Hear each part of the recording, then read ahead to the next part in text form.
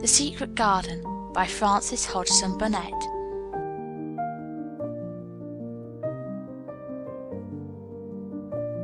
Chapter 1. There is no one left. When Mary Lennox was sent to Misselthwaite Manor to live with her uncle, everybody said she was the most disagreeable-looking child ever seen. It was true, too. She had a thin little face and a little thin body, thin light hair and a sour expression.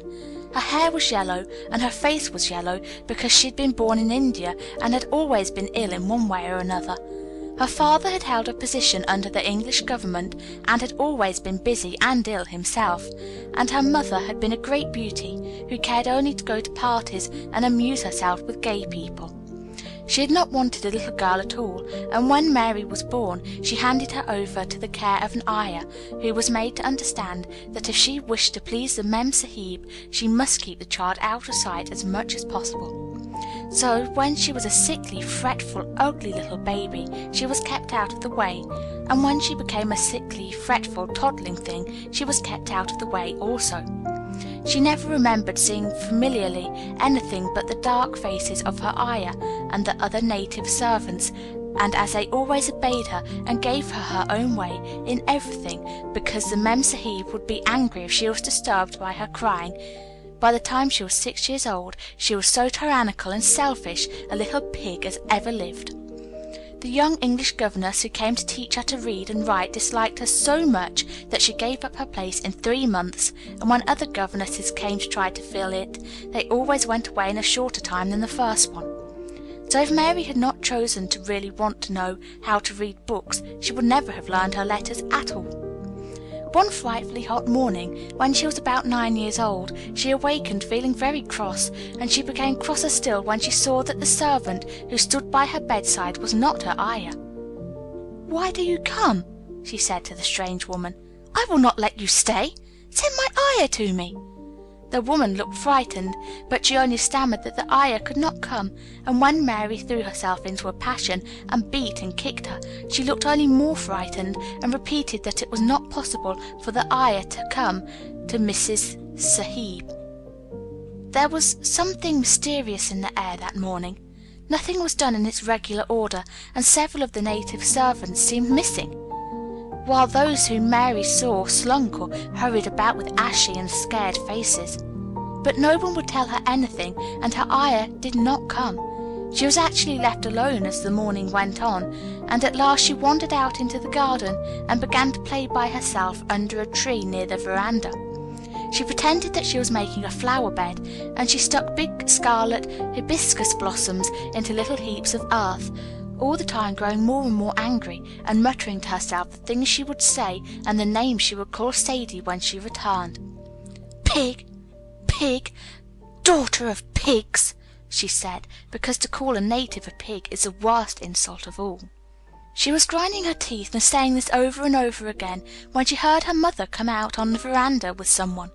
She was with a fair young man, and they stood talking together in low, strange voices. Mary knew the fair young man who looked like a boy. She had heard that he was a very young officer who had just come from England. The child stared at him, but she said most at her mother. She always did this when she had a chance to see her, because the Mem Sahib, Mary used to call her that oftener than anything else, was such a tall, slim, pretty person, and wore such lovely clothes. Her hair was like curly silk, and she had a delicate little nose which seemed to be disdaining things, and she had large laughing eyes.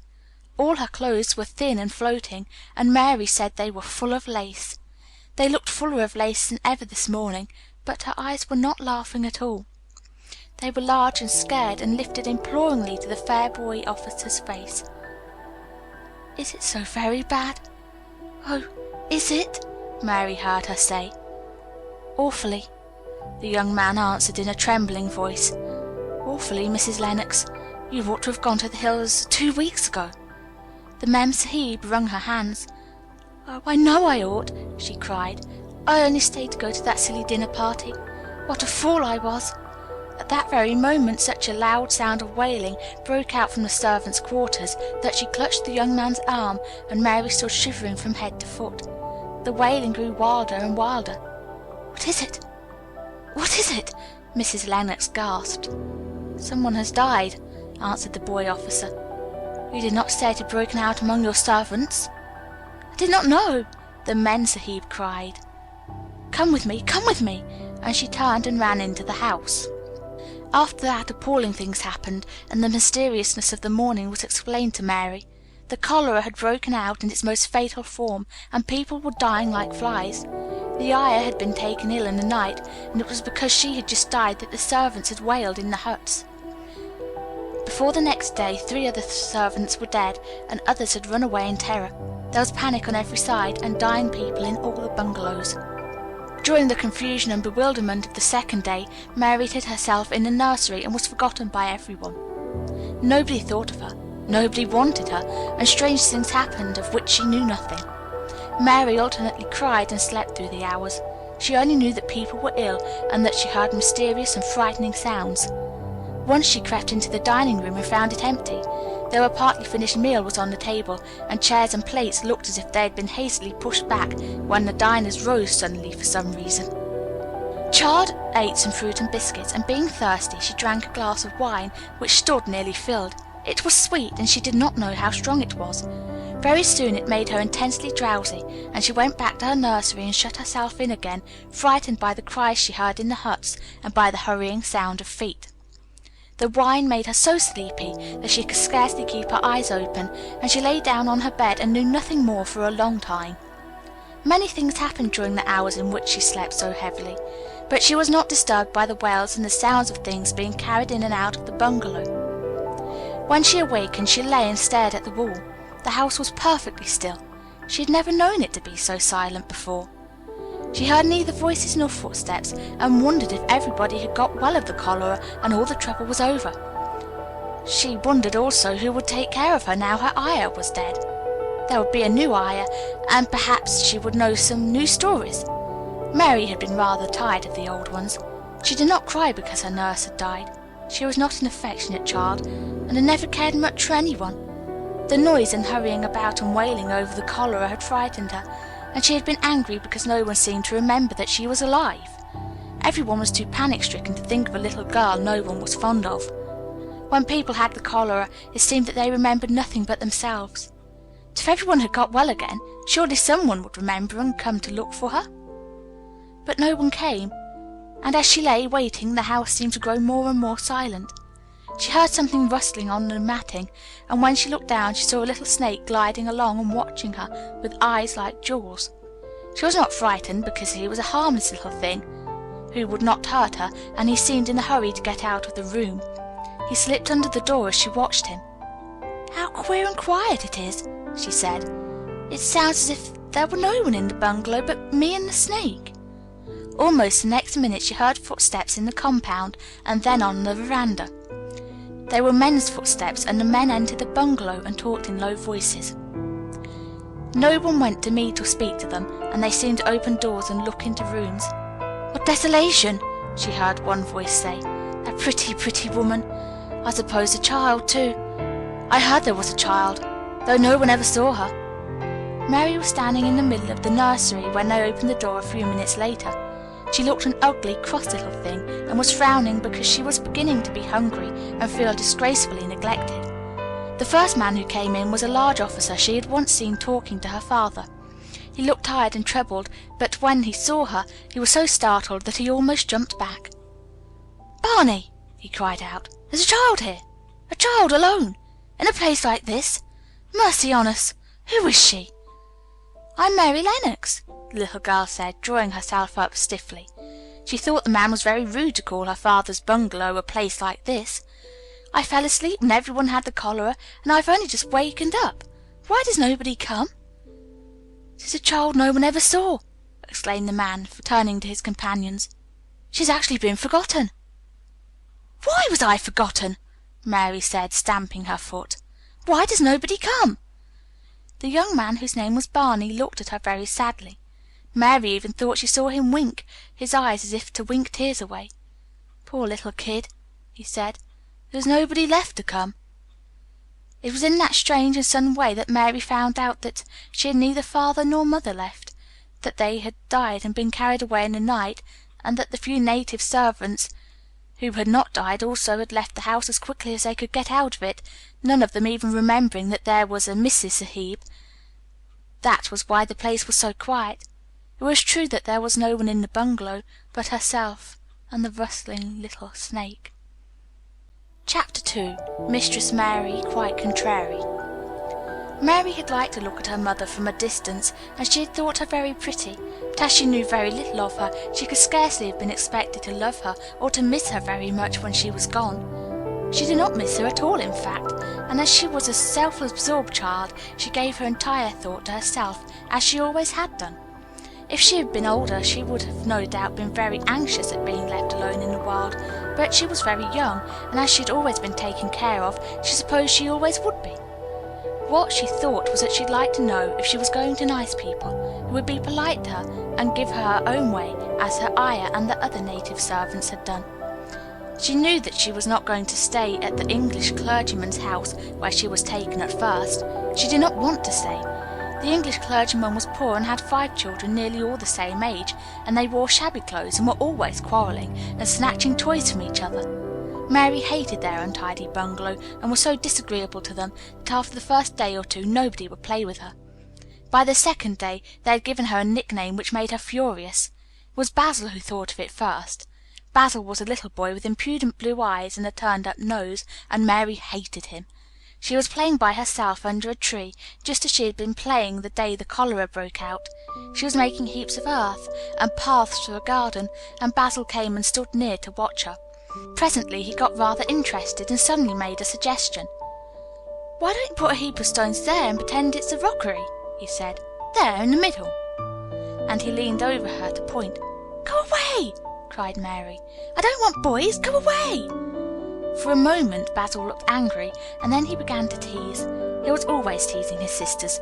He danced round and round her, and made faces and sang and laughed. "Mistress Mary Quite Contrary, how does your garden grow? With silver bells and cockle shells and marigolds all in a row." He sang it until the other children heard and laughed too, and the crosser Mary got the more they sang Mistress Mary Quite Contrary, and after that, as long as she stayed with them, they called her Mistress Mary Quite Contrary when they spoke of her to each other, and often when they spoke to her. "You are going to be sent home," Basil said to her, "at the end of the week, and we're glad of it." "I am glad of it too," answered Mary. "Where is home?" "She doesn't know where home is," said Basil with 7-year-old scorn. "It's England, of course. Our grandmamma lives there, and our sister Mabel was sent to her last year. You are not going to your grandmamma. You have none. You're going to your uncle. His name is Mr. Archibald Craven." "I don't know anything about him," snapped Mary. "I know you don't," Basil answered. "You don't know anything. Girls never do. I heard Father and Mother talking about him. He lives in a great big desolate old house in the country, and no one goes near him. He's so cross he won't let them, and they wouldn't come if he would let them. He's a hunchback and is horrid." "I don't believe you," said Mary, and she turned her back and stuck her fingers in her ears because she would not listen any more.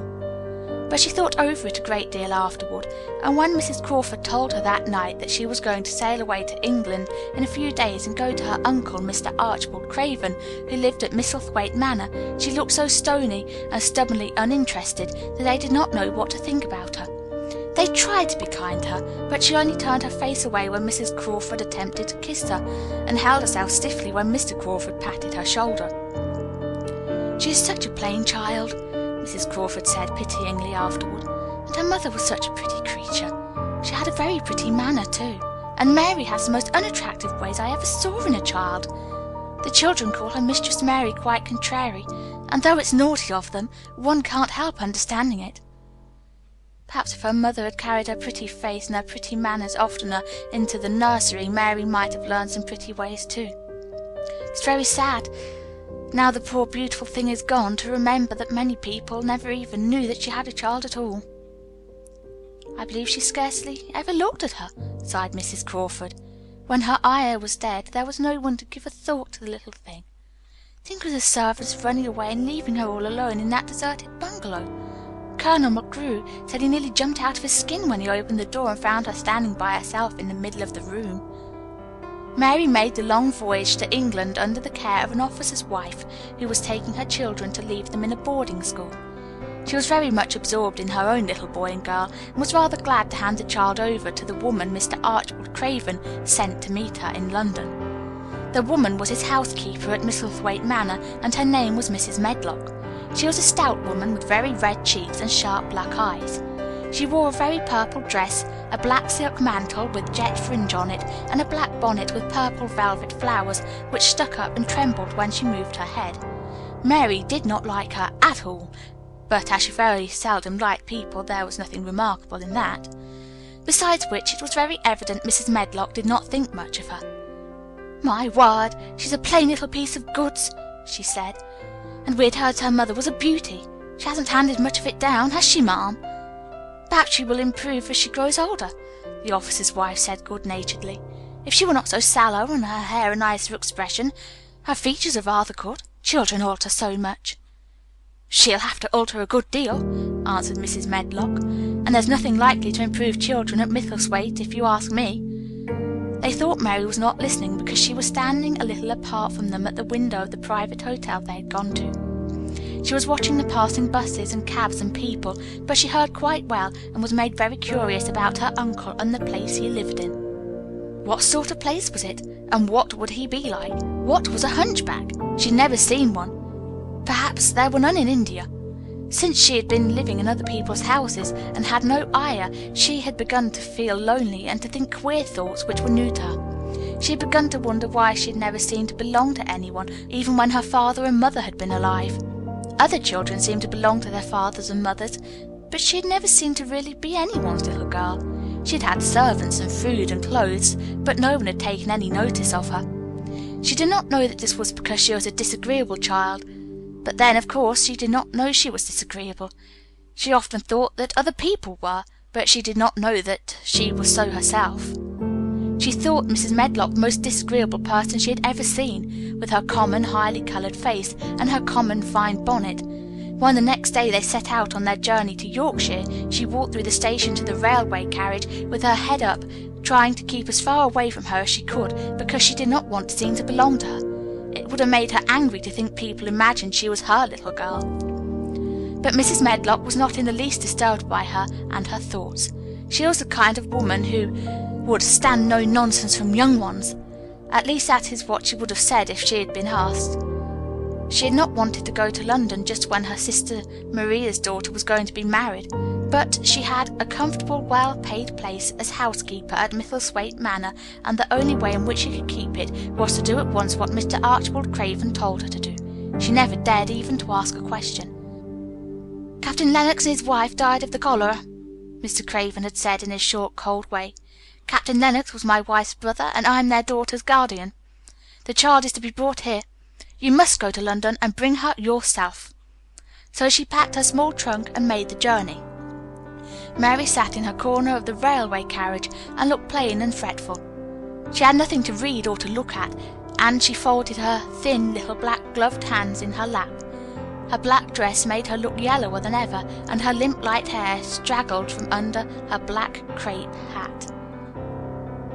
"A more marred-looking young one I never saw in my life," Mrs. Medlock thought. Marred is a Yorkshire word, and it means spoiled and pettish. She had never seen a child who sat so still without doing anything, and at last she got tired of watching her and began to talk in a brisk, hard voice. "I suppose I may as well tell you something about where you were going to," she said. "Do you know anything about your uncle?" "No," said Mary. "Never heard your father and mother talk about him?" "No," said Mary, frowning. She frowned because she remembered that her father and mother had never talked to her about anything in particular. Certainly they had never told her things. "Humph!" muttered Mrs. Medlock, staring at her queer, unresponsive little face. She did not say any more for a few moments, and then she began again. "I suppose you might as well be told something, to prepare you. You are going to a queer place." Mary said nothing at all, and Mrs. Medlock looked rather discomfited by her apparent indifference, but after taking a breath she went on. "Not but that it's a grand big place in a gloomy way, and Mr. Craven's proud of it in his way, and that's gloomy enough too. The house is 600 years old, and it's on the edge of the manor, and there's near 100 rooms in it, though most of them is shut up and locked. And there's pictures and fine old furniture and things that's been there for ages. And there's a big park round it and gardens and trees with branches trailing to the ground, some of them." She paused and took another breath. "But there's nothing else," she ended suddenly. Mary had begun to listen in spite of herself. It all sounded so unlike India, and anything new rather attracted her. But she did not intend to look as if she were interested. That was one of her unhappy, disagreeable ways, so she sat still. "Well," said Mrs. Medlock, "what do you think of it?" "Nothing," she answered. "I know nothing about such places." That made Mrs. Medlock laugh, a short sort of laugh. "But you are like an old woman. Don't you care?" "It doesn't matter," said Mary, "whether I care or not." "You are right enough there," said Mrs. Medlock. "It doesn't. What you're to be kept at Misselthwaite Manor for I don't know, unless because it's the easiest way. He's not going to trouble himself about you, that's sure and certain. He never troubles himself about no one." She stopped herself as if she had just remembered something in time. "He's got a crooked back," she said. "That set him wrong. He was a sour young man and got no good of all his money and big place till he was married."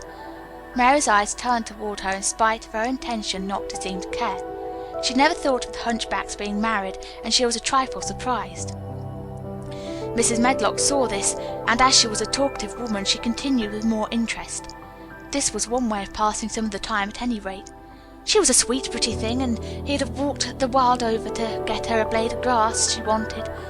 Nobody thought she'd marry him, but she did, and people said she married him for his money, but she didn't. She didn't. Positively. When she died—" Mary gave an involuntary little jump. "Oh, did she die?" she exclaimed, quite without meaning to. She just remembered a French fairy story she had once read in Riquet à la Houppe. It had been about a poor hunchback and a beautiful princess, and it made her suddenly sorry for Mr. Archibald Craven. "Yes, she died," Mrs. Medlock answered, "and it made him queerer than ever. He cares about nobody. He won't see people. Most of the time he goes away, and when he is at Misselthwaite, he shuts himself up in the west wing and won't let anyone but Pitcher see him. Pitcher's an old fellow, but he took care of him when he was a child, and he knows his ways." It sounded like something in a book, and it did not make Mary feel cheerful. A house with 100 rooms, nearly all shut up, and with their doors locked. A house on the edge of a moor. Whatsoever a moor was, sounded dreary. A man with a crooked back who shut himself up also. She stared out of the window with her lips pinched together, and it seemed quite natural that the rain should have begun to pour down in grey slanting lines and splash and stream down the window panes. If the pretty wife had been alive, she might have made things cheerful by being something like her own mother, and by running in and out and going to parties as she had done in frocks full of lace. But she was not there any more. "You needn't expect to see him, because 10 to 1 you won't," said Mrs. Medlock, "and you mustn't expect that there will be people to talk to you. You'll have to play about and look after yourself. You'll be told what rooms you can go into and what rooms you're to keep out of. There's gardens enough, but when you're in the house, don't go wandering and poking about. Mr. Craven won't have it." "I shall not want to go poking about," said sour little Mary, and just as suddenly as she had begun to be rather sorry for Mr. Archibald Craven, she began to cease to be sorry, and to think he was unpleasant enough to deserve all that had happened to him. And she turned her face toward the streaming panes of the window of the railway carriage, and gazed out of the grey rainstorm, which looked as if it would go on for ever and ever. She watched it so long and steadily that the greyness grew heavier and heavier before her eyes, and she fell asleep. Chapter 3. Across the Moor. She slept a long time, and when she awakened, Mrs. Medlock had bought a lunch basket at one of the stations, and they had some chicken and cold beef and bread and butter and some hot tea. The rain seemed to be streaming down more heavily than ever, and everybody in the station wore wet and glistening waterproofs. The guard lighted the lamps in the carriage, and Mrs. Medlock cheered up very much over her tea and chicken and beef. She ate a great deal, and afterward fell asleep herself, and Mary sat and stared at her, and watched her fine bonnet slip on one side, until she herself fell asleep once more in the corner of the carriage, lulled by the splashing of the rain against the windows. It was quite dark when she awakened again. The train had stopped at a station, and Mrs. Medlock was shaking her. "You've had a sleep," she said. It's time to open your eyes. We're at Thwaite Station, and we've got a long drive before us." Mary stood up and tried to keep her eyes open while Mrs. Medlock collected her parcels. The little girl did not offer to help her, because in India native servants always picked up or carried things, and it seemed quite proper that other people should wait on one. The station was a small one, and nobody but themselves seemed to be getting out of the train. The station master spoke to Mrs. Medlock in a rough, good-natured way, pronouncing his words in a queer, broad fashion, which Mary found out afterward was Yorkshire.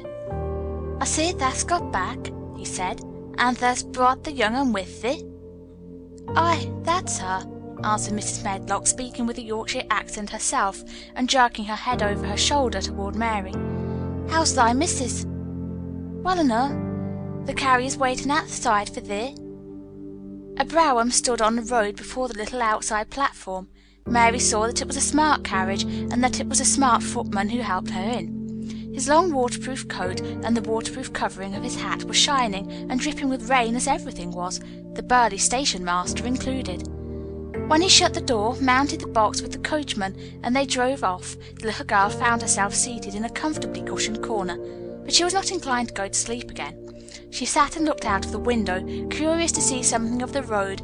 She was not at all a timid child, and she was not exactly frightened, but she felt that there was no knowing what might happen in a house with 100 rooms nearly all shut up, a house standing on the edge of a moor. "What is a moor?" she said suddenly to Mrs. Medlock. "Look out of the window in about 10 minutes and you'll see," the woman answered. "We've got to drive 5 miles across Missel Moor before we get to the manor. You won't see much because it's a dark night, but you can see something." Mary asked no more questions, but waited in the darkness of her corner, keeping her eyes on the window. The carriage lamps cast rays of light a little distance ahead of them, and she caught glimpses of the things they passed. After they had left the station, they had driven through a tiny village, and she had seen whitewashed cottages and the lights of a public house. Then she had passed a church and a vicarage and a little shop window or so in a cottage with toys and sweets and odd things set out for sale. Then they were on the high road, and she saw hedges and trees. After that there seemed nothing different for a long time, or at least it seemed a long time to her. At last the horses began to go more slowly, as if they were climbing uphill, and presently there seemed to be no more hedges and no more trees. She could see nothing, in fact, but a dense darkness on either side. She leaned forward and pressed her face against the window, just as the carriage gave a big jolt. "Hey, we're on the moor now, sure enough," said Mrs. Medlock. The carriage lamps shed a yellow light on a rough-looking road which seemed to be cut through bushes and low-growing things which ended in a great expanse of dark apparently spread out before and around them. A wind was rising and making a singular, wild, low-rushing sound. It's not the sea, is it?" said Mary, looking round at her companion. "No, not it," answered Mrs. Medlock. "Nor it isn't fields nor mountains. It's just miles and miles and miles of wild land that nothing grows on but heather and gorse and broom, and nothing lives on but wild ponies and sheep." "I feel as if it might be the sea, if there were water on it," said Mary. "It sounds like the sea just now." "That's the wind blowing through the bushes," Mrs. Medlock said. "It's a wild, dreary enough place for my mind, though there's plenty that likes it, particularly when the heather's in bloom." On and on they drove through the darkness, and though the rain stopped, the wind rushed by and whistled and made strange sounds. The road went up and down, and several times the carriage passed over a little bridge beneath which water rushed very fast with a great deal of noise. Mary felt as if the drive would never come to an end, and that the wide, bleak moor was a wide expanse of black ocean through which she was passing on a strip of dry land. "I don't like it," she said to herself. "I don't like it," and she pinched her lips more tightly together. The horses were climbing up a hilly piece of road when she first caught sight of a light. Mrs. Medlock saw it as soon as she did, and drew a long sigh of relief. I'm glad to see that bit of light twinkling," she exclaimed. "It's the light of the lodge window. We shall get a good cup of tea after a bit, at all events." It was after a bit, as she said, for the carriage passed through the park gates. There was still 2 miles of avenue to drive through, and the trees, which nearly met overhead, made it seem as if they were driving through a long, dark vault. They drove out of the vault into a clear space, and stopped before an immensely long but low-built house, which seemed to ramble round a stone court. At first Mary thought there were no lights at all in the windows, but as she got out of the carriage, she saw that one room in the corner upstairs showed a dull glow. The entrance door was a huge one made of massive, curiously shaped panels of oak, studded with big iron nails and bound with great iron bars. It opened into an enormous hall, which was so dimly lighted that the faces in the portraits on the walls and the figures in the suits of armor made Mary feel that she did not want to look at them. As she stood on the stone floor, she looked a very small, odd little black figure, and she felt as small and lost and odd as she looked. A neat, thin old man stood near the manservant who opened the door for them. "You were to take her to her room," he said in a husky voice. "He doesn't want to see her. He's going to London in the morning." "Very well, Mr. Pitcher," Mrs. Medlock answered. And then Mary Lennox was led up a broad staircase and down a long corridor and up a short flight of steps and through another corridor and another until a door opened in a wall and she found herself in a room with a fire in it and a supper on a table. Mrs. Medlock said unceremoniously, "Well, here you are. This room and the next are where you'll live, and you must keep to them. Don't you forget that." It was in this way Mistress Mary arrived at Misselthwaite Manor, and she had perhaps never felt quite so contrary in her life. Chapter 4. Martha. When she opened her eyes in the morning, it was because a young housemaid had come into her room to light the fire and was kneeling on the hearthrug, raking out the cinders noisily.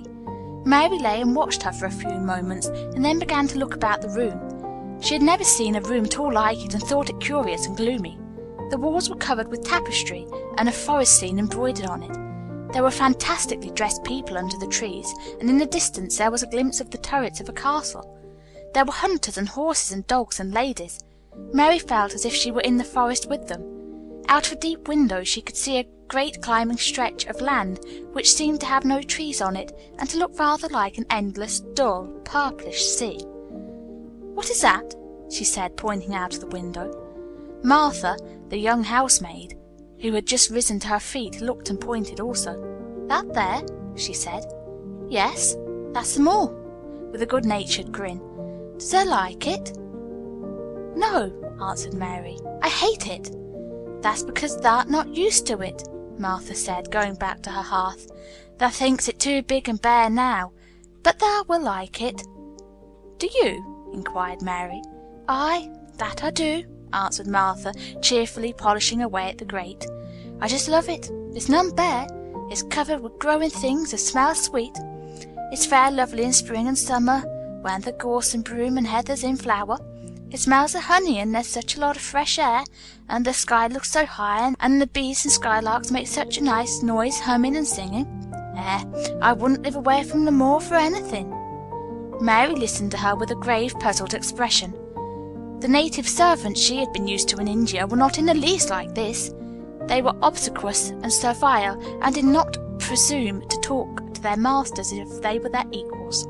They made salaams and called them protector of the poor, and names of that sort. Indian servants were commanded to do things, not asked. It was not the custom to say please and thank you, and Mary had always slapped her Ayah in the face when she was angry. She wondered a little what this girl would do if one slapped her in the face. She was a round, rosy, good-natured looking creature, but she had a sturdy way which made Mistress Mary wonder if she might not even slap back, if the person who slapped her was only a little girl. "You are a strange servant," she said from her pillows rather haughtily. Martha sat up on her heels with her blacking brush in her hand and laughed, without seeming the least out of temper. I know that," she said. "If there's a grand missus of Misselthwaite, I should never have been one of the under housemaids. I might have made let to be scullery maid, but I'd never have been let upstairs. I'm too common, and I talk too much Yorkshire. But this is a funny house, for all it's so grand. Seems like there's neither master nor mistress, except Mr. Pitcher and Mrs. Medlock. Mr. Craven, he won't be troubled about anything when he's here, and is nearly always away. Mrs. Medlock gave me the place out of kindness. She told me she could never have done it if Misselthwaite had been like other big houses." "Are you going to be my servant?" Mary asked, still in her imperious little Indian way. Martha began to rub her grate again. "I'm Mrs. Medlock's servant," she said stoutly, "and she is Mr. Craven's. But I'm to do the housemaid's work up here, and wait on you a bit. But you won't need much waiting on." "Who is going to dress me?" demanded Mary. Martha sat up on her heels again and stared. She spoke in broad Yorkshire in her amazement. "Can other dress the sen?" she said. What do you mean? I don't understand your language, said Mary. I forgot, Martha said. Mrs. Medlock told me I'd have to be careful or you wouldn't know what I was saying. I mean, can't you put on your own clothes? No, answered Mary quite indignantly. I never did in my life. My ayah dressed me, of course. Well, said Martha, evidently not in the least aware that she was impudent, it's time they should learn. They cannot begin younger, so do thee good to wait on thysen a bit. My mother always said she couldn't see why grand people's children didn't turn out fair fools, what were nurses and being washed and dressed and took out to walk as if they was puppies. 'Tis different in India, said Mistress Mary disdainfully. She could scarcely stand this. But Martha was not at all crushed. I can see it was different, she answered almost sympathetically. Dare say it's because there's such a lot of blacks there instead of respectable white people. When I heard you was coming from India, I thought you was a black too. Mary sat up in bed, furious. What? She said. What? You thought I was a native? You daughter of a pig! Martha stared and looked hot. Who were you calling names? She said. You needn't be so vexed. That's not the way for a young lady to talk. I've nothing against the blacks. When you read about them in tracts, they're always very religious. You always read as a black's a man and a brother. I've never seen a black, and I was fair pleased to think I was going to see one close. When I came in to light your fire this morning, I crept up to your bed and pulled the covers back, careful to look at you. And there you was, disappointedly, no more black than me, for all you're so yellow. Mary did not even try to control her rage and humiliation. You thought I was a native! You dead! You don't know anything about natives. They're not people, they're servants who must serve unto you. You know nothing about India. You know nothing about anything. She was in such a rage and felt so helpless before the girl's simple stare, and somehow she suddenly felt so horribly lonely and far away from everything she understood and which understood her, that she threw her face downward on the pillows and burst into passionate sobbing. She sobbed so unrestrainedly that good-natured Yorkshire Martha was a little frightened and quite sorry for her. She went to the bed and bent over her. You mustn't cry like that there, she begged. You mustn't for sure. I didn't know you'd be vexed. I don't know anything about anything, just like you said. I beg your pardon, miss. Do stop crying. There was something comforting and really friendly in her queer Yorkshire speech and sturdy way which had a good effect on Mary. She gradually ceased crying and became quiet. Martha looked relieved. It's time for thee to get up now, she said. Mrs. Medlock said I was to carry the breakfast and tea and dinner into the room next to this. It's been made into a nursery for thee. I'll help thee on with thy clothes if thou'll get out of bed. If the buttons are at the back, thou cannot button them up thyself. When Mary at last decided to get up, the clothes Martha took from the wardrobe were not the ones she had worn when she arrived the night before with Mrs. Medlock. Those are not mine, she said. Mine are black. She looked at the thick white wool coat and dress over and added with cool approval, Those are nicer than mine. These are the ones that I must put on, Martha answered. Mr. Craven ordered Mrs. Medlock to get 'em in London. He said, I won't have a child dressed in black wandering about like a lost soul. He said, to make the place sadder than it is. Put colour on her. Mother said she knew what he meant. Mother always knows what a body means. She doesn't hold back with herself. I hate black things, said Mary. The dressing process was one which taught them both something. Martha had buttoned up her little sisters and brothers, but she had never seen a child who stood still and waited for another person to do things for her, as if she had neither hands nor feet of her own. Why doesn't they put on their own shoes? She said, when Mary quietly held out her foot. My ayah did it, answered Mary, staring. It was the custom. She said that very often. It was the custom.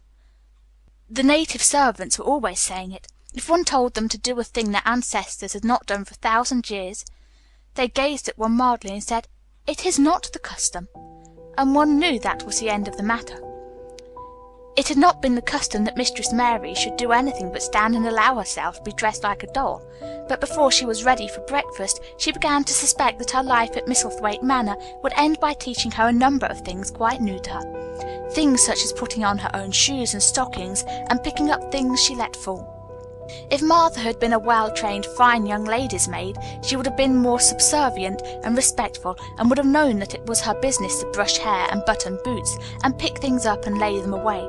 She was, however, an untrained Yorkshire rustic, who had been brought up in a moorland cottage with a swarm of little brothers and sisters who had never dreamed of doing anything but waiting on themselves and on the younger ones, who were either babies in arms or just learning to totter about and tumble over things. If Mary Lennox had been a child who was ready to be amused, she would perhaps have laughed at Martha's readiness to talk, but Mary only listened to her coldly and wondered at her freedom of manner. At first she was not at all interested, but gradually, as the girl rattled on in her good-tempered, homely way, Mary began to notice what she was saying. You should see 'em all," she said. "There's 12 of us, and my father only gets 16 shilling a week. I can tell you my mother's put to it to get porridge for 'em all. They tumble about on the moor, and play there all day, and mother says the air the moor fattens 'em. She says she believes that they eat the grass, same as the wild ponies do. Our Dickon is 12 years old, and he's got a young pony he calls his own." "Where did he get it?" asked Mary. "He found it on the moor with its mother when it was a little one, and he began to make friends with it and give it bits of bread and pluck young grass for it. And it got to like him, so it follows him about, and it lets him get on its back. Dickon's a kind lad, and animals like him." Mary had never possessed an animal pet of her own, but always thought she should like one. So she began to feel a slight interest in Dickon, and as she had never before been interested in anyone but herself, it was a dawning of a healthy sentiment.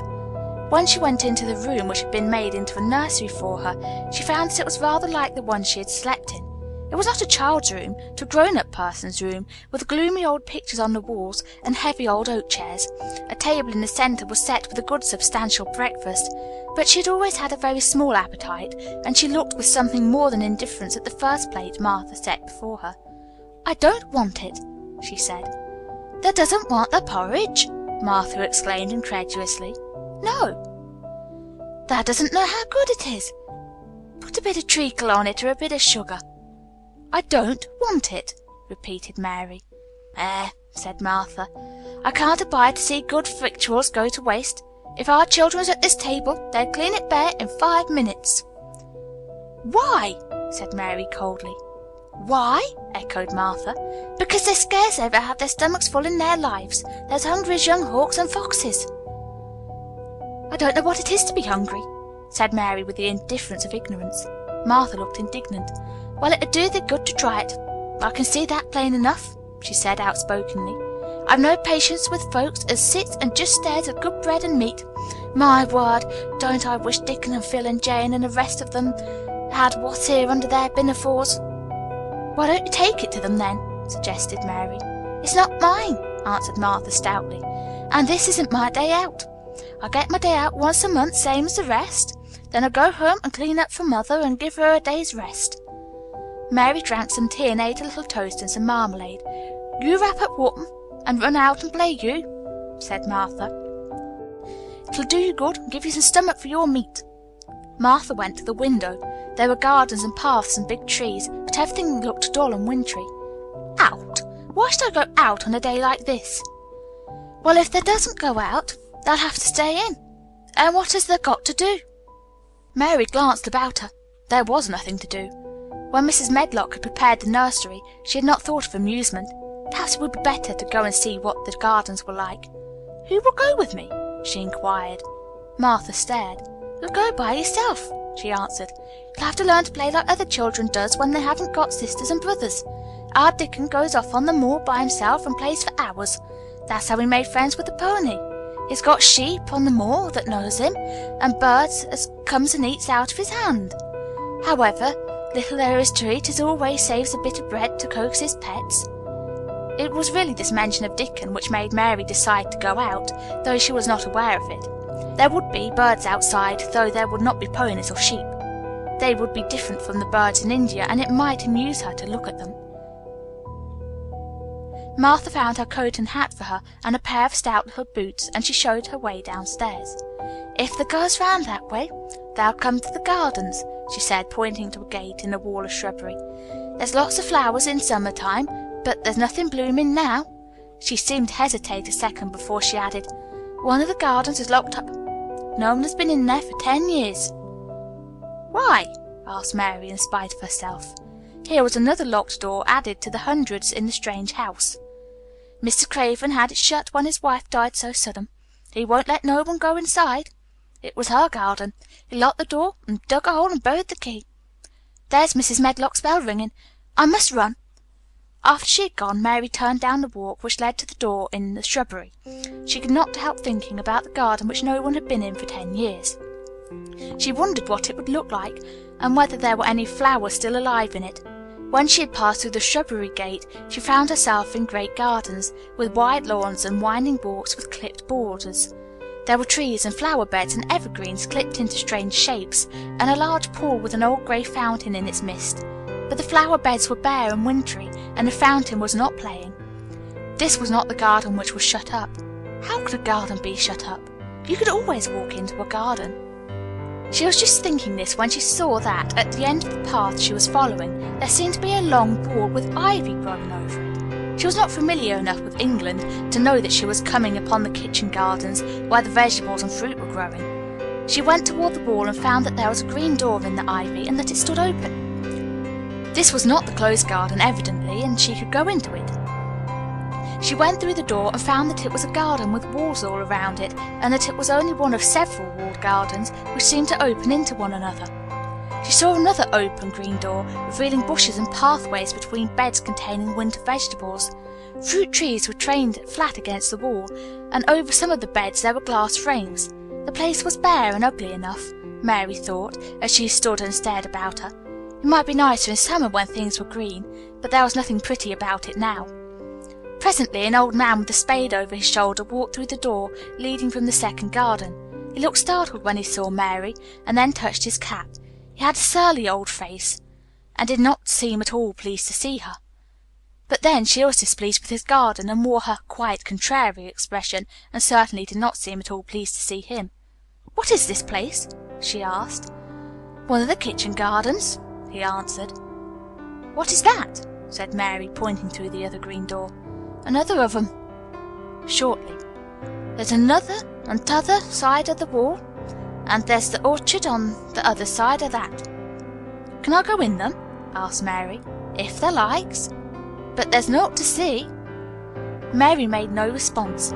She went down the path and through the second green door. There she found more walls and winter vegetables and glass frames, but in the second wall there was another green door, and it was not open. Perhaps it led into the garden which no one had seen for 10 years. As she was not at all a timid child, and always did what she wanted to do, Mary went to the green door and turned the handle. She hoped that the door would not open, because she wanted to be sure she had found the mysterious garden. But it did open quite easily, and she walked through it and found herself in an orchard. There were walls all around it, and trees trained against them, and there were bare fruit trees growing in the winter brown grass, but there was no green door to be seen anywhere.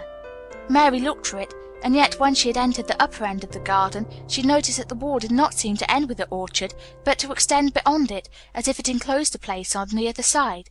She could see the tops of trees above the wall, and when she stood still she saw a bird with a bright red breast sitting on the topmost branch of one of them, and suddenly he burst into his winter song, almost as if he had caught sight of her and was calling to her. She stopped and listened to him, and somehow his cheerful, friendly little whistle gave her a pleased feeling. Even a disagreeable little girl may be lonely, and the big closed house and big bare moor and big bare gardens had made this one feel as though there was nothing left in the world but herself. If she had been an affectionate child who had been used to being loved, she would have broken her heart. But even though she was Mistress Mary quite contrary, she was desolate, and the bright-breasted little bird brought a look into her sour little face which was almost a smile. She listened to him until he flew away. He was not like an Indian bird, and she liked him, and wondered if she should ever see him again. Perhaps he lived in a mysterious garden and knew all about it. Perhaps it was because she had nothing whatever to do that she thought so much of the deserted garden. She was curious about it, and wanted to see what it was like. Why had Mr. Archibald Craven buried the key? If he liked his wife so much, why did he hate her garden? She wondered if she should ever see him, but she knew that if she did she should not like him, and he would not like her, and that she would only stand and stare at him and say nothing, though she should be wanting dreadfully to ask him why he had done such a queer thing. People never like me, and I never like people, she thought, and I can never talk as the Crawford children could. They were always talking and laughing and making noises. She thought of the robin and of the way he seemed to sing his song at her, and as she remembered the treetop he perched on, she stopped rather suddenly on the path. I believe that tree was in the secret garden. I feel sure it was, she said. There was a wall round the place, and there was no door. She walked back into the first kitchen garden she had entered, and found the old man digging there. She went and stood beside him and watched him a few moments in her cold little way. He took no notice of her, and so at last she spoke to him. "I've been into the other gardens," she said. "There was nothing to prevent thee," he answered crustily. "I went into the orchard. There was no dog at the door to bite thee," he answered. "There was no door there into the other garden," said Mary. "What garden?" he said in a rough voice, stopping his digging for a moment. "The one on the other side of the wall," answered Mistress Mary. "There are trees there. I saw the tops of them. A bird with a red breast was sitting on one of them, and he sang." To her surprise, the surly old weather-beaten face actually changed its expression, as though a smile spread over it, and the gardener looked quite different. It made her think that it was curious how much nicer a person looked when he smiled. She had not thought of it before. He turned about to the orchard side of his garden and began to whistle, a low, soft whistle.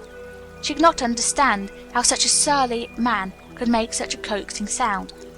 Almost the next moment, a wonderful thing happened. She heard a soft little rushing flight through the air, and it was the bird with the red breast flying to them, and he actually alighted on the big clod of earth quite near to the gardener's foot. "Here he is," chuckled the old man, and then he spoke to the bird as if he were speaking to a child. "Where's thee been, you cheeky little beggar?" he said. "I've not seen thee before today. Has thee begun the courting this early in the season? That turfrad."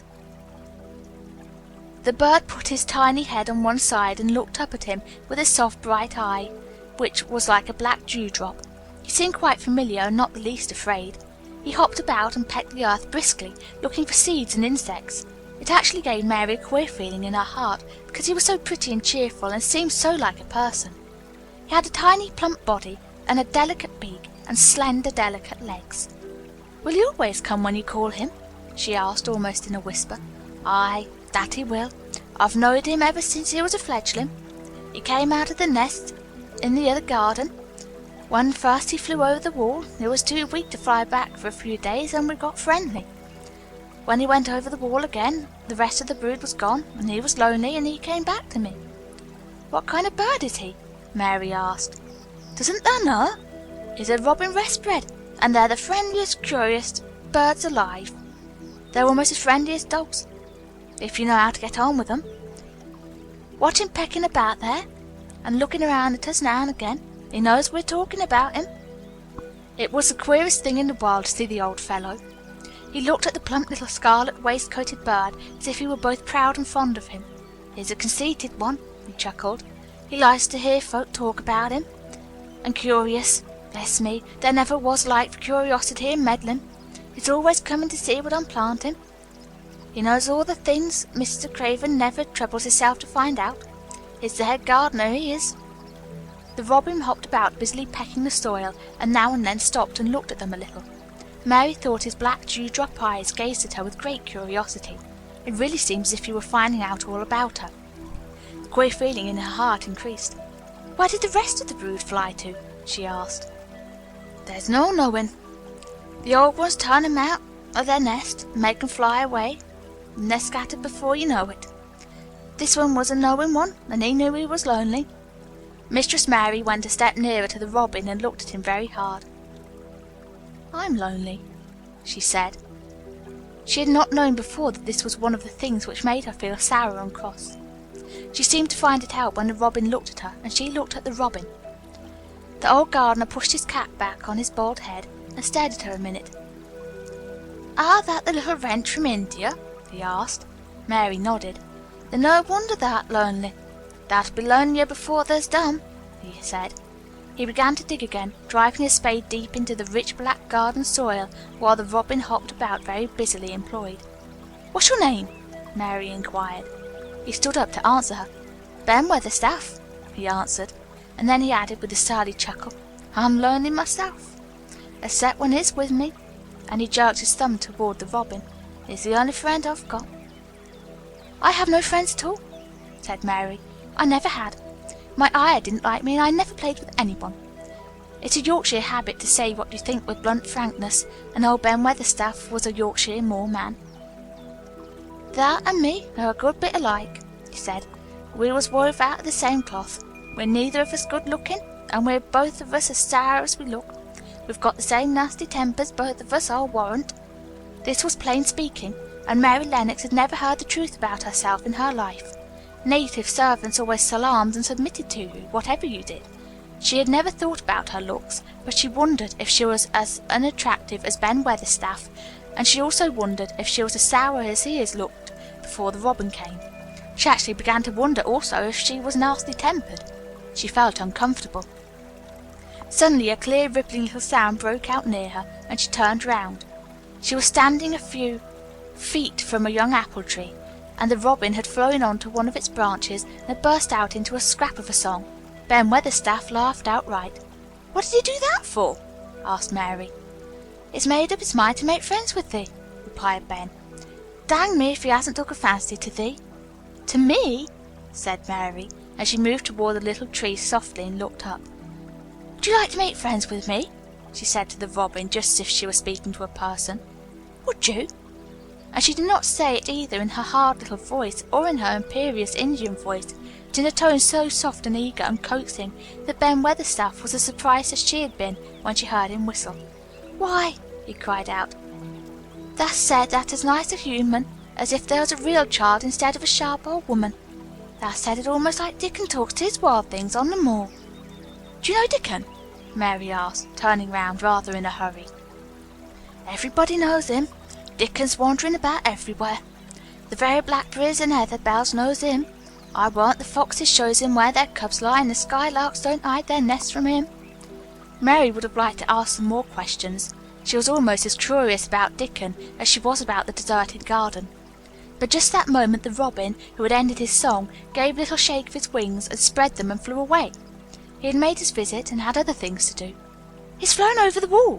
Mary cried out, watching him. "He has flown into the orchard! He has flown across the other wall, into the garden where there is no door. He lives there," said old Ben. "He came out of the egg there. If it's caught in his making up some young madam of a robin that lives among the rose trees there."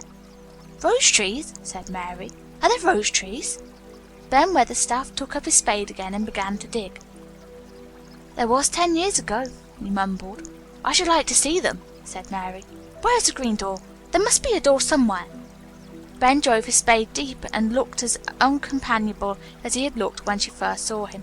"There was 10 years ago, but there isn't now," he said. "No door?" cried Mary. "There must be. None as any one can find, and none as any one's business. Don't you be a meddlesome wench, and poke your nose where it's no cause to go. Here, I must go on with my work. Get you gone and play you. I've no more time." And he actually stopped digging, threw his spade over his shoulder, and walked off without even glancing at her or saying good-bye. Chapter 5. The Cry in the Corridor. At first, each day which passed by for Mary Lennox was exactly like the others. Every morning she awoke in her tapestried room and found Martha kneeling upon the hearth building her fire. Every morning she ate her breakfast in the nursery, which had nothing amusing in it, and after each breakfast she gazed out of the window across a huge moor which seemed to spread out on all sides and climb up to the sky. And after she had stared for a while, she realized that if she did not go out, she would have to stay in and do nothing, and so she went out. She did not know that this was the best thing she could have done, and she did not know that, when she began to walk quickly or even run along the paths and down the avenue, she was stirring her slow blood and making herself stronger by fighting with the wind which swept down from the moor. She ran only to make herself warm, and she hated the wind which rushed at her face and roared and held her back as if it were some giant she could not see.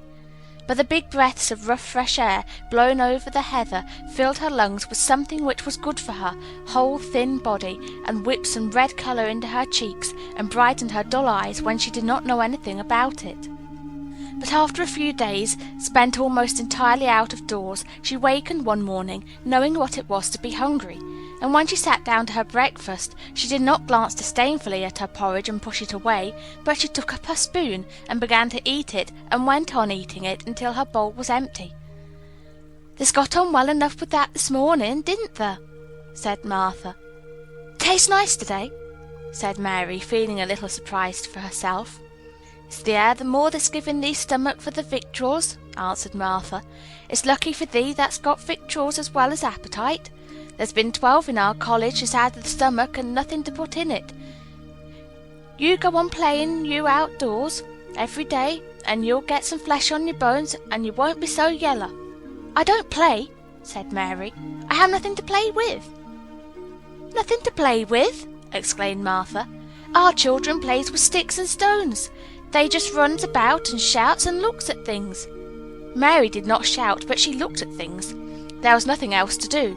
She walked round and round the gardens and wandered about the paths in the park. Sometimes she looked for Ben Weatherstaff, but though several times she saw him at work, he was too busy to look at her, or was too surly. Once, when she was walking toward him, he picked up his spade and turned away as if he did it on purpose. One place she went to oftener than any other. It was the long walk outside the gardens with the walls round them.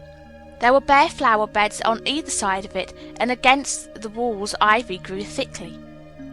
There was one part of the wall where the creeping dark green leaves were more bushy than elsewhere. It seemed as if for a long time that part had been neglected. The rest of it had been clipped and made to look neat, but at this lower end of the walk it had not been trimmed at all. A few days after she had talked to Ben Weatherstaff. Mary stopped to notice this and wondered why it was so. She had just paused and was looking up at a long spray of ivy swinging in the wind when she saw a gleam of scarlet and heard a brilliant chirp, and there, on the top of the wall, forward perched Ben Weatherstaff's Robin Redbreast, tilting forward to look at her with his small head on one side. "Oh!" she cried out. "Is it you? Is it you?" And it did not seem at all queer to her that she spoke to him as if she was sure that he would understand and answer her.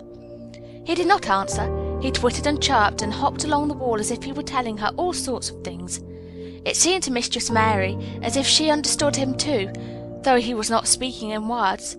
It was as if he had said, "Good morning. Isn't the wind nice? Isn't the sun nice? Isn't everything nice? Let us both chirp and hop and twitter. Come on, come on." Mary began to laugh, and as he hopped and took little flights along the wall she ran after him. Poor little thin, sallow, ugly Mary. She actually looked almost pretty for a moment. "I like you. I like you," she cried out, pattering down the walk, and she chirped and tried to whistle, which last she did not know how to do in the least. But the robin seemed to be quite satisfied and chirped and whistled back at her. At last he spread his wings and made a darting flight to the top of a tree, where he perched and sang loudly. That reminded Mary of the first time she had seen him. He had been swinging on a tree-top then, and she had been standing in the orchard. Now she was on the other side of the orchard and standing in the path outside a wall, much lower down, and there was the same tree inside. "It's a garden no one can go into," she said to herself. "It's a garden without a door. He lives in there. How I wish I could see what it is like." She ran up the walk to the green door she had entered the first morning. Then she ran down the path through the other door and then into the orchard, and when she stood and looked up, there was the tree on the other side of the wall, and there was the robin just finishing his song and beginning to preen his feathers with his beak. "It is the garden," she said. "I'm sure it is."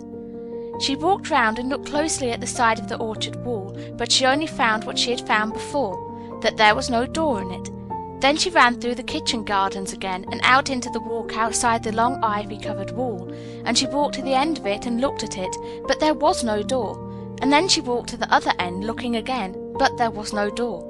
"It's very queer," she said. "Ben Weatherstaff said there was no door, and there is no door. But there must have been one 10 years ago, because Mr. Craven buried the key." This gave her so much to think about that she began to be quite interested and feel that she was not sorry that she had come to Misselthwaite Manor. In India she had always felt hot and too languid to care much about anything. The fact was that the fresh wind from the moor had begun to blow the cobwebs out of her young brain and to waken her up a little. She stayed out of the doors nearly all day, and when she sat down to her supper at night she felt hungry and drowsy and comfortable. She did not feel cross when Martha chatted away. She felt as if she rather liked to hear her, and at last she thought she would ask her a question. She asked if, after she had finished her supper and had sat down on the hearth-rug before a fire, "Why did Mr. Craven hate the garden?" she said. She had made Martha stay with her, and Martha had not objected at all. She was very young, and used to a crowded cottage full of brothers and sisters, and she found it dull in the great servants' hall downstairs, where the footman and other housemaids made fun of her Yorkshire speech, and looked upon her as a common little thing, and sat and whispered among themselves. Martha liked to talk, and a strange child who had lived in India and been waited upon by blacks was novelty enough to attract her. She sat down on the hearth herself without waiting to be asked. "Art thou thinking about that garden yet?" she said. "I knew thou would. That was just the way with me when I first heard about it." "Why did he hate it?" Mary persisted. Martha tucked her feet under her and made herself quite comfortable. "Listen to the wind wuthering round the house," she said. "You could bear stand up on the moor if you was out on it tonight." Mary did not know what wuthering meant until she listened, and then she understood. It meant that hollow shuddering sort of roar which rushed round the house as if the giant no one could see were buffeting it and beating at the walls and windows to try to break in. But one knew he could not get in, and somehow it made one feel very safe and warm inside a room with a red coal fire. "But why did he hate it so?" she asked after she had listened. She intended to know if Martha did. Then Martha gave up her store of knowledge. "Mind," she said, "Mrs. Medlock said it's not to be talked about. There's a lot of things in this place that's not to be talked over. That's Mr. Craven's orders. His troubles are none servant's business, he says. But for the garden he wouldn't be like he is. It was Mrs. Craven's garden that she made when they first married, and she just loved it, and they used to tend the flowers themselves, and none of the gardeners was ever let to go in. Him and her used to go in and shut the door and stay there for hours and hours, reading and talking. And she was just a bit of a girl, and there was an old tree with a branch bent like a seat on it, and she made roses grow over it, and she used to sit there. But one day, when she was sitting there, the branch broke, and she fell on the ground and was hurt so bad that the next day she died. The doctors thought he'd go out of his mind and die too. That's why he hates it. No one's never gone in since, and he won't let anyone talk about it." Mary did not ask any more questions. She looked at the red fire and listened to the wind wuthering. It seemed to be wuthering louder than ever. At that moment a very good thing was happening to her. 4 good things had happened to her, in fact, since she came to Misselthwaite Manor. She had felt as if she had understood a robin, and that he had understood her. She had run in the wind until her blood had grown warm. She had been healthily hungry for the first time in her life, and she had found out what it was to be sorry for someone. But as she was listening to the wind, she began to listen to something else. She did not know what it was, because at first she could scarcely distinguish it from the wind itself. It was a curious sound. It seemed almost as if a child were crying somewhere. Sometimes the wind sounded rather like a child crying, but presently Mistress Mary felt sure this sound was inside the house, not outside. It was far away, but it was inside. She turned round and looked at Martha. "Do you hear anyone crying?" she said. Martha suddenly looked confused. "No," she answered. "It's the wind. Sometimes it sounds like as if someone was lost on the moor and wailing. It's got all sorts of sounds." "But listen," said Mary. "It's in the house, down one of those long corridors." And at that very moment a door must have been opened somewhere downstairs, for a great rushing draught blew along the passage, and the door of the room they sat in was blown open with a crash, and as they both jumped to their feet, the light was blown out, and the crying sound was swept down the far corridor so that it was to be heard more plainly than ever. "There!" said Mary. "I told you so. It is someone crying, and it isn't a grown-up person." Martha ran and shut the door and turned the key, but before she did it, they both heard the sound of a door in some far passage shutting with a bang, and then everything was quiet, for even the wind ceased wuthering for a few moments. "It was the wind," said Martha stubbornly. "And if it wasn't, it was little Betty Butterworth, the scullery maid. She had the toothache all day." But something troubled and awkward in her manner made Mistress Mary stare very hard at her. She did not believe she was speaking the truth. Chapter 6. There was someone crying. There was. The next day the rain poured down in torrents again, and when Mary looked out of her window, the moor was almost hidden by grey mist and cloud. There could be no going out today. "What do you do in your cottage when it rains like this?" she asked Martha. "Try to keep from under each other's feet, mostly," Martha answered. There does seem a lot of us then. Mother's a good-tempered woman, but she gets fair moithered. The biggest ones go out in the cowshed and plays there. Dickon, he doesn't mind the wet. He goes out just the same as if the sun was shining. He says he sees things on rainy days as doesn't show when it's fair weather. He once found a little fox cub half drowned in its hole, and he brought it home in the bosom of his shirt to keep it warm. Its mother had been killed nearby, and the hole was swum out, and the rest of the litter was dead.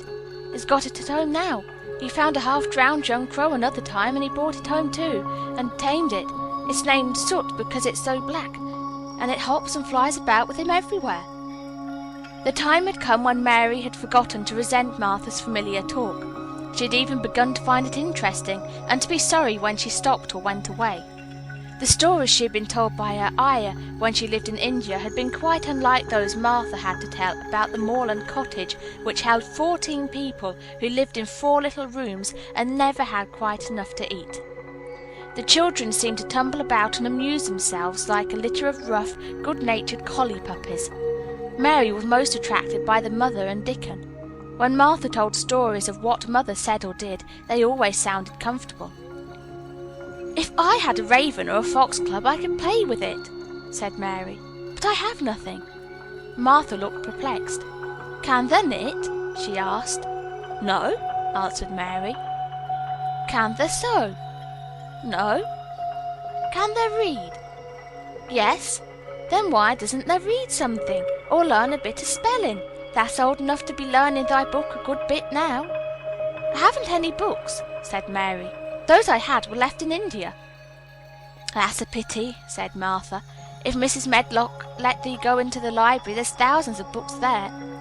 Mary did not ask where the library was, because she was suddenly inspired by a new idea. She made up her mind to go and find it herself. She was not troubled about Mrs. Medlock. Mrs. Medlock seemed always to be in her comfortable housekeeper's sitting room downstairs. In this queer place one scarcely ever saw any one at all. In fact, there was no one to be seen but the servants, and when their master was away they lived in a luxurious life below stairs, where there was a huge kitchen hung about with shining brass and pewter, and a large servants' hall, where there were 4 or 5 abundant meals eaten every day, and where a great deal of lively romping went on when Mrs. Medlock was out of the way. Mary's meals were served regularly, and Martha waited on her, but no one troubled themselves about her in the least. Mrs. Medlock came and looked at her every day or 2, but no one inquired what she did or told her what to do. She supposed that this was the English way of treating children. In India she had always been attended by her ayah, who had followed her about and waited on her hand and foot. She had often been tired of her company. Now she was followed by nobody, and was learning to dress herself because Martha looked as though she thought she was silly and stupid when she wanted to have things handed to her and put on. "Hasn't they got good sense?" she said once when Mary had stood waiting for her to put on her gloves for her. "Our Susan Ann is twice as sharp as thee, and she is only 4 years old. Sometimes their looks fair soft in the head." Mary had worn her contrary scowl for an hour after that, but it made her think several entirely new things. She stood at the window for about 10 minutes this morning after Martha had swept up the hearth for the last time and gone downstairs. She was thinking over the new idea which had come to her when she heard of the library. She did not care very much about the library itself, because she had read very few books, but to hear of it brought back to her mind the 100 rooms with closed doors. She wondered if they were all really locked, and what she would find if she could get into any of them. Were there 100 really? Why shouldn't she go and see how many doors she could count? It would be something to do on this morning when she could not go out. She had never been taught to ask permission to do things, and she knew nothing at all about authority, so she would not have thought it necessary to ask Mrs. Medlock if she might walk about the house, even if she had seen her. She opened the door of the room and went into the corridor, and then she began her wanderings. It was a long corridor, and it branched into the other corridors, and it led her up short flights of steps which mounted to others again. There were doors, and there were pictures on the walls. Sometimes there were pictures of dark, curious landscapes, but oftenest they were portraits of men and women in queer, grand costumes made of satin and velvet. She found herself in one long gallery whose walls were covered with those portraits. She had never thought there could be so many in any house. She walked slowly down this place and stared at the faces, which also seemed to stare at her. She felt as if they were wondering what a little girl from India was doing in their house. Some were pictures of children, little girls in thick satin frocks which reached to their feet and stood out about them, and boys with puffed sleeves and lace collars and long hair, with big ruffs around their necks. She always stopped to look at the children and wondered what their names were and where they had gone and why they wore such odd clothes. There was a stiff, plain little girl rather like herself. She wore a green brocade dress and held a green parrot on her finger. Her eyes had a sharp, curious look. "Where do you live now?" Mary said aloud to her. "I wish you were here." Surely no other little girl ever spent such a queer morning.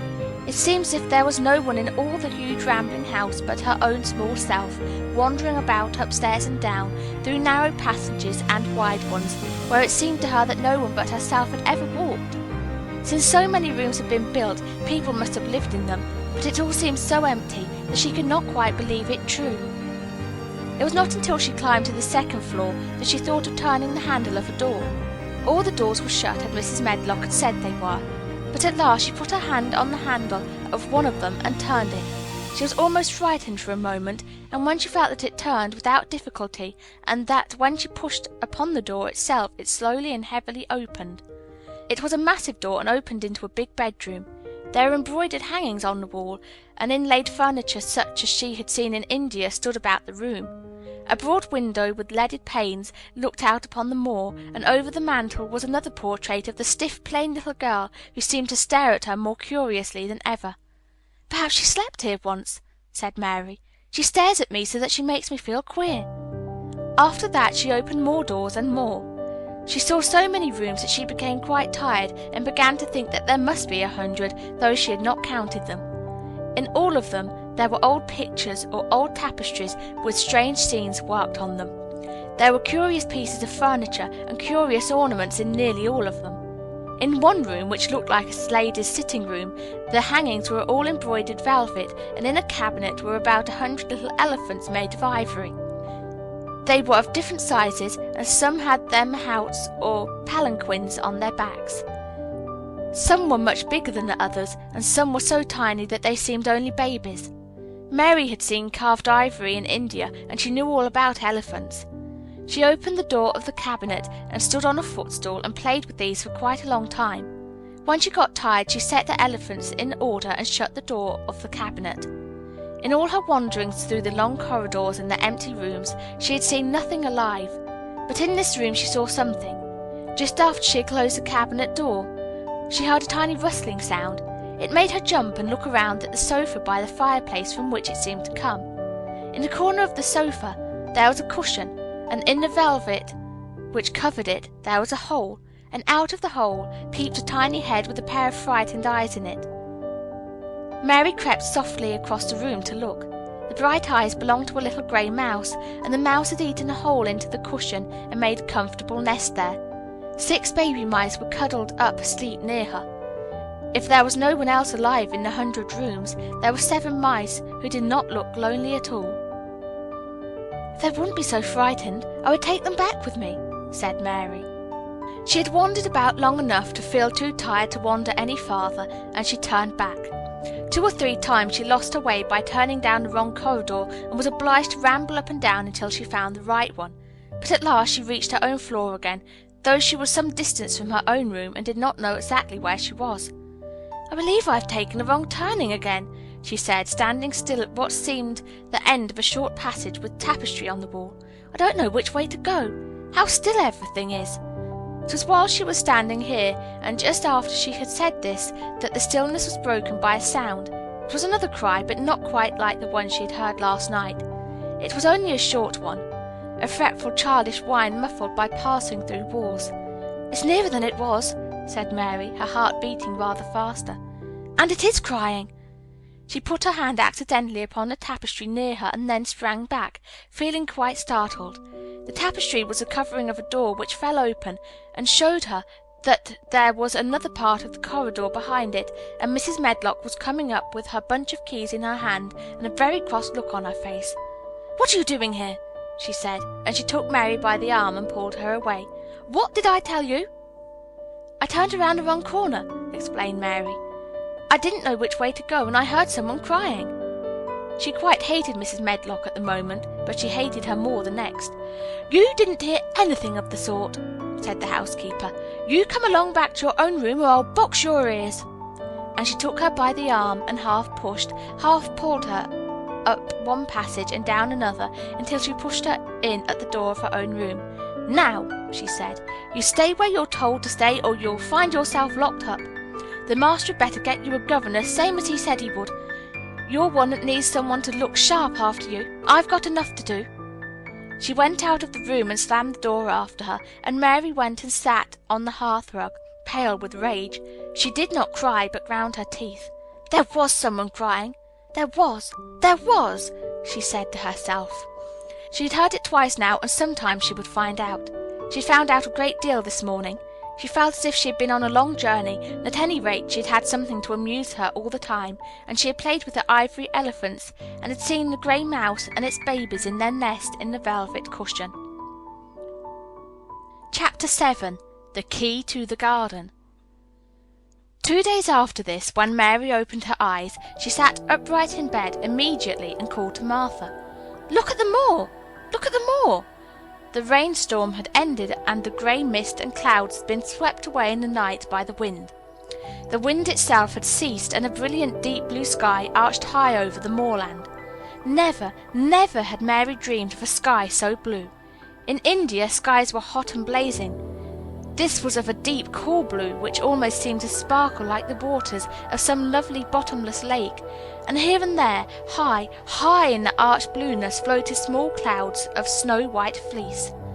The far-reaching world of the moor looked itself softly blue, instead of gloomy purple-black or awful dreary grey. "Aye," said Martha, with a cheerful grin. "The storm's over for a bit. It does like this at this time of year. It goes off in a night like it was pretending it had never been here and never meant to come again. That's because the springtime's on its way. It's a long way off yet, but it's coming." "I thought perhaps it always rained or looked dark in England," Mary said. No," said Martha, sitting up on her heels among her black lead brushes. "Now to the sort." "What does that mean?" asked Mary seriously. In India the natives spoke different dialects which only a few people understood, so she was not surprised when Martha used words she did not know. Martha laughed as she had done the first morning. "There now," she said, "I've talked broad Yorkshire again like Mrs. Medlock said I mustn't. Now to the sort means nothing of the sort." Slowly and carefully. "But it takes so long to say it. Yorkshire's the sunniest place on earth when it is sunny. I told thee they'd like the moor after a bit. Just you wait till you see the gold-coloured gorse blossoms, and the blossoms of the broom, and the heather flowering, all purple bells, and hundreds of butterflies fluttering, and bees humming, and skylarks soaring up and singing. You'll want to get out on it at sunrise, and live out on it all day like Dickon does." "Could I ever get there?" asked Mary wistfully, looking through her window at the far-off blue. It was so new and big and wonderful, and such a heavenly colour. "I don't know," answered Martha. "There's never used a leg since there was born. It seems to me there couldn't walk 5 miles. It's 5 miles to our cottage. I should like to see your cottage." Martha stared at her a moment curiously before she took up her polishing brush and began to rub the grate again. She was thinking that the small plain face did not look quite as sour at this moment as it had done the first morning she saw it. It looked just a trifle like little Susan Ann's when she wanted something very much. "I'll ask my mother about it," she said. "She's one of them that nearly always sees a way to do things. It's my day out today, and I'm going home. I'm glad. Mrs. Medlock thinks a lot of my mother. Perhaps she could talk to her." "I like your mother," said Mary. "I should think they did," agreed Martha, polishing away. "I've never seen her," said Mary. "No, there hasn't," replied Martha. She sat up on her heels again and rubbed the end of her nose with the back of her hand as if puzzled for a moment, but she ended quite positively. "Well, she's that sensible and hard-working and good-natured and clean that no one could help liking her whether they'd seen her or not. When I'm going home to her on my day out, I just jump for joy when I'm crossing the moor." "I like Dickon," said Mary, "and I've never seen him." "Well," said Martha stoutly, "I've told thee that the very birds like him, and the rabbits and wild sheep and ponies and the foxes themselves. I wonder," staring at her reflectively, "what Dickon would think of thee." "He wouldn't like me," said Mary in her stiff, cold little way. "No one does." Martha looked reflective again. "How does thee like thyself?" she inquired, really quite as if she were curious to know. Mary hesitated a moment and thought it over. "Not at all, really," she answered, "but I never thought of that before." Martha grinned a little as if at some homely recollection. "Mother said that to me once," she said. "She was at her wash tub, and I was in a bad temper and talking ill of folk, and she turns round on me and says, 'There, young vixen, there they stands, saying there doesn't like this one and there doesn't like that one. How does thee like thyself?' It made me laugh, and it brought me back to my senses in a minute." She went away in high spirits as soon as she had given Mary her breakfast. She was going to walk 5 miles across the moor to the cottage, and she was going to help her mother with the washing and do the week's baking and enjoy herself thoroughly. Mary felt lonelier than ever when she knew she was no longer in the house. She went out into the garden as quickly as possible, and the first thing she did was to run round and round the fountain flower garden 10 times. She counted the times carefully, and when she had finished she felt in better spirits. The sunshine made the whole place look different. The high, deep blue sky arched over Misselthwaite as well as over the moor, and she kept lifting her face and looking up into it, trying to imagine what it would be like to lie down on one of the little snow-white clouds and float about. She went into the first kitchen garden and found Ben Weatherstaff working there with 2 other gardeners. The change in the weather seemed to have done him good. He spoke to her of his own accord. "Springtime's coming," he said. "Cannot thee smell it?" Mary sniffed and thought she could. "I smell something nice and fresh and damp," she said. "That's the good rich earth," he answered, digging away. "It's in a good humour making ready to grow things. It's glad when planting time comes. It's dull in the winter when it's got nought to do. In the flower gardens out there things will be stirring down below in the dark. The sun's warm in them. You'll see bits of spikes sticking out of that black earth after a bit." "What will they be?" asked Mary. "Crocuses and snowdrops and daffodillies. Has thee never seen them?" "No, everything is hot and wet and green after the rains in India," said Mary, "and I think things grow up in a night." "These won't grow up in a night," said Weatherstaff. "They'll have to wait for 'em. They'll poke up a bit higher here and push out a spike more there, and uncurl a leaf this day and another that. You watch 'em." "I'm going to," answered Mary. Very soon she heard the soft rustling flight of wings again, and she knew at once that the robin had come again. He was very pert and lively, and hopped about so close to her feet, and put his head on one side and looked at her so slyly that she asked Ben Weatherstaff a question. "Do you think he remembers me?" she said. "Remembers thee?" said Weatherstaff indignantly. "He knows every cabbage stump in the gardens, let alone the people. He's never seen a little wench here before, and he's bent on finding out all about thee. There's no need to try to hide anything from him."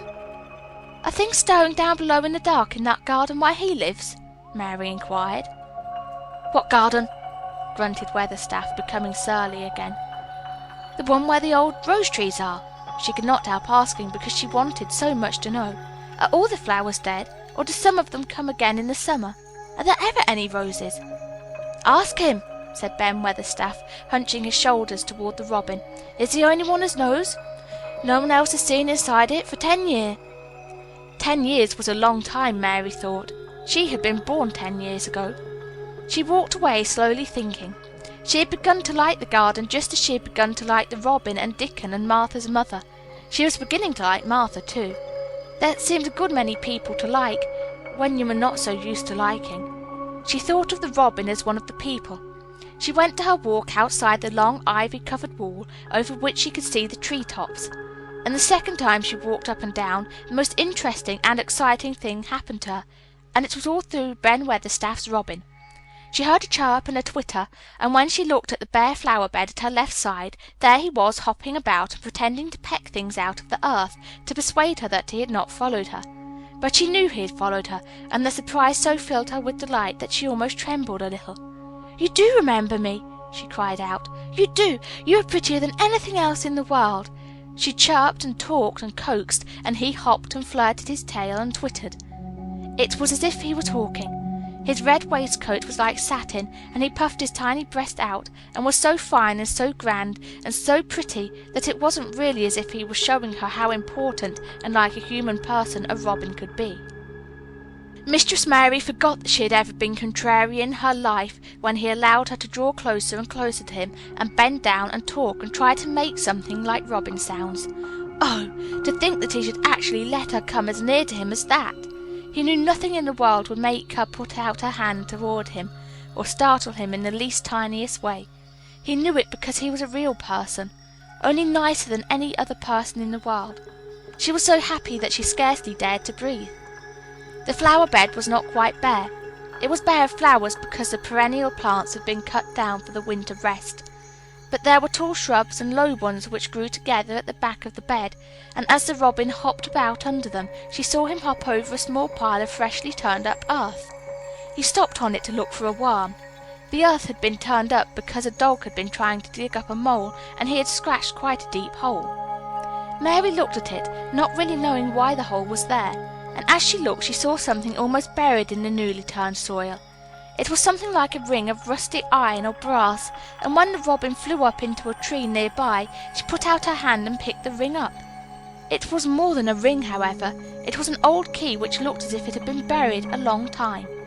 Mistress Mary stood up and looked at it with an almost frightened face as it hung from her finger.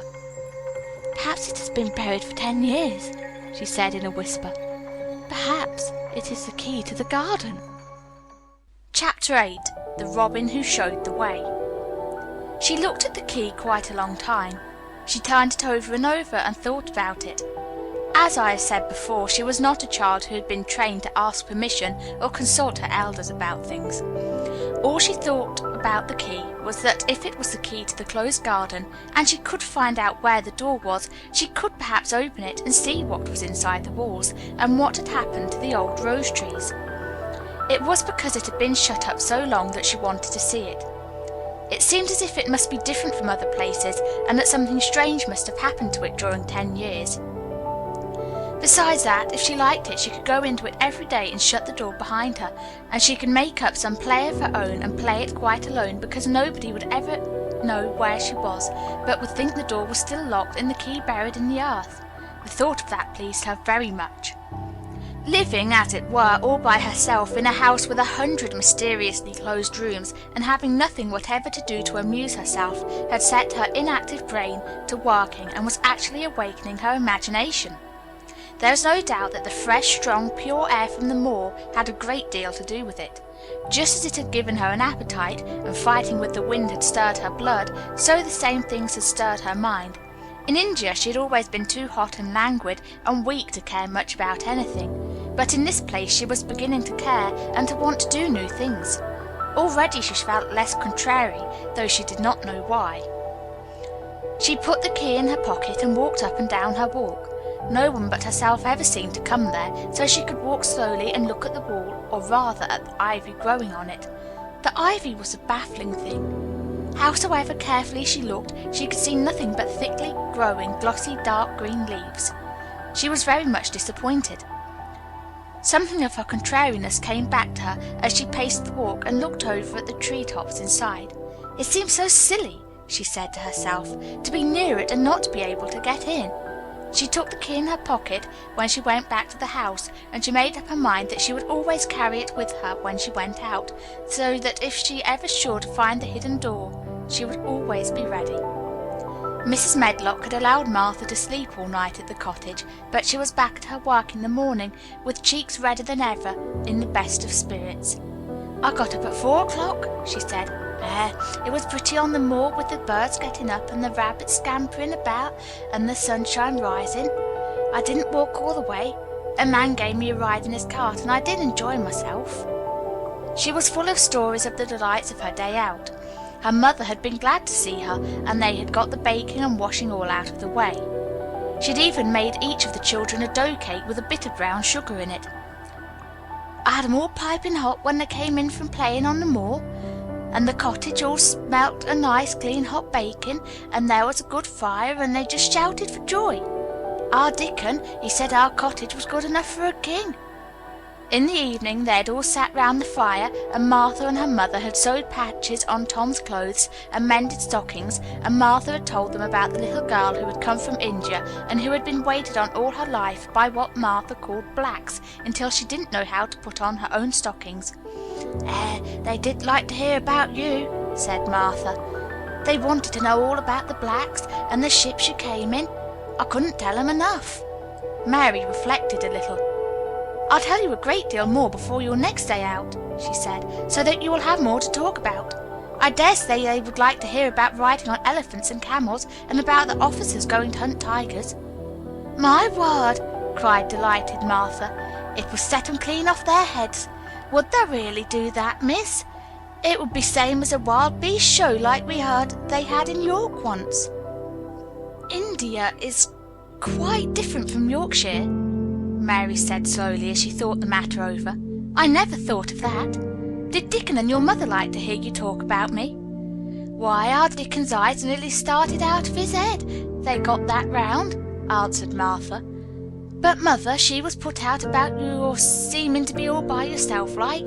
She said, 'Hasn't Mr. Craven got no governess for her, nor no nurse?' And I said, 'No, he hasn't, though Mrs. Medlock says he will when he thinks of it, but she says he mayn't think of it for 2 or 3 years. "I don't want a governess," said Mary sharply. "But mother says you ought to be learning your book by this time, and you ought to have a woman to look after you, and she says, 'Now, Martha, you just think how you'd feel yourself in a big place like that, wandering about all alone and no mother. You do your best to cheer her up,' she says. And I said I would." Mary gave her a long, steady look. "You do cheer me up," she said. "I like to hear you talk." Presently Martha went out of the room and came back with something held in her hands under her apron. "What does thee think?" she said with a cheerful grin. "I brought thee a present." "A present?" exclaimed Mistress Mary. How could a cottage full of 14 hungry people give any one a present? "A man was driving across the moor peddling," Martha explained, "and he stopped his cart at our door. He had pots and pans and odds and ends, but mother had no money to buy anything. Just as he was going away, our Lisbeth Ellen called out, 'Mother, it's got skipping ropes with red and blue handles.' And mother, she calls out quite sudden, 'Here, stop now, mister. How much are they?' And he says 2pence. And mother, she began fumbling in her pocket, and she says to me, 'Martha, thou's brought me thy wages like a good lass, and I've got 4 places to put every penny, but I'm just going to take 2pence out of it to buy that child a skipping rope.' And she bought one, and here it is." She brought it out from under her apron and exhibited it quite proudly. It was a strong, slender rope with a striped red and blue handle at each end, but Mary Lennox had never seen a skipping rope before. She gazed at it with a mystified expression. "What is it for?" she asked curiously. "For?" cried out Martha. "Does that mean that they've not got skipping ropes in India, for they've got elephants and tigers and camels? No wonder most of them's black. This is what it's for. Just watch me." And she ran into the middle of the room, and taking a handle in each hand, began to skip and skip and skip, while Mary turned in her chair to stare at her, and the queer faces in the old portrait seemed to stare at her too, and wonder what on earth this common little cottager had the impudence to be doing under their very noses. But Martha did not even see them. The interest and curiosity in Mistress Mary's face delighted her, and she went on skipping, and counted as she skipped until she had reached 100. "I could skip longer than that," she said when she stopped. "I've skipped as much as 500 when I was 12, but I wasn't as fat then as I am now when I was in practice." Mary got up from her chair, beginning to feel excited herself. "It looks nice," she said. "Your mother is a kind woman. Do you think I could ever skip like that?" "You just try it," urged Martha, handing her the skipping rope. "You can't skip 100 at first, but if you practice, you'll mount up. That's what mother said. She says nothing will do her more good than a skipping rope. It's the sensiblest toy a child can have. Let her play out in the fresh air, skipping, and it'll stretch her legs and arms and give her some strength in 'em." It was plain that there was not a great deal of strength in Mistress Mary's arms and legs when she first began to skip. She was not very clever at it, but she liked it so much that she did not want to stop. "Put on the things and run a skip out of doors," said Martha. "Mother said I must tell you to keep outdoors as much as you could, even when it rains a bit, so as the wraps up warm." Mary put on her coat and hat and took her skipping rope over her arm. She opened the door to go out, and then suddenly thought of something and turned back rather slowly. "Martha," she said, "they were your wages. It was your 2 pence, really. Thank you." She said it stiffly because she was not used to thanking people or noticing that they did things for her. "Thank you," she said, and held out her hand because she did not know what else to do. Martha gave her hand a clumsy little shake as if she was not accustomed to this sort of thing either. Then she laughed. Thou'rt a queer old womanish thing," she said. "If that had been our Elizabeth Ellen, they'd have given me a kiss." Mary looked stiffer than ever. "Do you want me to kiss you?" Martha laughed again. "Nay, not me," she answered. "If thou was different, perhaps thou'd want to thyself. But thou isn't. Run off and play with thy rope." Mistress Mary felt a little awkward as she went out of the room. Yorkshire people seemed strange, and Martha was always rather a puzzle to her. At first she had disliked her very much, but now she did not. The skipping rope was a wonderful thing. She counted and skipped and skipped and counted until her cheeks were quite red and she was more interested than she had ever been since she was born. The sun was shining and a little wind was blowing, not a rough wind, but one which came in delightful little gusts and brought a fresh scent of newly turned earth with it. She skipped round the fountain garden and up one walk and down another. She skipped at last into the kitchen garden and saw Ben Weatherstaff digging and talking to his robin, which was hopping about him. She skipped down the walk toward him, and he lifted his head and looked at her with a curious expression. She had wondered if he would notice her. She wanted him to see her skip. "Well," he exclaimed, "'pon my word, perhaps thou'rt a young un after all. Perhaps thou'st got child's blood in thy veins instead of sour buttermilk. Thou skipped red in thy cheeks, as sure as my name's Ben Weatherstaff. I wouldn't have believed thou could do it." "I never skipped before," Mary said. "I'm just beginning. I can only go up to 20. "Thou keep on," said Ben. "Thou shapes well enough at it for a young un that's lived with a heathen. Just see how he's watching thee," jerking his head toward the robin. "He followed after thee yesterday. He'll be at it again today. He'll be bound to find out what the skipping rope is. He's never seen one. Shaking his head at the bird, "that's curiosity will be the death of thee sometime if thou doesn't look sharp." Mary skipped round all the gardens and round the orchard, resting every few minutes. At length she went to her own special walk and made up her mind to try if she could skip the whole length of it. It was a good long skip, and she began slowly, but before she had gone halfway down the path she was so hot and breathless that she was obliged to stop. She did not mind much because she had already counted up to 30. She stopped with a little laugh of pleasure, and there, lo and behold, was the robin swaying on a long branch of ivy. He had followed her, and he greeted her with a chirp.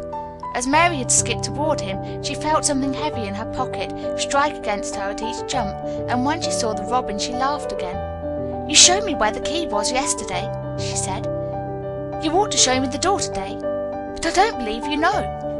The robin flew from his swinging spray of ivy onto the top of the wall, and he opened his beak and sang a loud, lovely trill merely to show off. Nothing in the world is quite as adorably lovely as a robin when he shows off, and they are nearly always doing it. Mary Lennox had heard a great deal about magic in her Ayah stories, and she always said that what happened almost at that moment was magic. One of the nice little gusts of wind rushed down the walk, and it was a stronger one than the rest. It was strong enough to wave the branches of the trees, and it was more than strong enough to sway the trailing sprays of untrimmed ivy hanging from the wall. Mary had stepped close to the robin, and suddenly the gusts of wind swung aside some loose ivy trails, and more suddenly still she jumped toward it and caught it in her hand. This she did because she had seen something under it. a round doorknob which had been covered by the leaves hanging over it. It was the knob of a door. She put her hands under the leaves and began to pull and push them aside. Thick as the ivy hung, it nearly all was a loose and swinging curtain, though some had crept over wood and iron. Mary's heart began to thump, and her hands began to shake a little in her delight and excitement.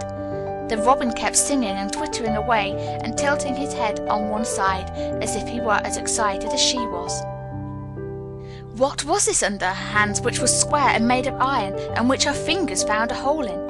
It was the lock of the door, which had been closed 10 years, and she put her hand in her pocket, drew out the key, and found it fitted the keyhole. She put the key in and turned it. It took her 2 hands to do it, but it did turn.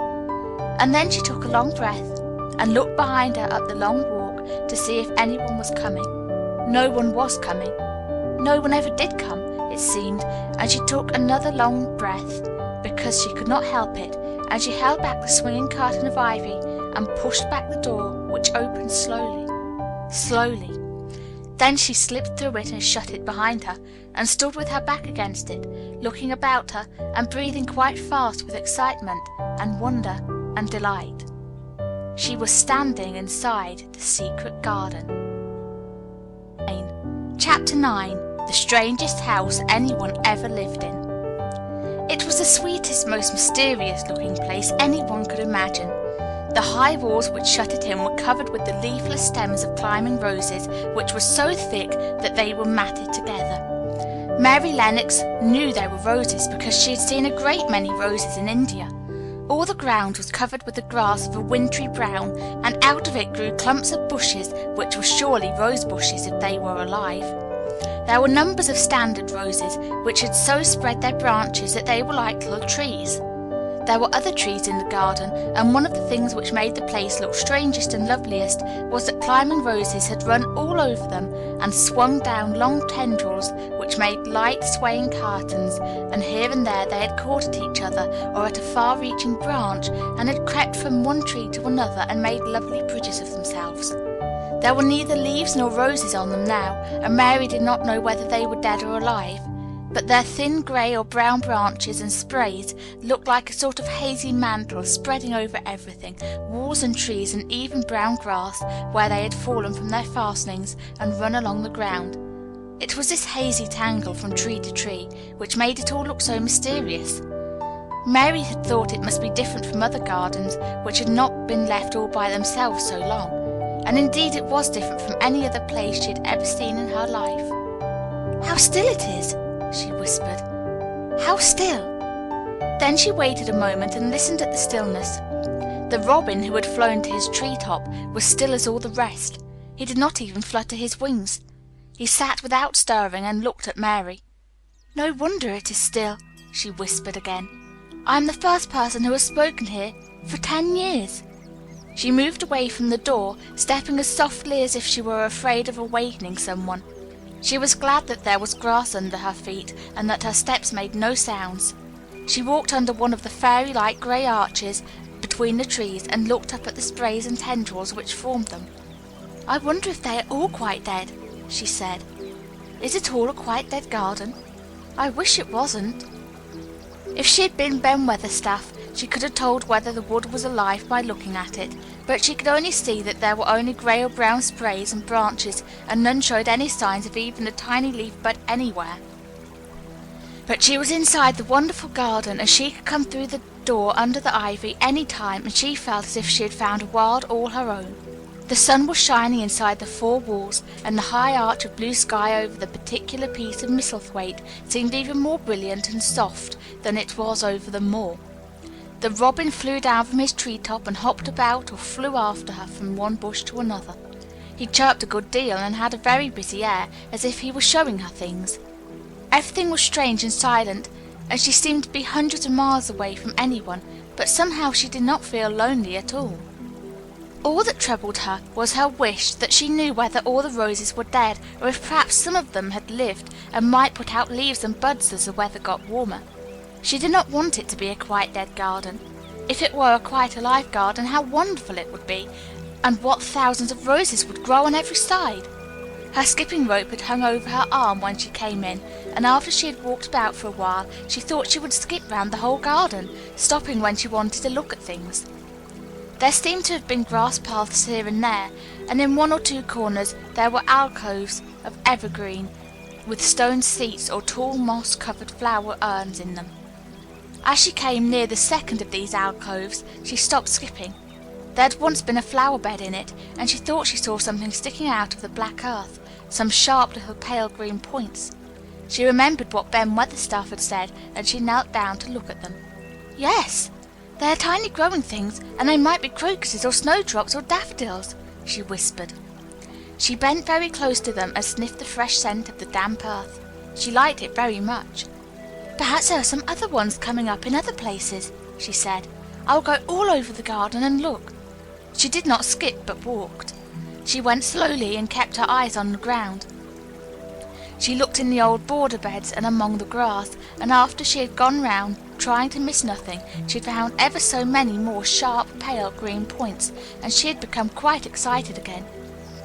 "It isn't a quite dead garden," she cried out softly to herself. "Even if the roses are dead, there are other things alive." She did not know anything about gardening, but the grass seemed so thick in some places where the green points were pushing their way through that she thought they did not seem to have room enough to grow. She searched about until she found a rather sharp piece of wood, and knelt down and dug and weeded out the weeds and grass until she made nice little clear patches around them. "Now they look as if they could breathe," she said after she had finished with the first ones. "I'm going to do ever so many more. I'll do all I can see. If I haven't time today, I can come tomorrow." She went from place to place and dug and weeded and enjoyed herself so immensely that she was led on from bed to bed and into the grass under the trees. The exercise made her so warm that she first threw her coat off and then her hat, and without knowing it she was smiling down onto the grass and the pale green points all the time. The robin was tremendously busy. He was very much pleased to see gardening begun on his own estate. He had often wondered at Ben Weatherstaff. Where gardening is done, all sorts of delightful things to eat are turned up with the soil. Now here was this new kind of creature who was not half Ben's size, and yet had had the sense to come into his garden and begin at once. Mistress Mary worked in her garden until it was time to go to her midday dinner. In fact, she was rather late in remembering, and when she put on her coat and hat and picked up her skipping rope, she could not believe that she had worked 2 or 3 hours. She had been actually happy all the time, and dozens of the tiny pale green points were to be seen in cleared places, looking twice as cheerful as they had looked before when the grass and weeds had been smothering them. "I shall come back in the afternoon," she said, looking all round at her new kingdom, and speaking to the trees and the rose bushes as if they heard her. Then she ran lightly across the grass, pushed open the slow old door, and slipped through it under the ivy. She had such red cheeks and such bright eyes, and ate such a dinner, that Martha was delighted. "2 pieces of meat and 2 whelps of rice pudding," she said. Mother would be pleased when I tell her what the skipping rope's done for thee." In the course of her digging with her pointed stick, Mistress Mary had found herself digging up a sort of white root rather like an onion.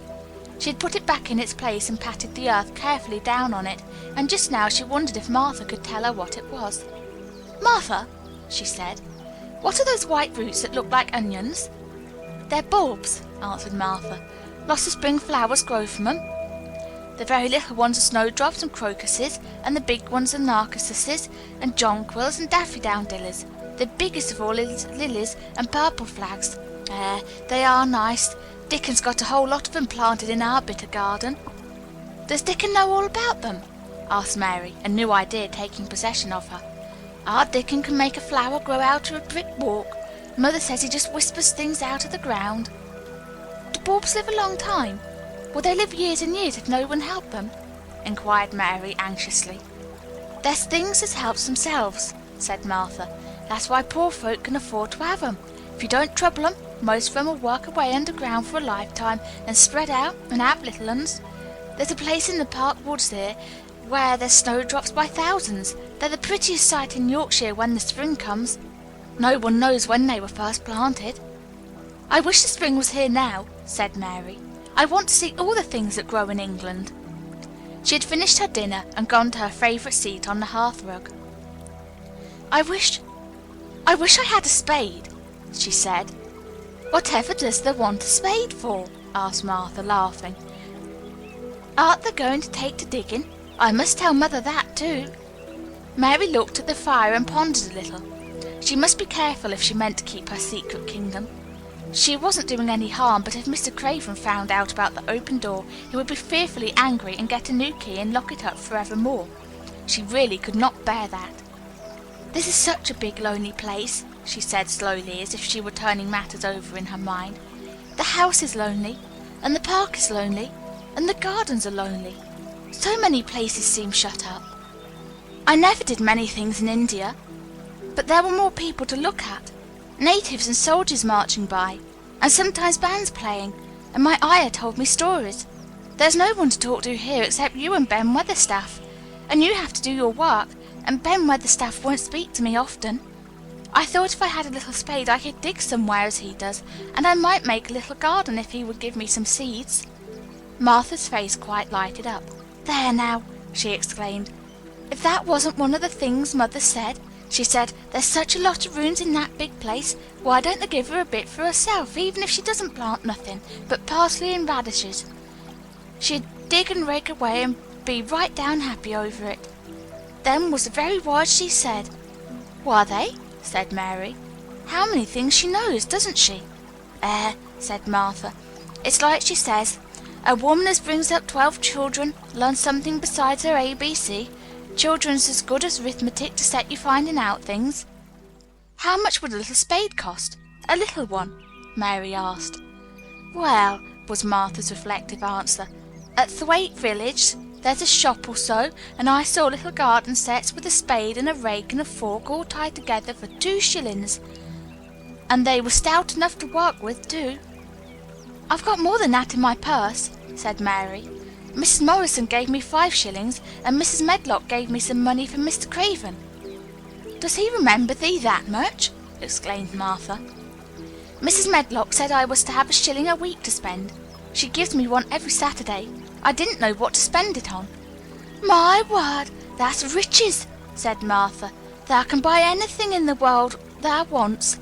The rent of our cottage is only 1 and 3pence, and it's like pulling eye teeth to get it. Now I've just thought of something," putting her hands on her hips. "What?" said Mary eagerly. "In the shop at Thwaite they sell packages of flower seeds for a penny each, and our Dickon, he knows which is the prettiest ones and how to make 'em grow. He walks over to Thwaite many a day just for the fun of it. Does thou know how to print letters?" Suddenly. "I know how to write," Mary answered. Martha shook her head. "Our Dickon can only read printing. If thou could print, we could write a letter to him and ask him to go and buy the garden tools and the seeds at the same time."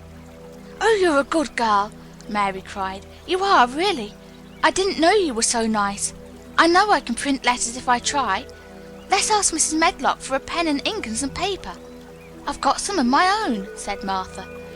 "I bought 'em so I could print a bit of a letter to my mother of a Sunday. I'll go and get it."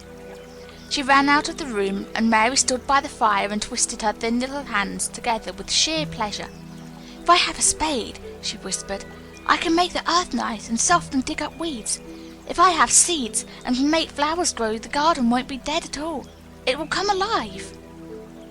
She did not go out again that afternoon because when Martha returned with her pen and ink and paper she was obliged to clear the table and carry the plates and dishes downstairs, and when she got into the kitchen Mrs. Medlock was there and told her to do something, so Mary waited for what seemed to her a long time before she came back.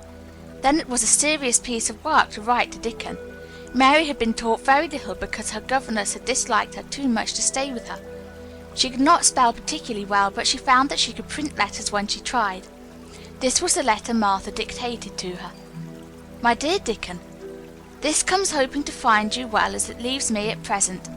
Miss Mary has plenty of money, and will you go to Thwaite and buy her some flower seeds and a set of garden tools to make a flower bed.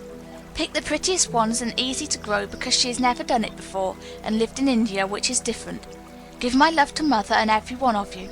Miss Mary is going to tell me a lot more, so that on my next day out you can hear about elephants and camels and gentlemen going hunting lions and tigers. Your loving sister, Martha Phoebe Sowerby. We'll put the money in the envelope, and I'll get the butcher boy to take it in his cart. It's a great friend of Dickon's, said Martha. How shall I get the things when Dickon buys them? He'll bring them to you himself. He'll like to walk over this way. Oh, exclaimed Mary, then I shall see him. I never thought I should see Dickon. Does thee want to see him? Asked Martha suddenly, for Mary had looked so pleased. Yes, I do. I never saw a boy foxes and crows loved. I want to see him very much. Martha gave a little start, as if she remembered something. Now to think, she broke out, to think of me forgetting that there, and I thought I was going to tell you first thing this morning. I asked Mother, and she said she'd ask Mrs. Medlock her own self. Do you mean, Mary began. What I said Tuesday. Ask her if she might be driven out to our cottage some day and have a bit of Mother's hot oat cake and butter and a glass of milk. It seemed as if all the interesting things were happening in one day. To think of going over the moor in daylight and when the sky was blue. To think of going into the cottage which had 12 children. Does she think Mrs. Medlock would let me go? She asked quite anxiously. Aye, she thinks she would. She knows what a tidy woman Mother is and how clean she keeps the cottage. If I went, I should see your mother as well as Dickon, said Mary, thinking it over and liking the idea very much. She doesn't seem to be like the mothers in India.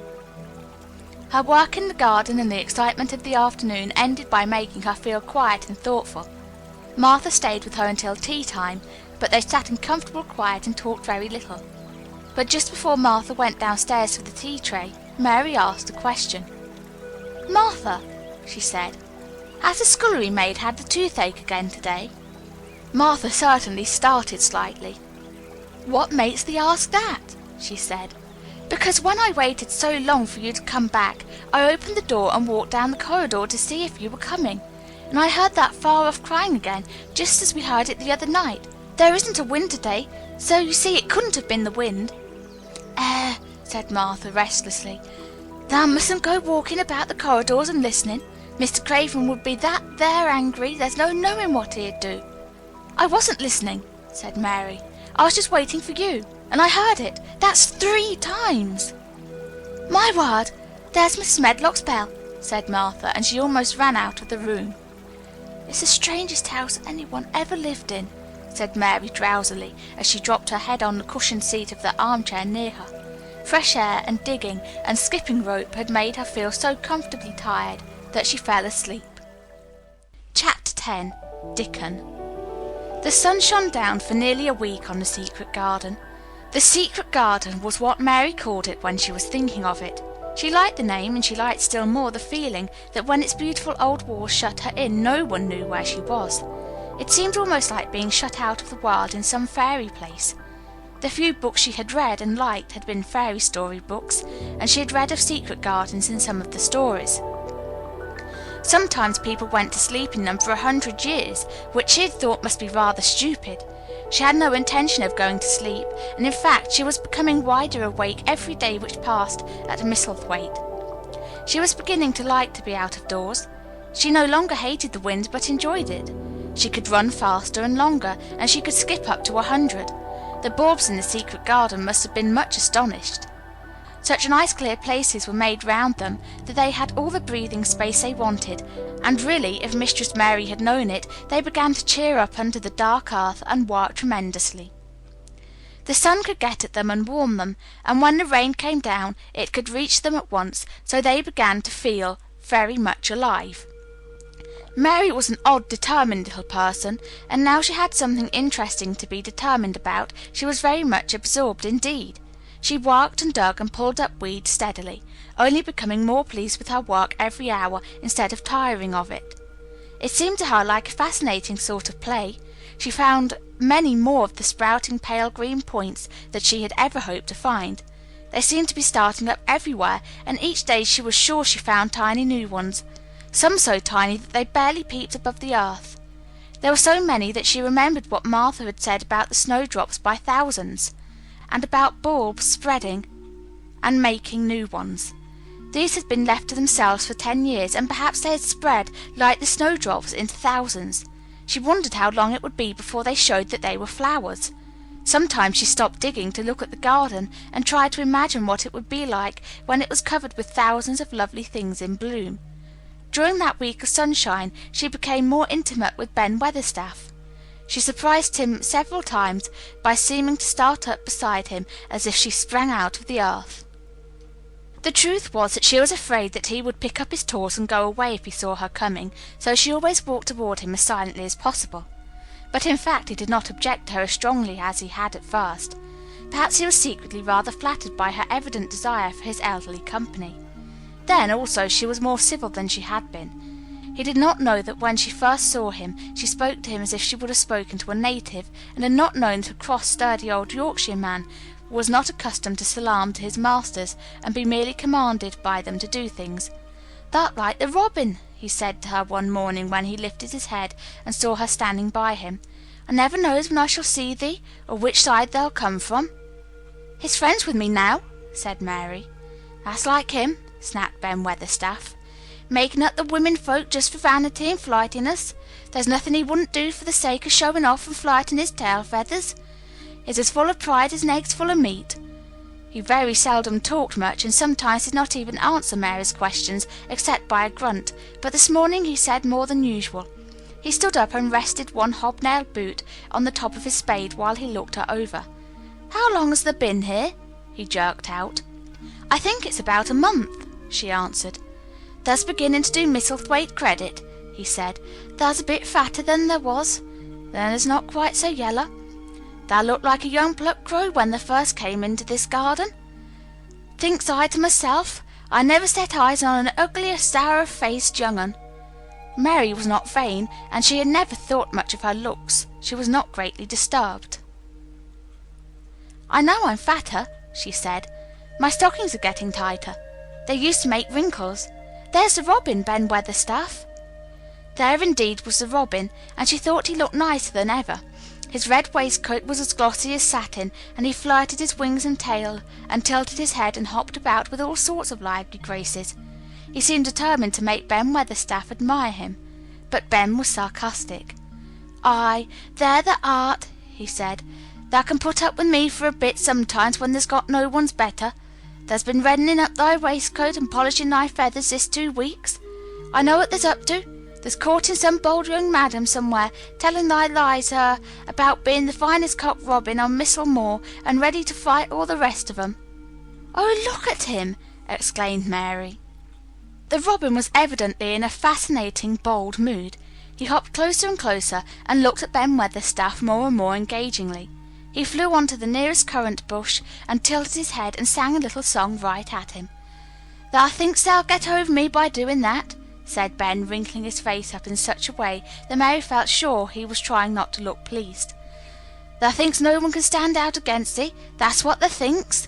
The robin spread his wings. Mary could scarcely believe her eyes. He flew right up to the handle of Ben Weatherstaff's spade and alighted on the top of it. Then the old man's face wrinkled itself slowly into a new expression. He stood as if he were afraid to breathe, as if he would not have stirred for the world, lest his robin should start away. He spoke in quite a whisper. "Well, I'm danged," he said, as softly as if he were saying something quite different. "Thou does know how to get at a chap, thou does. That's fair unearthly. Thou's so knowing." And he stood without stirring, almost without drawing his breath, until the robin gave another flirt to his wings and flew away. Then he stood looking at the handle of the spade as if there might be magic in it, and then he began to dig again, and said nothing for several minutes. But because he kept breaking into a slow grin now and then, Mary was not afraid to talk to him. "Have you a garden of your own?" she asked. "No, I'm bachelor and lodge with Martin at the gate." "If you had one," said Mary, "what would you plant?" "Cabbages and taters and onions." "But you wanted to make a flower garden," persisted Mary. "What would you plant?" "Bulbs and sweet-smelling things, but mostly roses." Mary's face lighted up. "Do you like roses?" she said. Ben Weatherstaff rooted up a weed and threw it aside before he answered. "Well, yes, I do. I was learned that by a young lady I was gardener to. She had a lot in a place she was fond of, and she loved 'em like they was children, or robins. I've seen her bend over and kiss 'em." He dragged out another weed and scowled at it. "That were as much as 10 year ago." "Where is she now?" asked Mary, much interested. "Heaven," he answered, and drove his spade deep into the soil. "'Cording to what parson says." "What happened to the roses?" Mary asked again, more interested than ever. "They was left to themselves." Mary was becoming quite excited. "Did they quite die? Do roses quite die when they are left to themselves?" she ventured. "Well, I'd got to like 'em, and I liked her, and she liked 'em," Ben Weatherstaff admitted reluctantly. "Once or twice a year I'd go and work at 'em a bit, and prune 'em, and dig about the roots. They run wild, but they was in rich soil, so some of 'em lived." "When they have no leaves and look grey and brown and dry, how can you tell whether they are dead or alive?" inquired Mary. "Wait till the spring gets at 'em. Wait till the sun shines and the rain falls on the sunshine, and then they'll find out." "How? How?" cried Mary, forgetting to be careful. "Look along the twigs and branches, and if they see a bit of brown lump swelling here and there, watch it after the warm rain, and see what happens."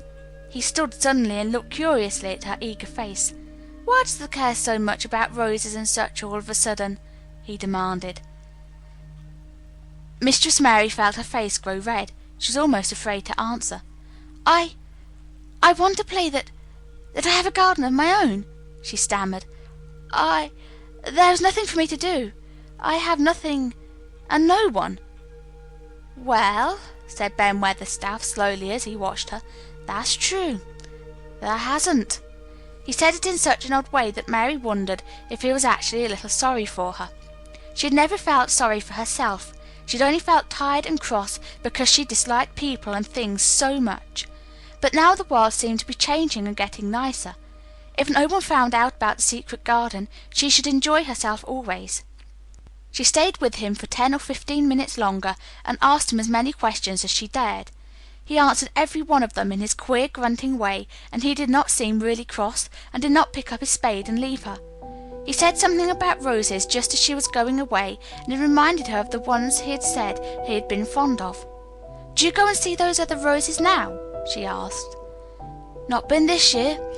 My rheumatics has made me too stiff in the joints," he said in his grumbling voice, and then quite suddenly he seemed to get angry with her, though she did not see why he should. "Now look here," he said sharply. "Don't there ask so many questions. Thou'rt the worst wrench for asking question I've ever come across. Get thee gone and play thee. I've done talking for today." And he said it so crossly that she knew that there was not the least use in staying another minute. She went skipping slowly down the outside walk, thinking him over and saying to herself that, queer as it was, here was another person whom she liked in spite of his crossness. She liked old Ben Weatherstaff. Yes, she did like him. She always wanted to try to make him talk to her. Also, she began to believe that he knew everything in the world about flowers. There was a laurel-hedged walk which curved round the secret garden and ended at a gate which opened into a wood in the park. She thought she would slip round this walk and look into the wood and see if there were any rabbits hopping about. She enjoyed the skipping very much, and when she reached the little gate she opened it and went through because she heard a low, peculiar whistling sound and wanted to find out what it was. It was a very strange thing indeed. She quite caught her breath as she stopped to look at it. A boy was sitting under a tree, with his back against it, playing on a rough wooden pipe.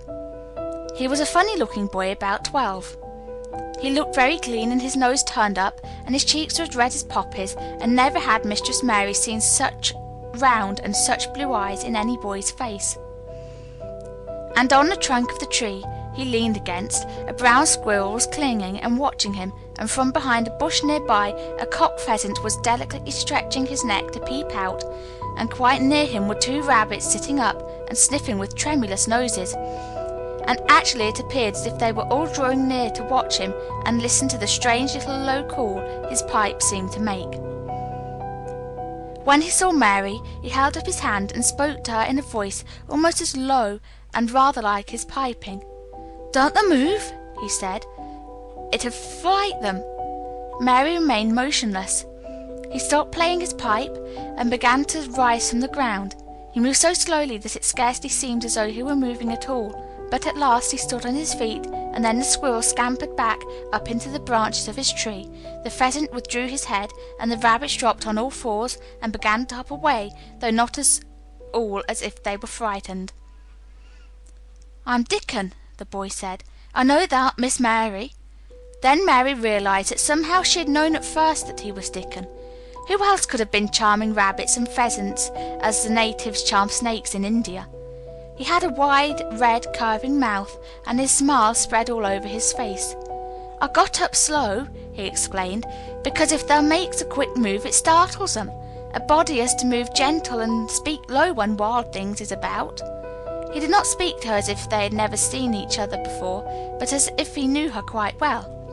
Mary knew nothing about boys, and she spoke to him a little stiffly because she felt rather shy. "Did you get Martha's letter?" she asked. He nodded his curly, rust-coloured head. "That's why I come." He stood to pick up something which had been lying on the ground beside him when he piped. "I've got the garden tools. There's a little spade and rake and a fork and hoe. They're good uns. There's a trowel too, and the woman in the shop threw a packet of white poppies and one a blue larkspur when I bought the other seeds." "Will you show the seeds to me?" Mary said. She wished she could talk as he did. His speech was so quick and easy. It sounded as if he liked her, and was not the least afraid she would not like him, though he was only a common moor boy, in patched clothes, with a funny face, and a rough, rusty, red head. As she came closer to him, she noticed that there was a clean, fresh scent of heather and grass and leaves about him, almost as if he were made of them. She liked it very much, and when she looked into his funny face with the red cheeks and round blue eyes, she forgot that she had felt shy. "Let us sit down on this log and look at them," she said. They sat down, and he took a clumsy little brown paper package out of his coat pocket. He untied the string, and inside there were ever so many neater and smaller packages with a picture of a flower on each one. "There's a lot of mignonettes and poppies," he said. "Mignonette's the sweetest smelling thing as grows, and it'll grow wherever you cast it, same as poppies will. Thems'll come up and bloom if you just whistle to 'em. Them's the nicest of all." He stopped and turned his head quickly, his poppy-cheeked face lighting up. "Why's that robin as is calling us?" he said. The chirp came from a thick holly bush, bright with scarlet berries, and Mary thought she knew whose it was. "Is it really calling us?" she asked.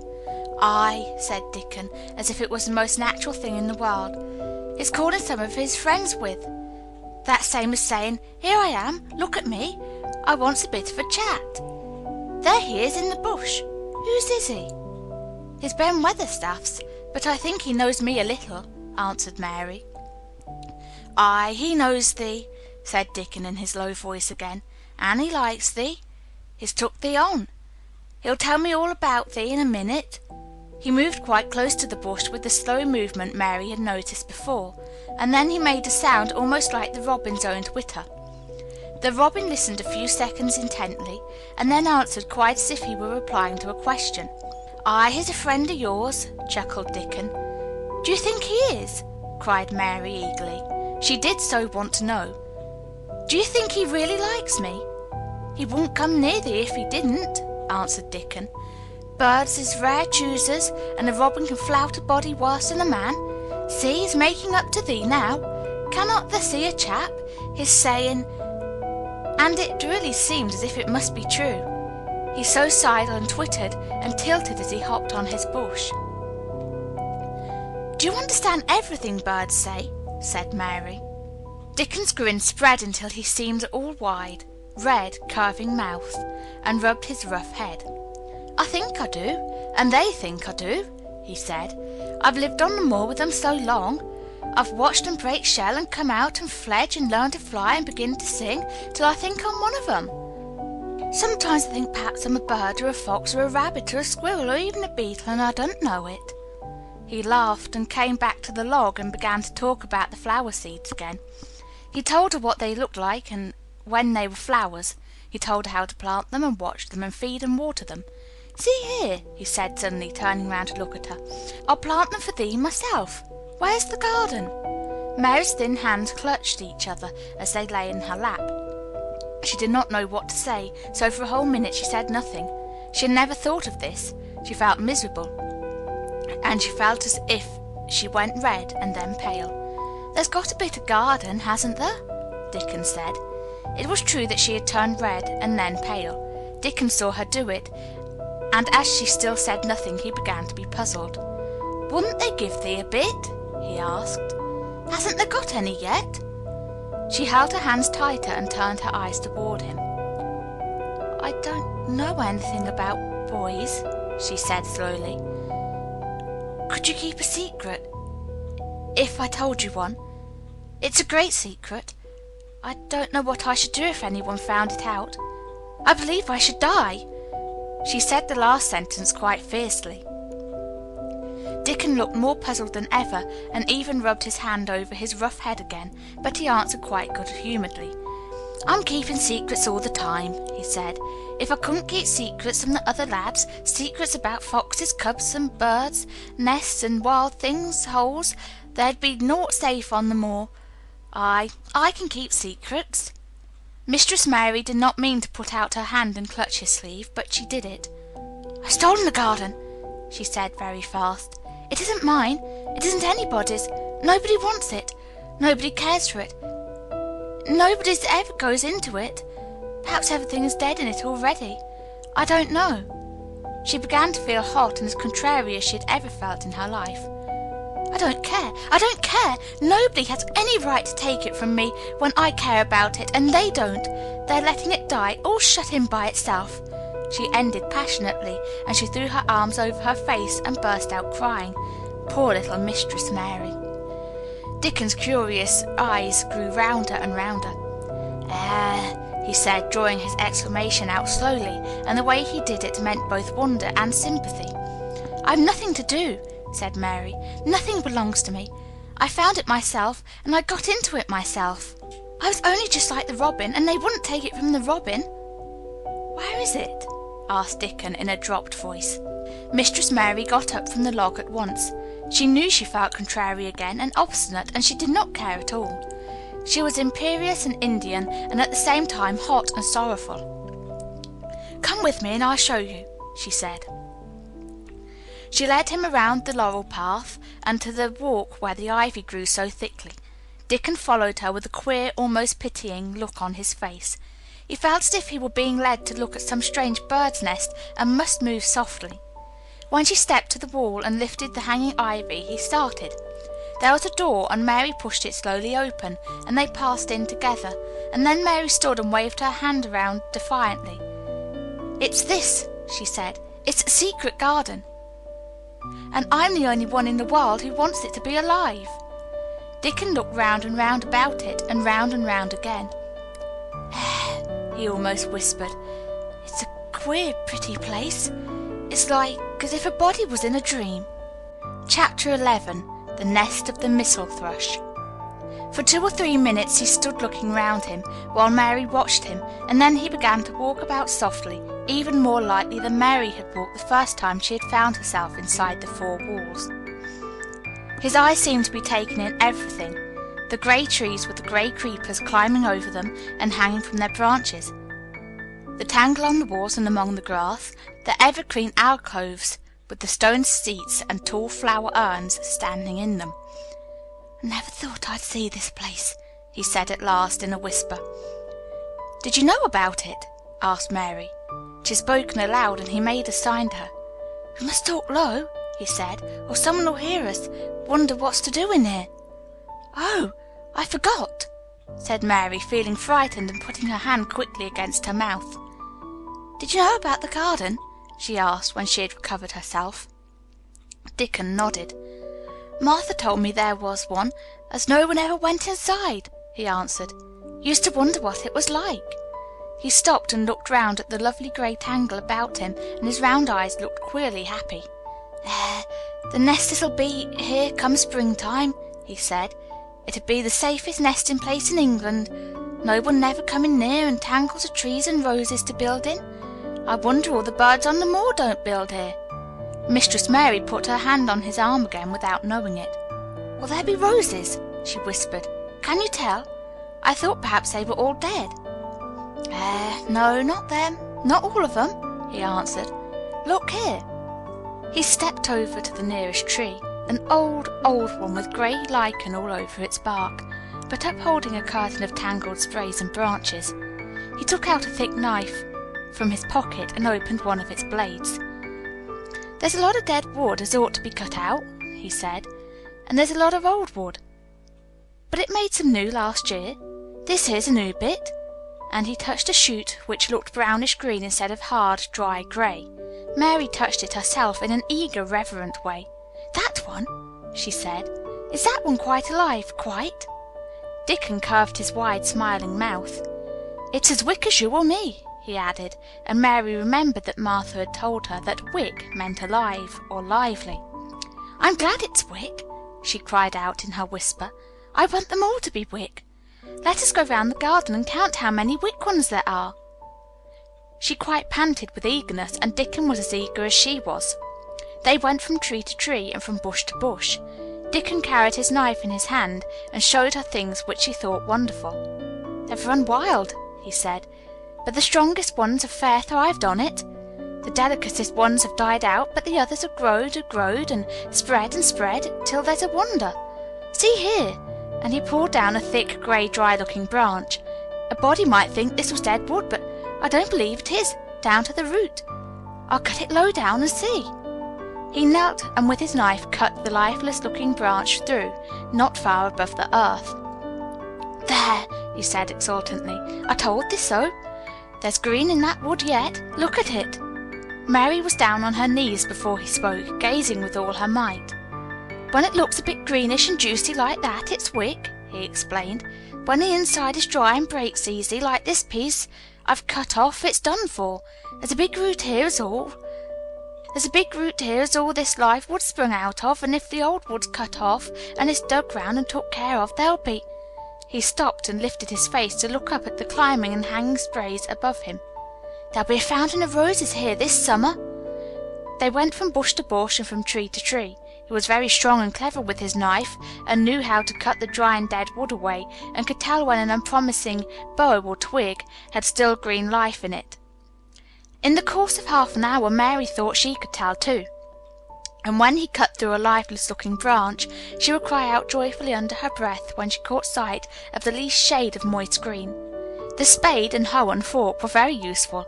He showed her how to use the fork while he dug about roots with the spade and stirred the earth and let the air in. They were working industriously round one of the biggest standard roses when he caught sight of something which made him utter an exclamation of surprise.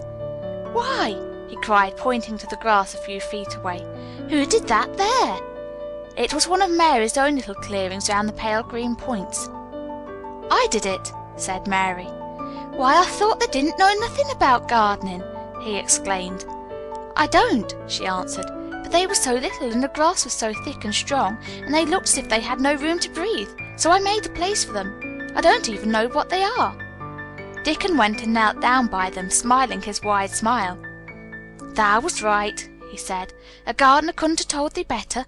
They'll grow now like Jack's beanstalk. They're crocuses and snowdrops, and these here is narcissuses," turning to another patch, "and here's daffodillies. They will be a sight." He ran from one clearing to another. "Thou'st done a good lot of work for such a little wench," he said, looking her over. "I'm growing fatter," said Mary, "and I'm growing stronger. I used always to be tired. When I dig, I'm not tired at all. I like to smell the earth when it's turned up." "It's rare good for thee," he said, nodding his head wisely. "There's naught as nice as the smell of good clean earth, except the smell of fresh growing things when the rain falls on them. I get out on the moor many a day when it's raining, and I lie under a bush and listen to the soft swish of drops on the heather, and I just sniff and sniff. My nose end fair quivers like a rabbit's, mother says." "Do you never catch a cold?" inquired Mary, gazing at him wonderingly. She'd never seen such a funny boy, or such a nice one. "Not me," he said, grinning. "I never ketched cold since I was born. I wasn't brought up nesh enough. I've chased about the moor in all weathers, same as the rabbits does. Mother says I've sniffed up too much fair air for 12 year to ever get to sniffing with cold. I'm as tough as a white thorn knobstick." He was working all the time he was talking, and Mary was following him and helping him with her fork or the trowel. "There's a lot of work to do here," he said once, looking about quite exultantly. "Will you come again and help me to do it?" Mary begged. "I'm sure I can help too. I can dig and pull up weeds and do whatever you tell me. Oh, do come, Dickon." "I'll come every day if they wants me, rain or shine," he answered stoutly. "It's the best fun I ever had in my life, shut in here and wakening up a garden."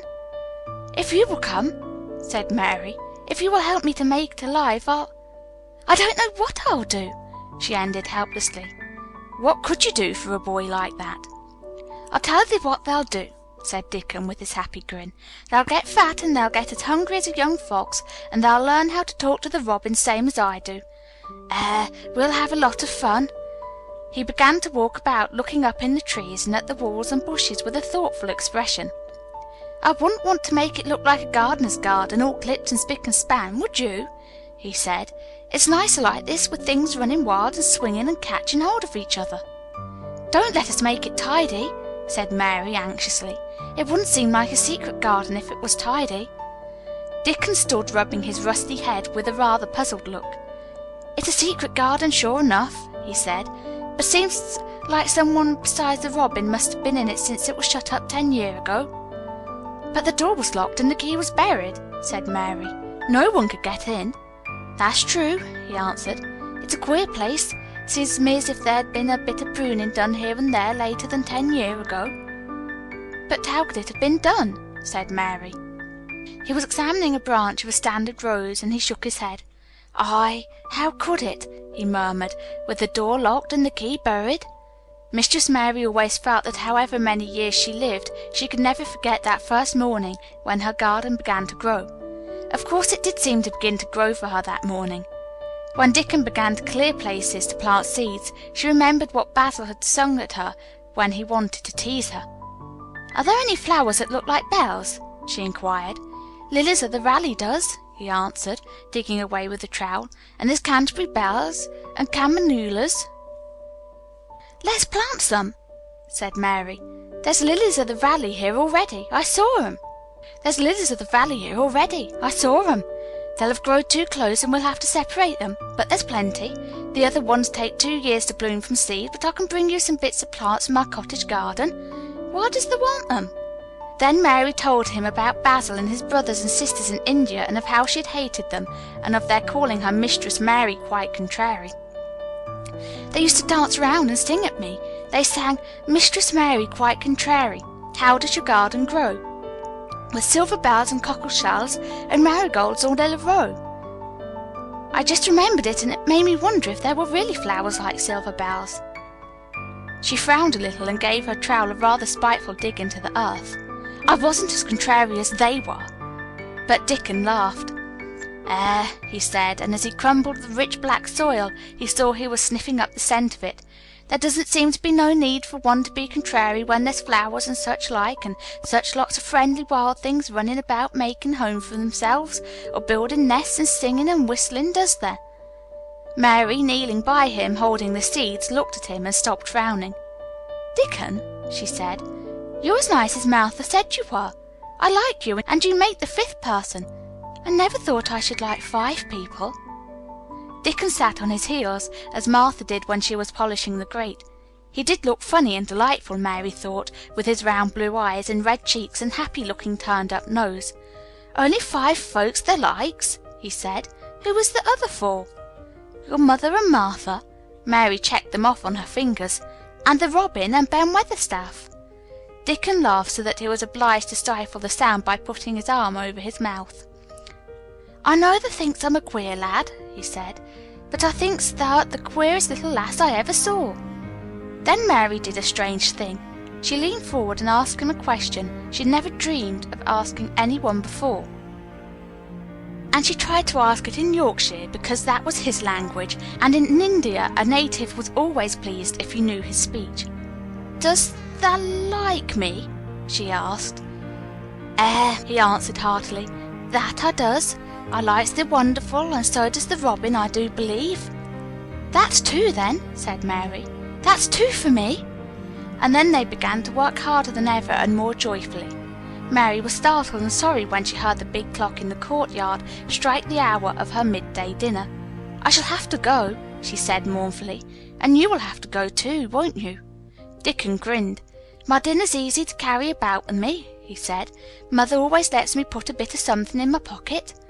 He picked up his coat from the grass and brought out of a pocket a lumpy little bundle tied up in a quite clean coarse blue and white handkerchief. It held 2 thick pieces of bread with a slice of something laid between them. "It's often as naught but bread," he said, "but I've got a fine slice of fat bacon with it today." Mary thought it looked a queer dinner, but he seemed ready to enjoy it. "Run on and get thy victuals," he said. "I'll be done with mine first. I'll get some more work done before I start back home." He sat down with his back against a tree.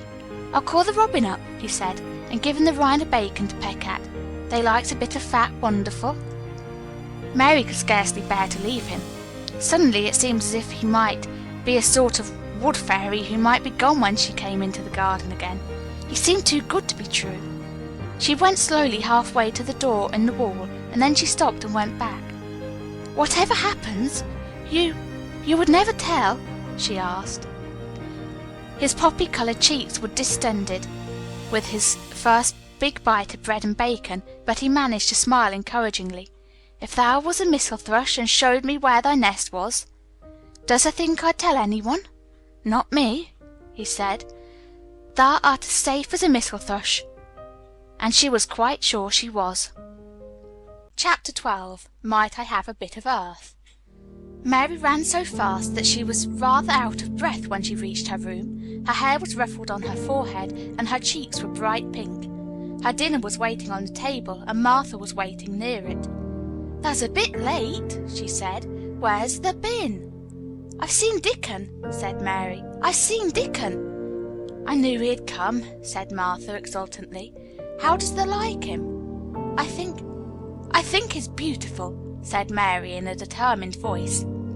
Martha looked rather taken aback, but she looked pleased too. "Well," she said, "he's the best lad as ever was born, but us never thought he was handsome. His nose turns up too much." "I like it to turn up," said Mary. "And his eyes is so round," said Martha, a trifle doubtful, "though they're a nice colour." "I like them round," said Mary, "and they are exactly the colour of the sky over the moor." Martha beamed with satisfaction. "Mother says he made 'em that colour with always looking up at the birds and the clouds. But he has got a big mouth, hasn't he now?" "I love his big mouth," said Mary obstinately. "I wish mine were just like it." Martha chuckled delightedly. "It'd look rare and funny in thy bit of a face," she said, "but I knowed it would be that way when thou saw him. How did thou like the seeds and the garden tools?" "How did you know he brought them?" asked Mary. I never thought of him not bringing 'em. He'd be sure to bring 'em if they was in Yorkshire. He's such a trusty lad." Mary was afraid that she might begin to ask difficult questions, but she did not. She was very much interested in the seeds and gardening tools, and there was only one moment when Mary was frightened. This was when she began to ask where the flowers were to be planted. "Who did they ask about it?" she inquired. "I haven't asked anybody yet," said Mary, hesitating.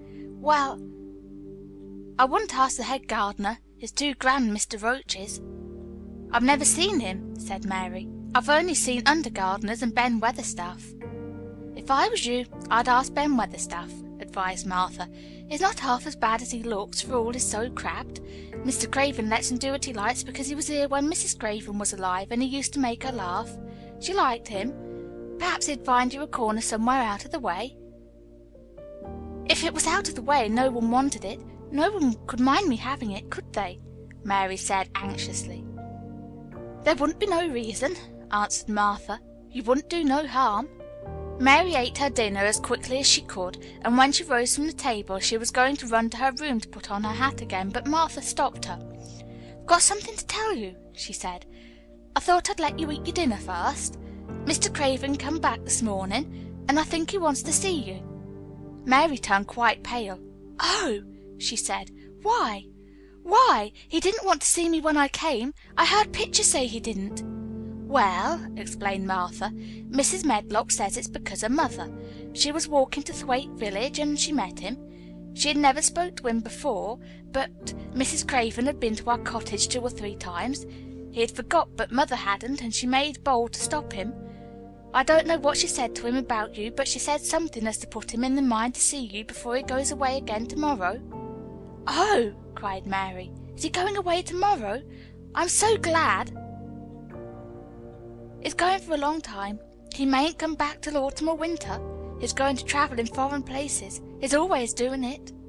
"Oh, I'm so glad," said Mary thankfully. If he did not come back until winter or even autumn, there would be time to watch the secret garden come alive. Even if he found out then and took it away from her, she would have had that much at least. "When do you think he will want to see—" She did not finish the sentence because the door opened and Mrs. Medlock walked in. She had on her best black dress and cap, and her collar was fastened with a large brooch with a picture of a man's face on it. It was a colored photograph of Mr. Medlock, who had died years ago, and she always wore it when she was dressed up. She looked nervous and excited. "Your hair's rough," she said quickly. "Go and brush it. Martha, help her to slip on her best dress. Mr. Craven sent me to bring her to him in his study." All the pink left Mary's cheeks. Her heart began to thump, and she felt herself changing into a stiff, plain, silent child again. She did not even answer Mrs. Medlock, but turned and walked into her bedroom, followed by Martha. She said nothing while her dress was changed and her hair brushed, and after she was quite tidy she followed Mrs. Medlock down the corridors in silence. What was there for her to say? She was obliged to go and see Mr. Craven, and he would not like her, and she would not like him. She knew what he would think of her. She was taken to a part of the house she had not been into before. At last Mrs. Medlock knocked at a door, and when someone said, "Come in," they entered the room together. A man was sitting in an armchair before the fire, and Mrs. Medlock spoke to him. "This is Miss Mary, sir," she said. "You can go and leave her here. I will ring for you when I want you to take her away," said Mr. Craven. When she went out and closed the door, Mary could only stand waiting, a plain little thing, twisting her thin hands together. She could see that the man in the chair was not so much a hunchback as a man with a high, rather crooked shoulders, and he had black hair streaked with white. He turned his head over his high shoulders and spoke to her. "Come here," he said. Mary went to him. He was not ugly. His face would have been handsome if it had not been so miserable. He looked as if the sight of her worried and fretted him, and as if he did not know what in the world to do with her. "Are you well?" he asked. "Yes," answered Mary. "Do they take good care of you?" "Yes." He rubbed his forehead fretfully as he looked her over. "You are very thin," he said. "I'm getting fatter," Mary answered in what she knew was her stiffest way. What an unhappy face he had! His black eyes seemed as if they scarcely saw her, as if they were seeing something else, and he could hardly keep his thoughts upon her. "I forgot you," he said. "How could I remember you? I intended to send you a governess or a nurse or someone of that sort, but I forgot." "Please," began Mary. "Please," and then the lump in her throat choked her. "What do you want to say?" he inquired. I am too big for a nurse," said Mary, "and please don't make me have a governess yet." He rubbed his forehead again and stared at her. "That was what the Sowerby woman said," he muttered absent-mindedly. Then Mary gathered a scrap of courage. Is she Martha's mother?" she stammered. "Yes, I think so," he replied. "She knows about children," said Mary. "She has 12. She knows." He seemed to rouse himself. "What do you want to do?" "I want to play out of doors," Mary answered, hoping that her voice did not tremble. "I never liked it in India. It makes me hungry here, and I'm getting fatter." He was watching her. "Mrs. Sowerby said it would do you good." "Perhaps it will," he said. "She thought you had better get stronger before you had a governess." "It makes me feel strong when I play and the wind comes over the moor," argued Mary. "Where do you play?" he asked next. "Everywhere," gasped Mary. "Martha's mother sent me a skipping rope. I skip and run, and I look about to see if things are beginning to stick up out of the earth. I don't do any harm." "Don't look so frightened," he said in a worried voice. "You could not do any harm a child like you. You may do what you like." Mary put her hand up to her throat because she was afraid he might see the excited lump which she felt jump into it. She came a step nearer to him. "May I?" she said tremulously. Her anxious little face seemed to worry him more than ever. "Don't look so frightened," he exclaimed. "Of course you may. I am your guardian, though I am a poor one for any child. I cannot give you time or attention. I am too ill and wretched and distracted. But I wish you to be happy and comfortable. I don't know anything about children, but Mrs. Medlock is to see that you have all you need. I sent for you today because Mrs. Sowerby said I ought to see you. Her daughter had talked about you. She thought you needed fresh air and freedom and running about." "She knows all about children," Mary said again in spite of herself. "She ought to," said Mr. Craven. "I thought her rather bold to stop me in the moor, but she said Mrs. Craven had been kind to her. It seemed hard for him to speak his dead wife's name. She is a respectable woman. Now I've seen you, I think she said sensible things. Play out of doors as much as you like. It's a big place, and you may go where you like and amuse yourself as you like. Is there anything you want?" As if a sudden thought had struck him. "Do you want toys, books, dolls?" "Might I," quavered Mary, "might I have a bit of earth?" In her eagerness she did not realize how queer the words would sound, and that they were not the ones she had meant to say. Mr. Craven looked quite startled. "Earth?" he repeated. "What do you mean?" "To plant seeds in, to make things grow, to see them come alive," Mary faltered. He gazed at her a moment and then passed his hand quickly over his eyes. "Do you care about gardens so much?" he said slowly. "I didn't know about them in India," said Mary. "I was always ill and tired, and it was too hot. I sometimes made little beds in the sand and stuck flowers in them, but here it is different." Mr. Craven got up and began to walk slowly across the room. "A bit of earth," he said to himself, and Mary thought that somehow she must have reminded him of something. When he stopped and spoke to her, his dark eyes looked almost soft and kind. "You can have as much earth as you want," he said. "You remind me of someone else who loved the earth and things that grow. When you see a bit of earth you want," with something like a smile, "take it, child, and make it come alive." "May I take it from anywhere, if it's not wanted?" "Anywhere," he answered. "There, you must go now. I am tired." He touched the bell to call Mrs. Medlock. "Good-bye. I shall be away all summer." Mrs. Medlock came so quickly that Mary thought she must have been waiting in the corridor. "Mrs. Medlock," Mr. Craven said to her, "now I have seen the child, I understand what Mrs. Sowerby meant. She must be less delicate before she begins lessons. Give her simple, healthy food. Let her run wild in the garden. Don't look after her too much. She needs liberty and fresh air and romping about. Mrs. Sowerby is to come and see her now and then, and she may sometimes go to the cottage." Mrs. Medlock looked pleased. She was relieved to hear that she need not look after Mary too much. She had felt her a tiresome charge, and had indeed seen as little of her as she dared. In addition to this, she was fond of Martha's mother. "Thank you, sir," she said. "Susan Sowerby and me went to school together, and she's as sensible and good-hearted a woman as you'd find in a day's walk. I never had any children myself, and she's had 12, and there never was healthier or better ones. Miss Mary can get no harm from them. I'd always take Susan Sowerby's advice about children myself. She's what you might call healthy-minded, if you understand me." "I understand," Mr. Craven answered. "Take Miss Mary away now and send Pitcher to me." When Mrs. Medlock left her at the end of her own corridor, Mary flew back to her room. She found Martha waiting there. Martha had, in fact, hurried back after she had removed the dinner service. "I can have my garden," cried Mary. "I may have it where I like. I'm not going to have a governess for a long time. Your mother is coming to see me, and I may go to your cottage.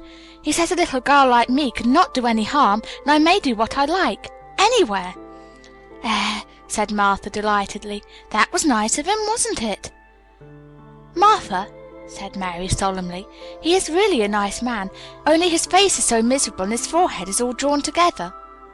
She ran as quickly as she could to the garden. She had been away so much longer than she had thought she would, and knew Dickon would have set out early on his 5-mile walk. When she slipped through the door under the ivy, she saw he was not working where she had left him. The gardening tools were laid together under a tree. She ran to them, looking all round the place, but there was no Dickon to be seen. He had gone away, and the secret garden was empty, except the robin who had just flown across the wall, and sat on a standard rose-bush watching her. "He's gone," she said woefully. "Oh, was he Was he only a wood fairy? Something white fastened to the standard rose bush caught her eye. It was a piece of paper. In fact, it was a piece of the letter she had printed for Martha to send to Dickon. It was fastened on the bush with a long thorn, and in a minute she knew Dickon had left it there. There was some roughly printed letters on it and a sort of picture. At first she could not tell what it was. Then she saw it meant for a nest with a bird sitting on it. Underneath were the printed letters, and they said, "I will come back." Chapter 13. I Am Colin. Mary took the picture back to the house when she went to her supper, and she showed it to Martha. Said Martha with great pride. "I never knew our Dickon was as clever as that. There's a picture of a missel thrush on her nest, as large as life and twice as natural." Then Mary knew Dickon had meant the picture to be a message. He meant that she might be sure he would keep her secret. Her garden was her nest, and she was like a missel thrush. Oh, how she did like that queer, common boy! She hoped he would come back the very next day, and she fell asleep looking forward to the next morning. But you never know what the weather will do in Yorkshire, particularly in the springtime. She was awakened in the night by the sound of rain beating with heavy drops against her window. It was pouring down in torrents, and the wind was wuthering round the corners and the chimneys of the high old house. Mary sat up in bed and felt miserable and angry. "The rain is as contrary as I ever was," she said. "It came because it knew I did not want it." She threw herself back on her pillow and buried her face. She did not cry, but she lay and hated the sound of the heavily beating rain. She hated the wind and its wuthering. She could not go to sleep again. The mournful sound kept her awake, and because she felt mournful herself. If she had felt happy, it would probably have lulled her to sleep. How it wuthered, and how the big raindrops poured down and beat against the pane! "It sounds just like a person lost on the moor and wandering on and on, crying," she said. She had been lying awake, turning from side to side for about an hour, when suddenly something made her sit up in bed and turn her head toward the door, listening. She listened and listened. "It isn't the wind now," she said in a loud whisper. "That isn't the wind. It is different. It is that crying I heard before." The door of her room was ajar, and the sound came down the corridor, a far-off, faint sound of fretful crying. She listened for a few minutes, and each minute she became more and more sure. She felt as if she must find out what it was. It seemed even stranger than the secret garden and the buried key. Perhaps the fact that she was in a rebellious mood made her bold. She put her foot out of bed and stood on the floor. "I am going to find out what it is," she said. "Everybody is in bed, and I don't care about Mrs. Medlock. I don't care!" There was a candle by her bedside, and she took it up and went softly out of the room. The corridor looked very long and dark, but she was too excited to mind that. She thought she remembered the corner she must turn to find the short corridor with the door covered with tapestry, the one Mrs. Medlock had come through the day she lost herself. The sound had come up that passage. She went on with her dim light, almost feeling her way, her heart beating so loud that she fancied she could hear it. The far-off, faint crying went on and led her. Sometimes it stopped for a moment or so and then began again. Was this the right corner to turn? She stopped and thought. Yes, it was. Down this passage, and then to the left, and then up 2 broad steps, and then to the right again. Yes, there was the tapestry door. She pushed it open very gently, and closed it behind her, and she stood in the corridor, and could hear the crying quite plainly, though it was not loud. It was on the other side of the wall at her left, and a few yards further on there was a door. She could see a glimmer of light coming from beneath it. Someone was crying in that room, and it was quite a young someone. So she walked to the door and pushed it open, and there she was standing in the room. It was a big room with ancient, handsome furniture in it. There was a low fire glowing faintly on the hearth, and on a night light burning by the side of a covered 4-poster bed hung with brocade, and on the bed was lying a boy crying fretfully. Mary wondered if she was in a real place, or if she had fallen asleep again and was dreaming without knowing it. The boy had a sharp, delicate face the color of ivory, and he seemed to have eyes too big for it. He had also a lot of hair which tumbled over his forehead in heavy locks and made his thin face seem smaller. He looked like a boy who had been ill, but he was crying more as if he were tired and cross than if he were in pain. Mary stood near the door with her candle in her hand, holding her breath. Then she crept across the room, and as she drew nearer, the light attracted the boy's attention, and he turned his head on his pillow and stared at her, his grey eyes opening so wide that they seemed immense. "Who are you?" he said at last in a half-frightened whisper. "Are you a ghost?" "No, I'm not," Mary answered, her own whisper sounding half-frightened. "Are you one?" He stared and stared and stared. Mary could not help noticing what strange eyes he had. They were agate grey, and they looked too big for his face because they had black lashes all around them. "No," he replied after waiting a moment or so. "I am Colin." "Who is Colin?" she faltered. "I am Colin Craven. Who are you?" "I'm Mary Lennox. Mr. Craven is my uncle." "He is my father," said the boy. "Your father?" gasped Mary. "No one ever told me he had a boy. Why didn't they?" "Come here," he said, still keeping his strange eyes fixed on her with an anxious expression.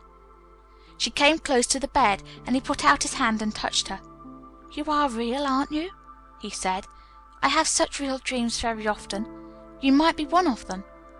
Mary had slipped on a woolen wrapper before she had left her room, and she put a piece of it between her fingers. "Rub that and see how thick and warm it is," she said. "I'll pinch you a little if you like, to show you how real I am. For a minute I thought you might be a dream too." "Where did you come from?" he asked. "From my own room. The wind wuthered so I couldn't go to sleep, and I heard someone crying and wanted to find out who it was." "What were you crying for?"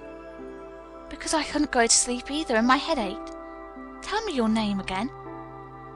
"Mary Lennox. Did no one ever tell you I'd come to live here?" He was still fingering the fold of her wrapper, but he began to look a little more as if he believed in her reality. "No," he answered. "They daren't." "Why?" asked Mary. "Because I should have been afraid you would see me. I won't let people see me and talk me over." "Why?" Mary asked again, feeling more mystified every moment. "Because I am like this always, ill and having to lie down. My father won't let people talk me over either. The servants are not allowed to speak about me. If I live I may be a hunchback, but I shan't live. My father hates to think I may be like him." "Oh, what a queer house this is," Mary said. "What a queer house. Everything is kind of secret.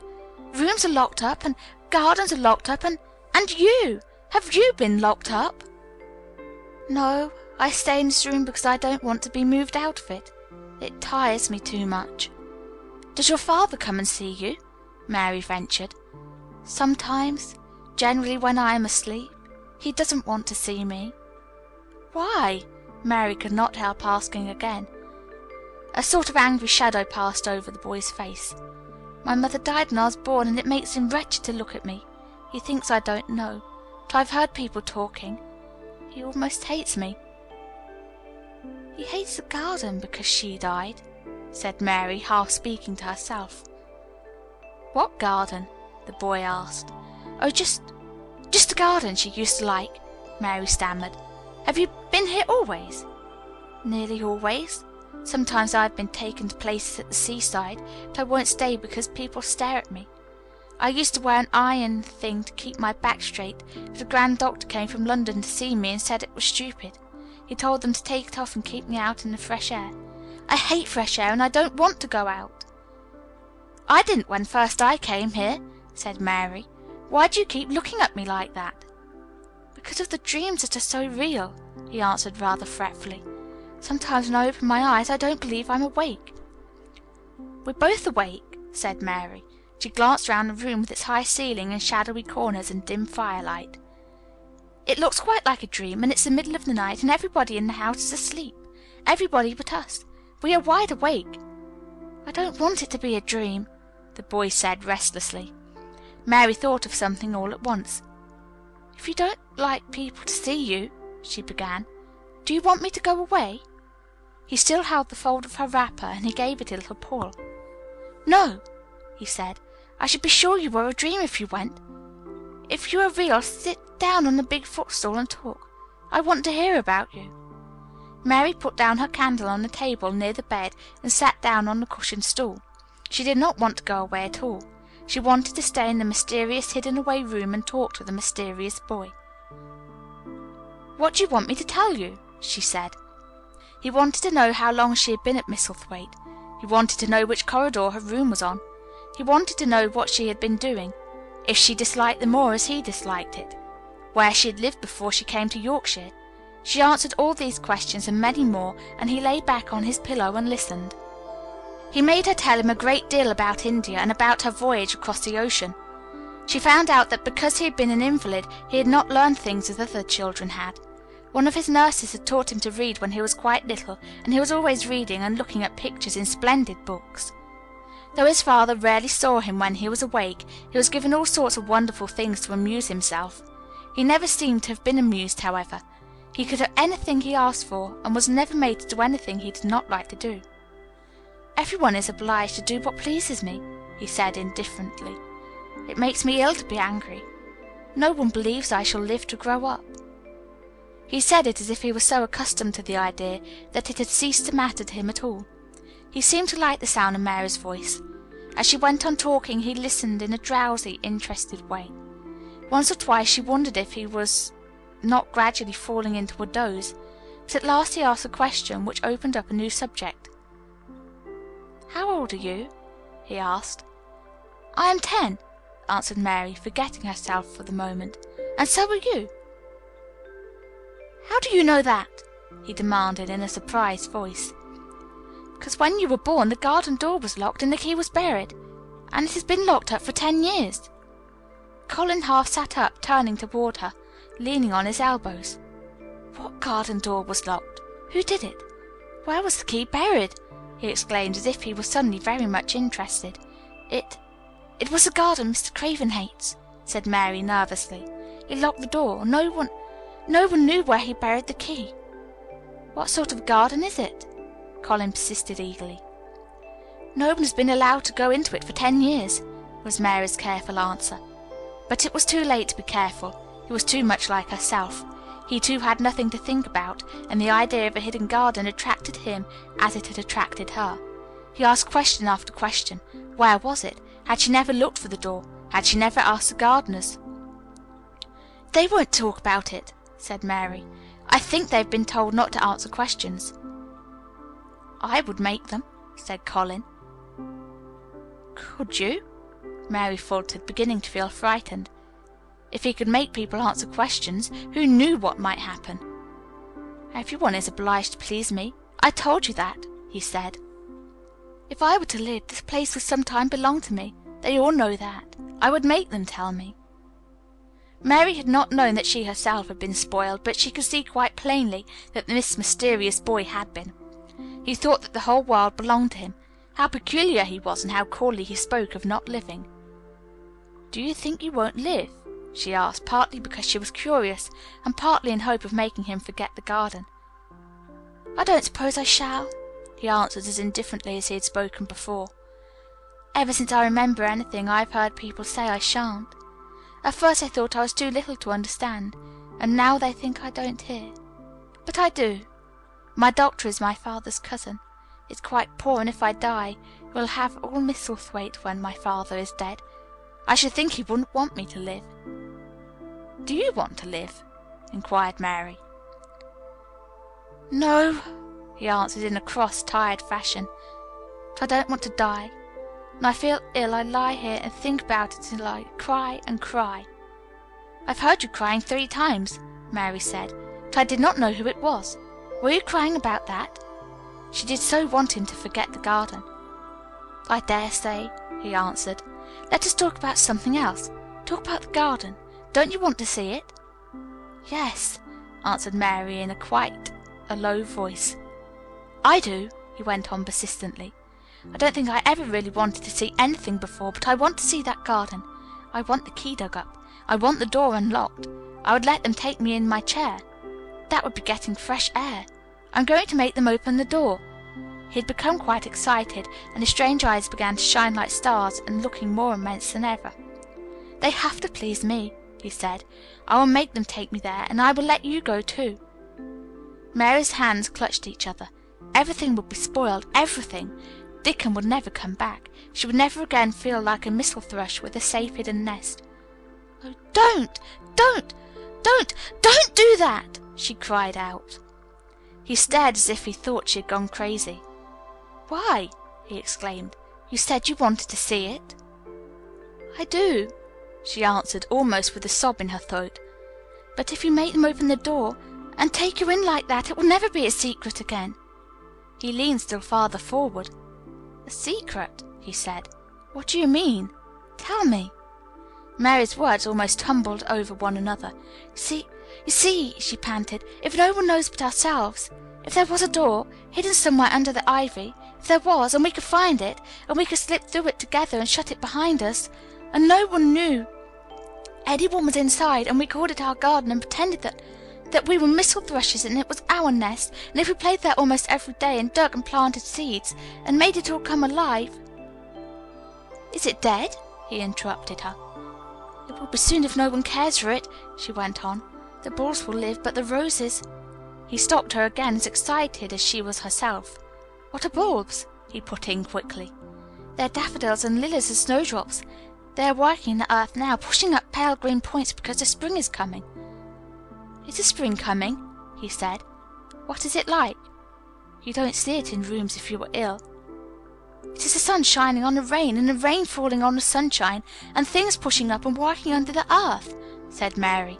"If the garden was a secret and we could get into it, we could watch the things grow bigger every day and see how many roses are alive. Don't you see? Oh, don't you see how much nicer it would be if it was a secret?" He dropped back on his pillow and lay there with an odd expression on his face. "I never had a secret," he said, "except that one about not living to grow up. They don't know I know that, so it is sort of a secret. But I like this kind better." "If you won't make them take you to the garden," pleaded Mary, "perhaps I feel almost sure I can find out how to get in sometime. And then, if the doctor wants you to go out in your chair, and you can always do what you want to do, perhaps we might find some boy who would push you, and we could go alone, and it would always be a secret garden." "I should like that," he said very slowly. His eyes looked dreamy. "I should like that. I should not mind fresh air in a secret garden." Mary began to recover her breath and felt safer because the idea of keeping the secret seemed to please him. She almost felt sure that if she kept on talking and could make him see the garden in his mind as she had seen it, he would like it so much that he could not bear to think that everybody might tramp into it when they chose. "I'll tell you what I think it would be like if we could go into it," she said. "It has been shut up so long, things have grown into a tangle, perhaps." He lay quite still and listened while she went on talking about the roses which might have clambered from tree to tree and hung down, about the many birds which might have built their nests there because it was so safe. And then she told him about the robin and Ben Weatherstaff, and there was so much to tell about the robin, and it was so easy and safe to talk about it, that she ceased to be afraid. The robin pleased him so much that he smiled until he looked almost beautiful, and at first Mary had thought that he was even plainer than herself, with his big eyes and heavy locks of hair. "I did not know birds could be like that," he said. "But if you stay in a room you never see things. What a lot of things you know. I feel as if you had been inside that garden." She did not know what to say, so she did not say anything. He evidently did not expect an answer, and the next moment he gave her a surprise. "I'm going to let you look at something," he said. "Do you see that rose-coloured silk curtain hanging on the wall over the mantelpiece?" Mary had not noticed it before, but she looked up and saw it. It was a curtain of soft silk hanging over what seemed to be some picture. "Yes," she answered. "There's a cord hanging from it," said Colin. "Go and pull it." Mary got up, much mystified, and found the cord. When she pulled it, the silk curtain ran back on rings, and when it ran back, it uncovered a picture. It was a picture of a girl with a laughing face. She had bright hair tied up with a blue ribbon, and her gay, lovely eyes were exactly like Colin's unhappy ones, agate grey, and looking twice as big as they really were because of the black lashes all round them. "She is my mother," said Colin complainingly. "I don't see why she died. Sometimes I hate her for doing it." "How queer!" said Mary. "If she had lived, I believe I should not have been always ill," he grumbled. "I dare say I should have lived too, and my father would not have hated to look at me. I dare say I should have had a strong back. Draw the curtain again." Mary did as she was told and returned to her footstool. "She is much prettier than you," she said, "but her eyes are just like yours. At least they are the same shape and color. Why is the curtain drawn over her?" He moved uncomfortably. "I made them do it," he said. "Sometimes I don't like to see her looking at me. She smiles too much when I am ill and miserable. Besides, she is mine, and I don't want everyone to see her." There were a few moments of silence, and then Mary spoke. "What would Mrs. Medlock do if she found out that I had been here?" she inquired. "She would do as I told her," he answered, "and I should tell her that I wanted you to come here and talk to me every day. I am glad you came." "So am I," said Mary. "I will come as often as I can, but—" she hesitated. "I shall have to look every day for the garden door." "Yes, you must," said Colin, "and you can tell me about it afterward." He lay thinking a few minutes as he had done before, and then he spoke again. "I think you shall be a secret too," he said. "I will not tell them until they find out. I can always send a nurse out of the room and say that I want to be by myself. Do you know Martha?" "Yes, I know her very well," said Mary. "She waits on me." He nodded his head toward the outer corridor. "She is the one who is asleep in the other room. The nurse went away yesterday to stay all night with her sister, and she always makes Martha attend to me when she wants to go out. Martha shall tell you when to come here." Then Mary understood Martha's troubled look when she had asked questions about the crying. "Martha knew about you all the time?" she said. "Yes, she often attends to me. The nurse likes to get away from me, and then Martha comes." "I've been here a long time," said Mary. "Shall I go away? Your eyes look sleepy." "I wish I could go to sleep before you leave me," he said rather shyly. "Shut your eyes," said Mary, drawing her foot closer, "and I will do what my ayah used to do in India. I will pat your hand and stroke it and sing something quite low." "I should like that, perhaps," he said drowsily. Somehow she was very sorry for him and did not want him to lie awake, so she leaned against the bed and began to stroke and pat his hand and sing a very low chanting song in Hindustani. "That is nice," he said more drowsily still, and she went on chanting and stroking, but when she looked at him again his black lashes were lying close against his cheeks, for his eyes were shut and he was fast asleep. So she got up softly, took her candle, and crept away without making a sound. Chapter 14. A Young Rajah. The moor was hidden in mist when the morning came, and the rain had not stopped pouring down. There could be no going out of doors. Martha was so busy that Mary had no opportunity of talking to her, but in the afternoon she asked her to come and sit with her in the nursery. She came, bringing the stocking she was always knitting when she was doing nothing else. "What's the matter with thee?" she asked as soon as they sat down. "Thou looks as if thee'd something to say." "I have. I found out what the crying was," said Mary. Martha let her knitting drop on her knee and gazed at her with startled eyes. "Thou hasn't!" she exclaimed. "Never!" "I heard it in the night," Mary went on, "and I got up and went to see where it came from. It was Colin. I found him." Martha's face became red with fright. Miss Mary," she said, half crying, "they shouldn't have done it. They shouldn't. They'll get me in trouble. I never told thee nothing about him, but they'll get me in trouble. I shall lose my place, and what'll mother do?" "You won't lose your place," said Mary. "He was glad I came. We talked and talked, and he said he was glad I came." "Was he?" cried Martha. "Art thou sure? Thou doesn't know what it's like when anything vexes him. It's a big lad to cry like a baby, but when he's in a passion he'll fair scream just to frighten us. He knows us daren't call our souls our own." "He wasn't vexed," said Mary. "I asked him if I should go away, and he made me stay. He asked me questions, and I sat on a big footstool and talked to him about India and about the robin and gardens. He wouldn't let me go. He let me see his mother's picture. Before I left him I sang him to sleep." Martha fairly gasped with amazement. "I can scarcely believe thee," she protested. "It's as if they'd walked straight into a lion's den. If he'd been like he is most times, he'd have thrown himself into one of his tantrums and roused the house. He won't let strangers look at him. He let me look at him. I looked at him all the time, and he looked at me. We stared," said Mary. "I don't know what to do," cried agitated Martha. "If Mrs. Medlock finds out, she'll think I broke orders and told thee, and I shall be packed back to mother." "He's not going to tell Mrs. Medlock anything about it yet. It's to be a sort of secret just at first," said Mary firmly. "And he says everybody is obliged to do as he pleases." "Aye, that's true enough. The bad lad," sighed Martha, wiping her forehead with her apron. "He says Mrs. Medlock must, and he wants me to come and talk to him every day, and you to tell me when he wants me." "Me?" said Martha.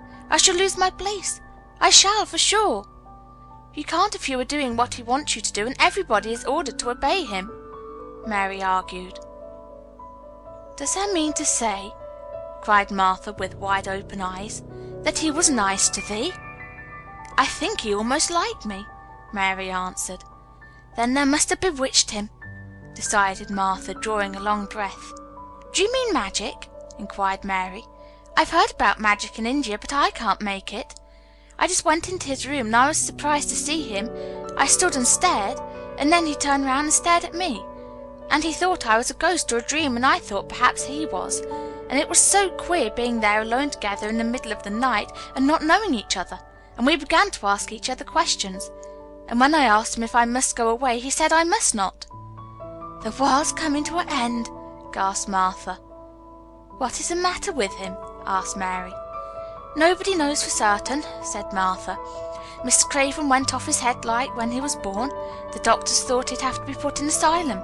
It was because Mrs. Craven died, like I told you. He wouldn't set eyes on the baby. He just raved and said it'd be another hunchback like him and it'd better die." "Is Colin a hunchback?" Mary asked. "He didn't look like one." "He isn't yet," said Martha, "but he began all wrong. Mother said there was enough trouble and raging in the house to set any child wrong. They was afraid his back was weak, and they've always been taking care of it, keeping him lying down and not letting him walk. Once they made him wear a brace, but he fretted so he was downright ill. Then a big doctor came to see him and made them take it off. He talked to the other doctor quite rough, in a polite way. He said there'd been too much medicine and too much letting him have his own way."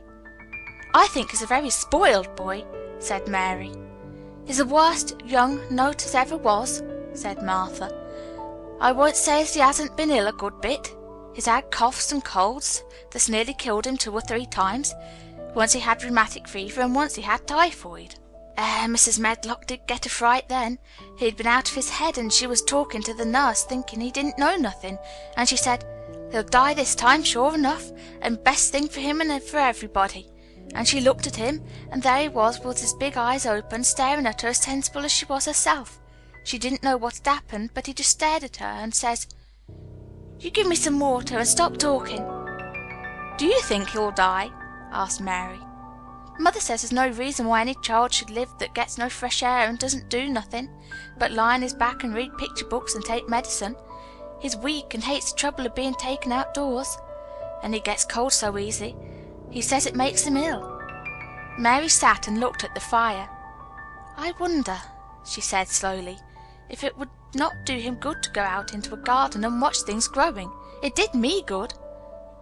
"One of the worst fits he ever had," said Martha, "was one time they took him out where the roses is by the fountain. He'd been reading in a paper about people getting something he called rose cold, and he began to sneeze and said he'd got it, and then the new gardener, as didn't know the rules, passed by and looked at him curious. He threw himself into a passion, and he said he looked at him because he was going to be a hunchback, cried himself into a fever, and was ill at night. If he ever gets angry at me, I'll never go and see him again," said Mary. "He'll have thee if he wants thee," said Martha. "They may as well know that at the start." Very soon afterward a bell rang, and she rolled up her knitting. "I dare say the nurse wants me to stay with him a bit," she said. "I hope he's in a good temper." She was out of the room about 10 minutes, and then she came back with a puzzled expression. "Well, thou hast bewitched him," she said. "He's up on his sofa with his picture books. He's told the nurse to stay away till 6 o'clock. I'm to wait in the next room. The minute she was gone he called me to him and says, 'I want Mary Lennox to come and talk to me, and remember you're not to tell anyone. You'd better go as quick as you can.'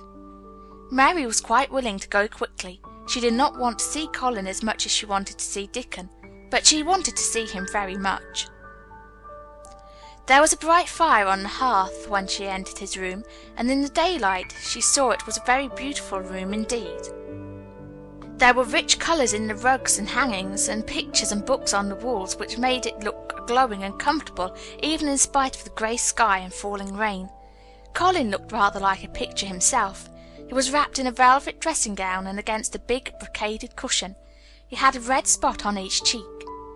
"Come in," he said. "I've been thinking about you all morning." "I've been thinking about you too," answered Mary. "You don't know how frightened Martha is. She says Mrs. Medlock will think she told me about you, and then she will be sent away." He frowned.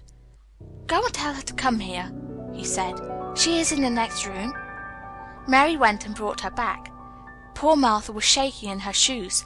Colin was still frowning.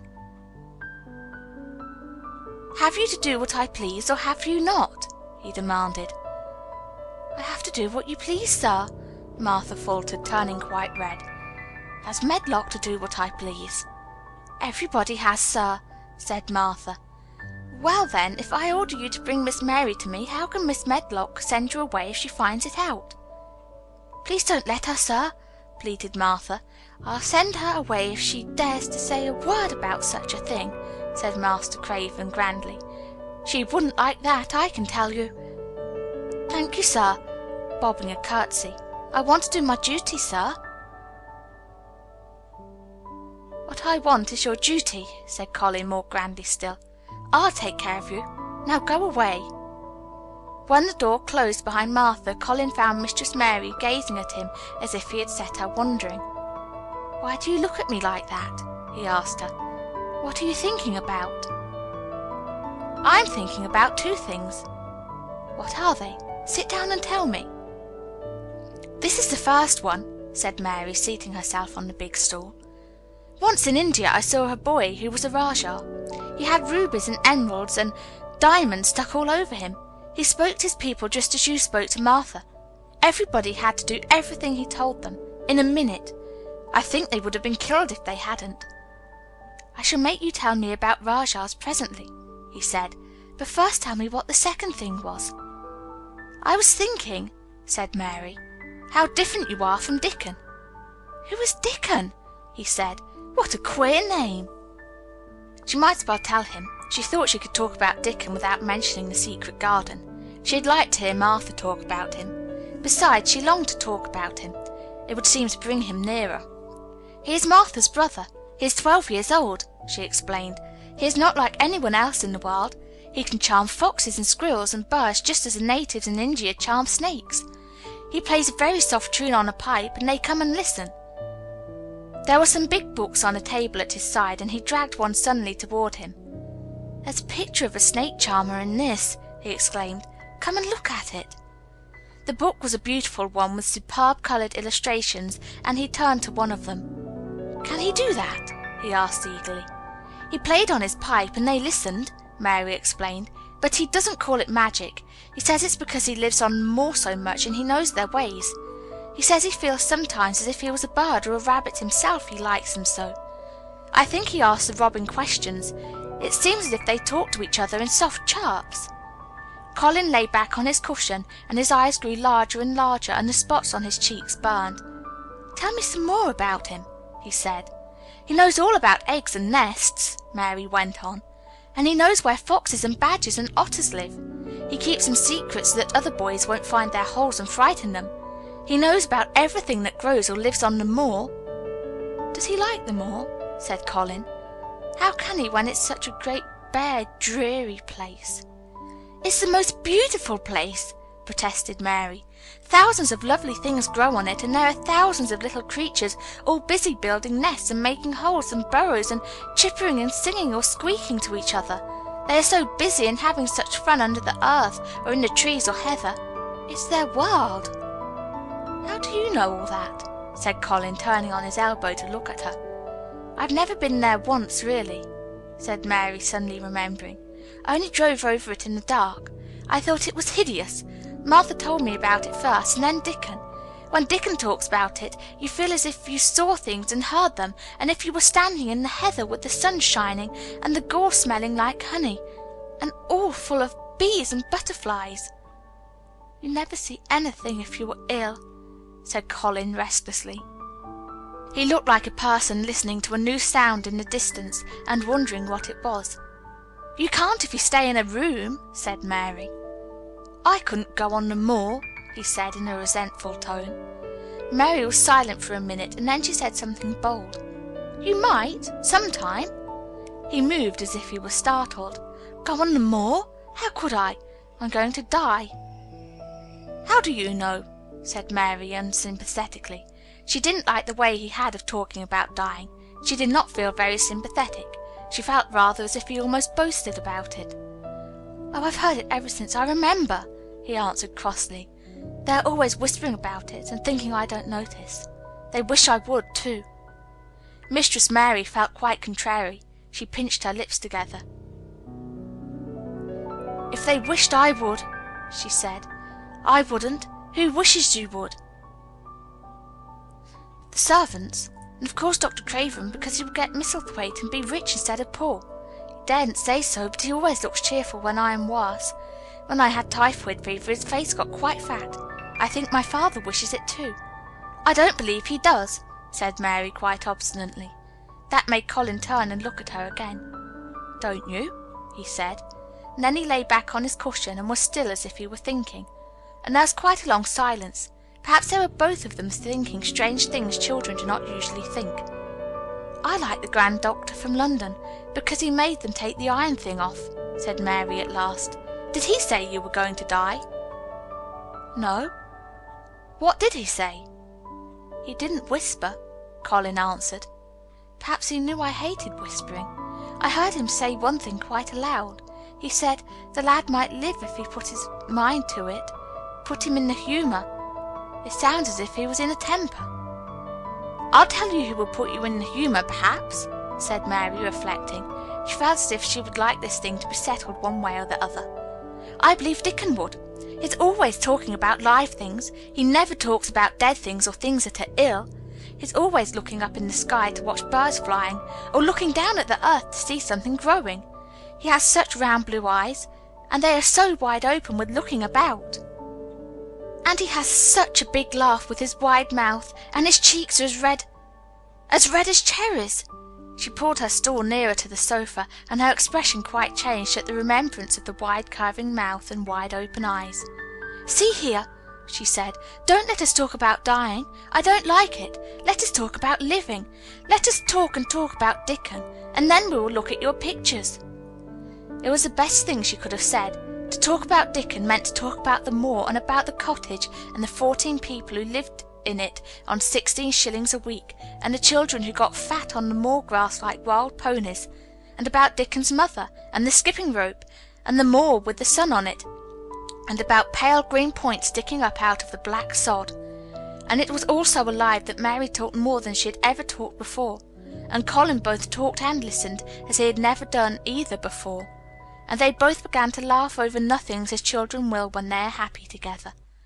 And they laughed so much that in the end they were making as much noise as if they had been two ordinary, healthy, natural 10-year-old creatures, instead of hard little unloving girl and a sickly boy who believed that he was going to die. They enjoyed themselves so much that they forgot the pictures, and they forgot about the time.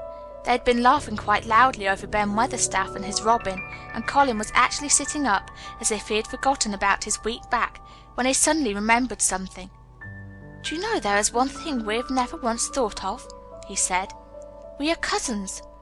It seemed so queer that they had talked so much and never remembered this simple thing that they laughed more than ever because they had got into the humour to laugh at anything. And in the midst of the fun the door opened, and in walked Dr. Craven and Mrs. Medlock.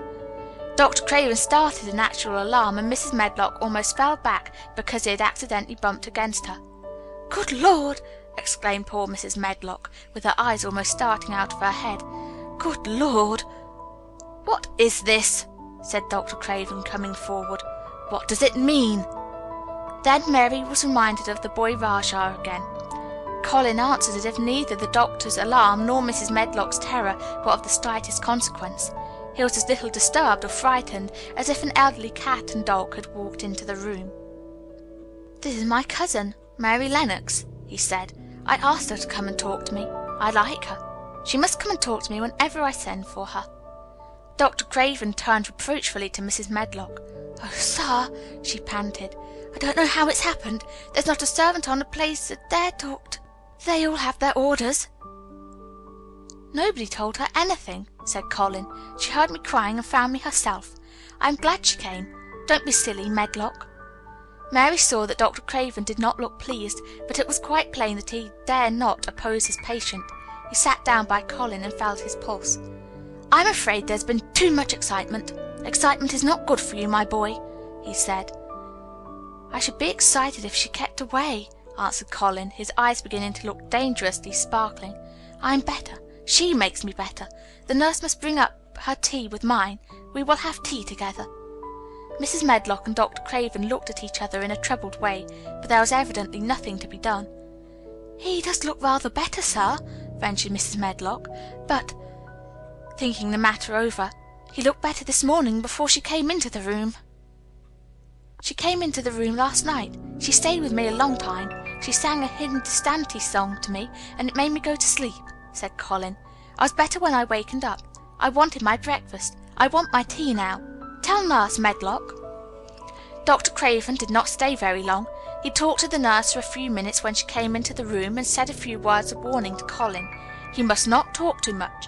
He must not forget that he was ill. He must not forget that he was easily tired. Mary thought that there seemed to be a number of uncomfortable things he was not to forget. Colin looked fretful and kept his strange black lashed eyes fixed on Dr. Craven's face.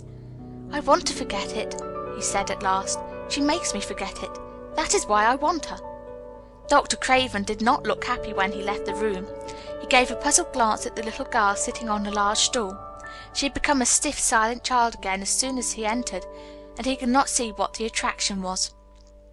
The boy actually did look brighter, however, and he sighed rather heavily as he went down the corridor.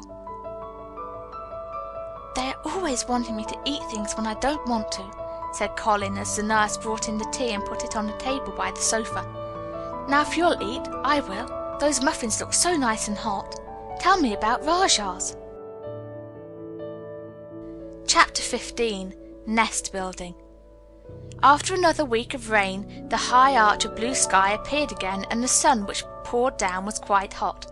Though there had been no chance to see either the secret garden or Dickon, Mistress Mary had enjoyed herself very much. The week had not seemed long. She spent hours of every day with Colin in his room, talking about Rajah's or gardens, or Dickon and the cottage on the moor. They had looked at the splendid books and pictures, and sometimes Mary had read things to Colin, and sometimes he had read a little to her. When he was amused and interested, she thought he scarcely looked like an invalid at all, except that his face was so colourless, and he was always on the sofa. "You are a sly young one to listen and get out of your bed to go following things up like you did last night," Mrs. Medlock said at once. "But there's no saying it's not been a sort of blessing to the lot of us. He's not had a tantrum or a whining fit since you made friends. The nurse was just going to give up on the case because she was so sick of him, but she says she doesn't mind staying now you've gone on duty with her," laughing a little. In her talks with Colin, Mary had tried to be very cautious about the secret garden. There were certain things she wanted to find out from him, but she felt that she must find them out without asking him direct questions. In the first place, as she began to like to be with him, she wanted to discover whether he was the kind of boy you could tell a secret to. He was not in the least like Dickon, but he was evidently so pleased with the idea of a garden no one knew anything about that she thought perhaps he could be trusted. But she had not known him long enough to be sure. The second thing she wanted to find out was this: if he could be trusted, if he really could, wouldn't it be possible to take him out to the garden without having anyone find out? The Grand Doctor had said that he must have fresh air, and Colin had said that he would not mind fresh air in a secret garden. Perhaps if he had a great deal of fresh air, and knew Dickon and the robin, and saw things growing, he might not think so much about dying. Mary had seen herself in the glass sometimes lately, when she had realized that she looked quite a different creature from the child she had been when she had arrived from India. This child looked nicer. Even Martha had seen a change in her. "The air from the moor has done thee good already," she had said.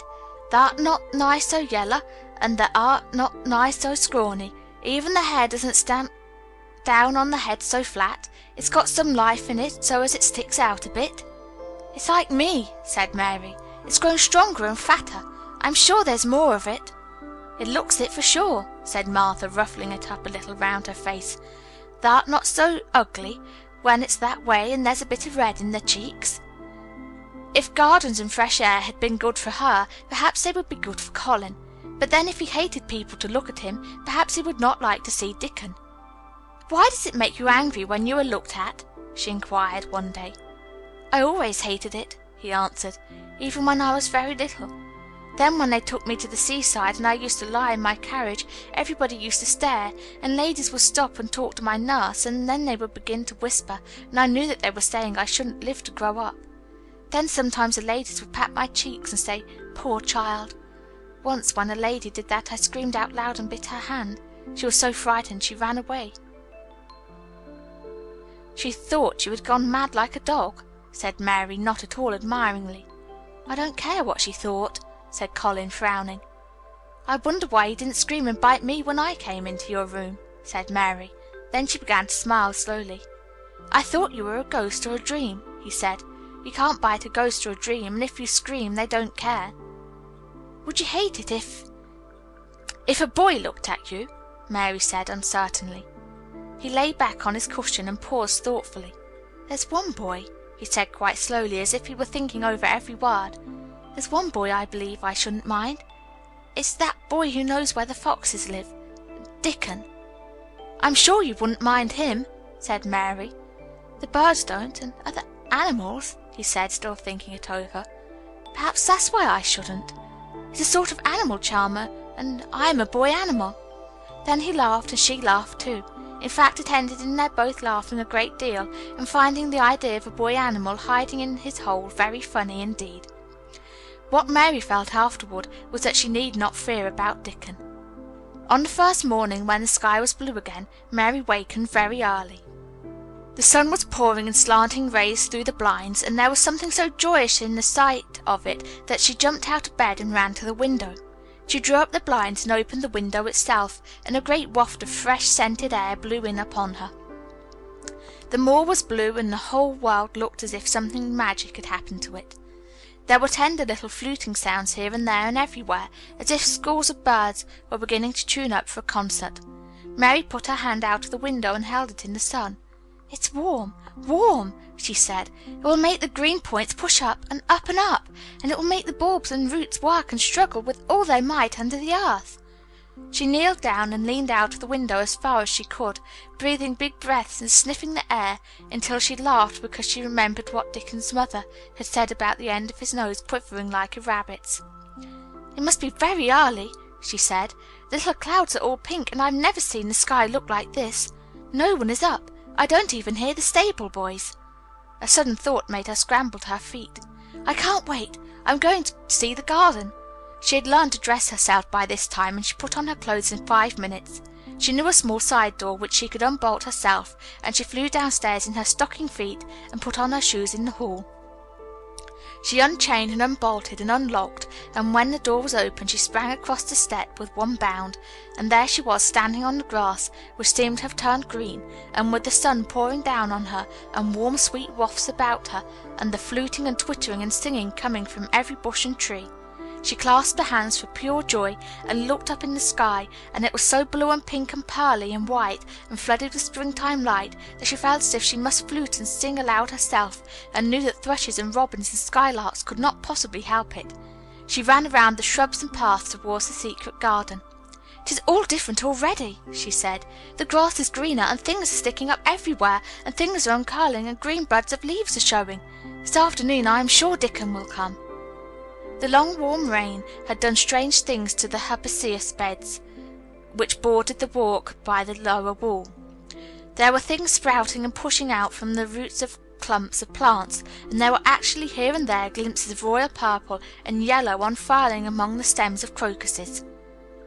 6 months before, Mistress Mary would not have seen how the world was waking up, but now she missed nothing. When she had reached the place where the door hid itself under the ivy, she was startled by a curious, loud sound. It was the caw, caw of a crow, and it came from the top of the wall, and when she looked up, there sat a big, glossy, plummish blue blackbird, looking down at her very wisely indeed. She had never seen a crow so close before, and he made her a little nervous, but the next moment he spread his wings and flapped away across the garden. She hoped he was not going to stay inside, and she pushed the door open, wondering if he would. When she got fairly into the garden, she saw that he probably did intend to stay, because he had alighted on a dwarf apple tree, and under the apple tree was lying a reddish animal with a bushy tail, and both of them were watching the stooping body and rust-red head of Dickon, who was kneeling on the grass working hard. Mary flew across the garden to him. "Oh, Dickon, Dickon!" she cried out. "How could you get here so early? How could you? The sun has only just got up." He got up himself, laughing and glowing, and tousled his eyes like a bit of the sky. He said, "I was up long before him. How could I stay to bed? The world's all fair begun again this morning, it has, and it's working and humming and scratching and piping and nest building and breathing out sense till you've got to be out on it, instead of lying on your back. When the sun did jump up, the moor went mad for joy, and I was in the midst of the heather, and I run like mad myself, shouting and singing, and I came straight here. I couldn't have stayed away. Why, the garden was lying here waiting." Mary put her hands on her chest, panting, as if she had been running herself. "Oh, Dickon, Dickon," she said, "I'm so happy I can scarcely breathe." Seeing him talking to a stranger, the little bushy-tailed animal rose from its place under the tree and came to him, and the rook, cawing once, flew down from its branch and settled quietly on his shoulder. "This is a little fox cub," he said, rubbing the little reddish animal's head. "It's named Captain. And this here's Soot. Soot, he flew across the moor with me, and Captain, he run, same as if the hounds had been after him. They both felt same as I did." Neither of the creatures looked as if he were the least afraid of Mary. When Dickon began to walk about, Soot stayed on his shoulder, and Captain trotted quietly close to his side. "See here," said Dickon. "See how these is pushed up?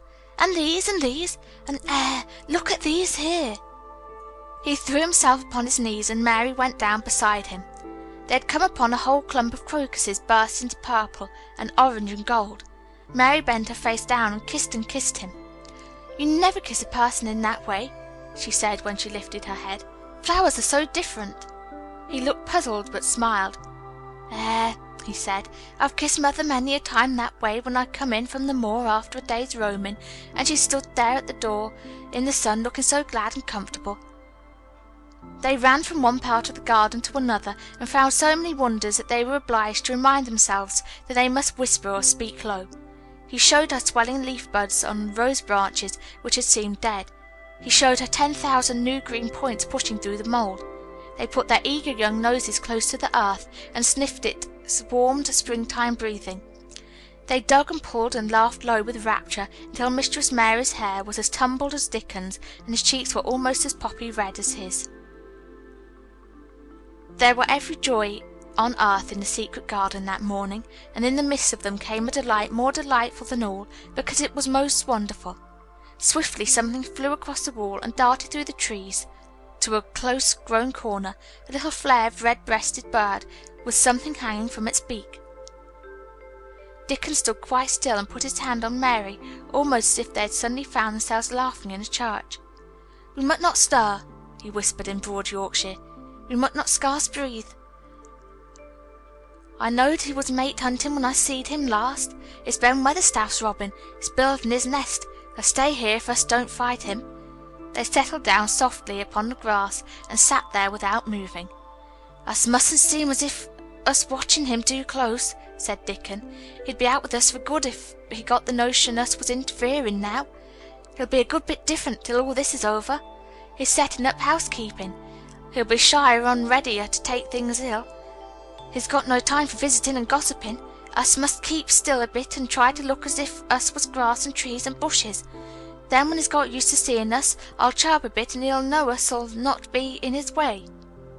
Mistress Mary was not at all sure that she knew, as Dickon seemed to, how to try to look like grass and trees and bushes, but he had said the queer thing as if it were the simplest and most natural thing in the world, and she felt it must be quite easy to him, and indeed she watched him for a few minutes carefully, wondering if it were possible for him to quietly turn green and put out branches and leaves. But he only sat wonderfully still, and when he spoke dropped his voice to such a softness that it was curious that she could hear him, but she could. "It's part of the springtime, this nest building is," he said. "I warrant it's been going on in the same way every year since the world was begun. They've got their way of thinking and doing things, and a body had better not meddle. You can lose a friend in springtime easier than any other season if you're too curious." "If we talk about him, I can't help looking at him," Mary said as softly as possible. "We must talk of something else. There's something I want to tell you." "He'll like it better if us talks of something else," said Dickon. "What is it that there's got to tell me?" "Well, do you know about Colin?" she whispered. He turned his head to look at her. "What does there know about him?" he asked. "I've seen him. I've been to talk to him every day this week. He wants me to come. He says I'm making him forget about being ill and dying," answered Mary. Dickon looked actually relieved as soon as the surprise died away from his round face. "I'm glad of that," he exclaimed. "I'm right down glad. It makes me easier. I knowed I must say nothing about him, and I don't like having to hide things." "Don't you like hiding the garden?" said Mary. "I'll never tell about that," he answered. "But I says to mother, I says, I got a secret to keep. It's not a bad un, thou knows that. It's no worse than hiding where a bird's nest is. Thou doesn't mind, does thou?" Mary always wanted to hear about mother. "What did she say?" she asked, not at all afraid to hear. Dickon grinned sweet-temperedly. "It was just like her, what she said," he answered. "She gives me head a bit of a rub and laughed, and she says, 'Lad, they can have all the secrets they likes. I've knowed the 12 year.'" "How did you know about Colin?" asked Mary. "Everybody as knowed about Mr. Craven knowed there was a little lad as was like to be a cripple, and they knowed Mr. Craven didn't like him to be talked about. Folks is sorry for Mr. Craven because Mrs. Craven was such a pretty young lady, and they were so fond of each other. Mrs. Medlock stops in our cottage whenever she goes to Thwaite, and she doesn't mind talking to mother before us children because she knows us has been brought up to be trusty. How does they find out about him? Martha was in fine trouble the last time she came home. She said they'd heard him fretting and that was asking questions and she didn't know what to say." Mary told him a story about the midnight wuthering of the wind which had wakened her, and about the faint, far-off sounds of the complaining voice which had led her down the dark corridors with her candle. It ended with her opening of the door and of dimly lighted room with the carven four-posted bed in the corner. When she described the small ivory white face and the strange black-rimmed eyes, Dickon shook his head. "Them's just like his mother's eyes, only hers was always laughing, they say," he said. "They say as Mr. Craven can't bear to see him when he's awake, and it's because his eyes is so like his mother's and yet look so different in his miserable bit of a face." "Do you think he wants to die?" whispered Mary. "No, but he wishes he'd never been born. Mother says that that's the worst thing on earth for a child. Them as is not wanted scarce ever thrives. Mr. Craven, he'd buy anything as money could buy for the poor lad, but he'd like to forget as he's on earth. For one thing, he's afraid he'll look at him some day and find he's growed hunchback. Colin's so afraid of it himself that he won't sit up," said Mary. "He says he's always thinking that if he should feel a lump coming he should go crazy and scream himself to death." He oughtn't to lie there thinking things like that," said Dickon. "No lad could get well as thought them sort of things." The fox was lying on the grass close by him, looking up to ask for a pat now and then, and Dickon bent down and rubbed his neck softly and thought a few minutes in silence. Presently he lifted his head and looked round the garden. "When we first got in here," he said, "it seemed like everything was grey. Look round now and tell me if thou doesn't see a difference." Mary looked and caught her breath a little. "Why," she cried, "the grey wall is changing. It's as if a green mist were creeping over it. It's almost like a green gauze rail." "Aye," said Dickon, "it'll be greener and greener till the grey's all gone. Can they guess what I was thinking?" "I know it was something nice," said Mary eagerly. "I believe it was something about Colin." I was thinking that if he was out here he wouldn't be watching for lumps to grow on his back. He'd be watching for buds to break on the rose bushes, and he'd likely be healthier," explained Dickon. "I was wondering if us could ever get him in the humour to come out here and lie under the trees in his carriage." "I've been wondering that myself. I've thought of it almost every time I've talked to him," said Mary. "I've wondered if he could keep a secret, and I've wondered if we could bring him here without anyone seeing us. I thought perhaps you could push his carriage. The doctor said he must have fresh air, and if he wants us to take him out, no one dare disobey him. He won't go out for other people, and perhaps they will be glad if he will go out with us. He could order the gardeners to keep away so they wouldn't find out." Dickon was thinking very hard as he scratched Captain's back. "It'd be good for him, I'll warrant," he said. "Us'd not be thinking he'd better never have been born. Us'd be two children watching a garden grow, and he'd be another. Two lads and a little lass just looking at the springtime. I warrant it'd be better than doctor's stuff. He's been lying in his room so long, and he's always been so afraid of his back, that it has made him queer," said Mary. "He knows a good many things of books, but he doesn't know anything else. He says he has been too ill to notice things, and he hates going out of doors, and hates gardens and gardeners, but he likes to hear about this garden because it is a secret. I daren't tell him much, but he says he wanted to see it." "Us'll have him out here some time for sure," said Dickon. "I could push his carriage well enough. Has thou noticed how the robin and his mate have been working while we've been sitting here? Look at him perched on that branch, wondering where'd be best to put that twig he's got in his beak." He made one of his low whistling calls, and the robin turned his head and looked at him inquiringly, still holding his twig.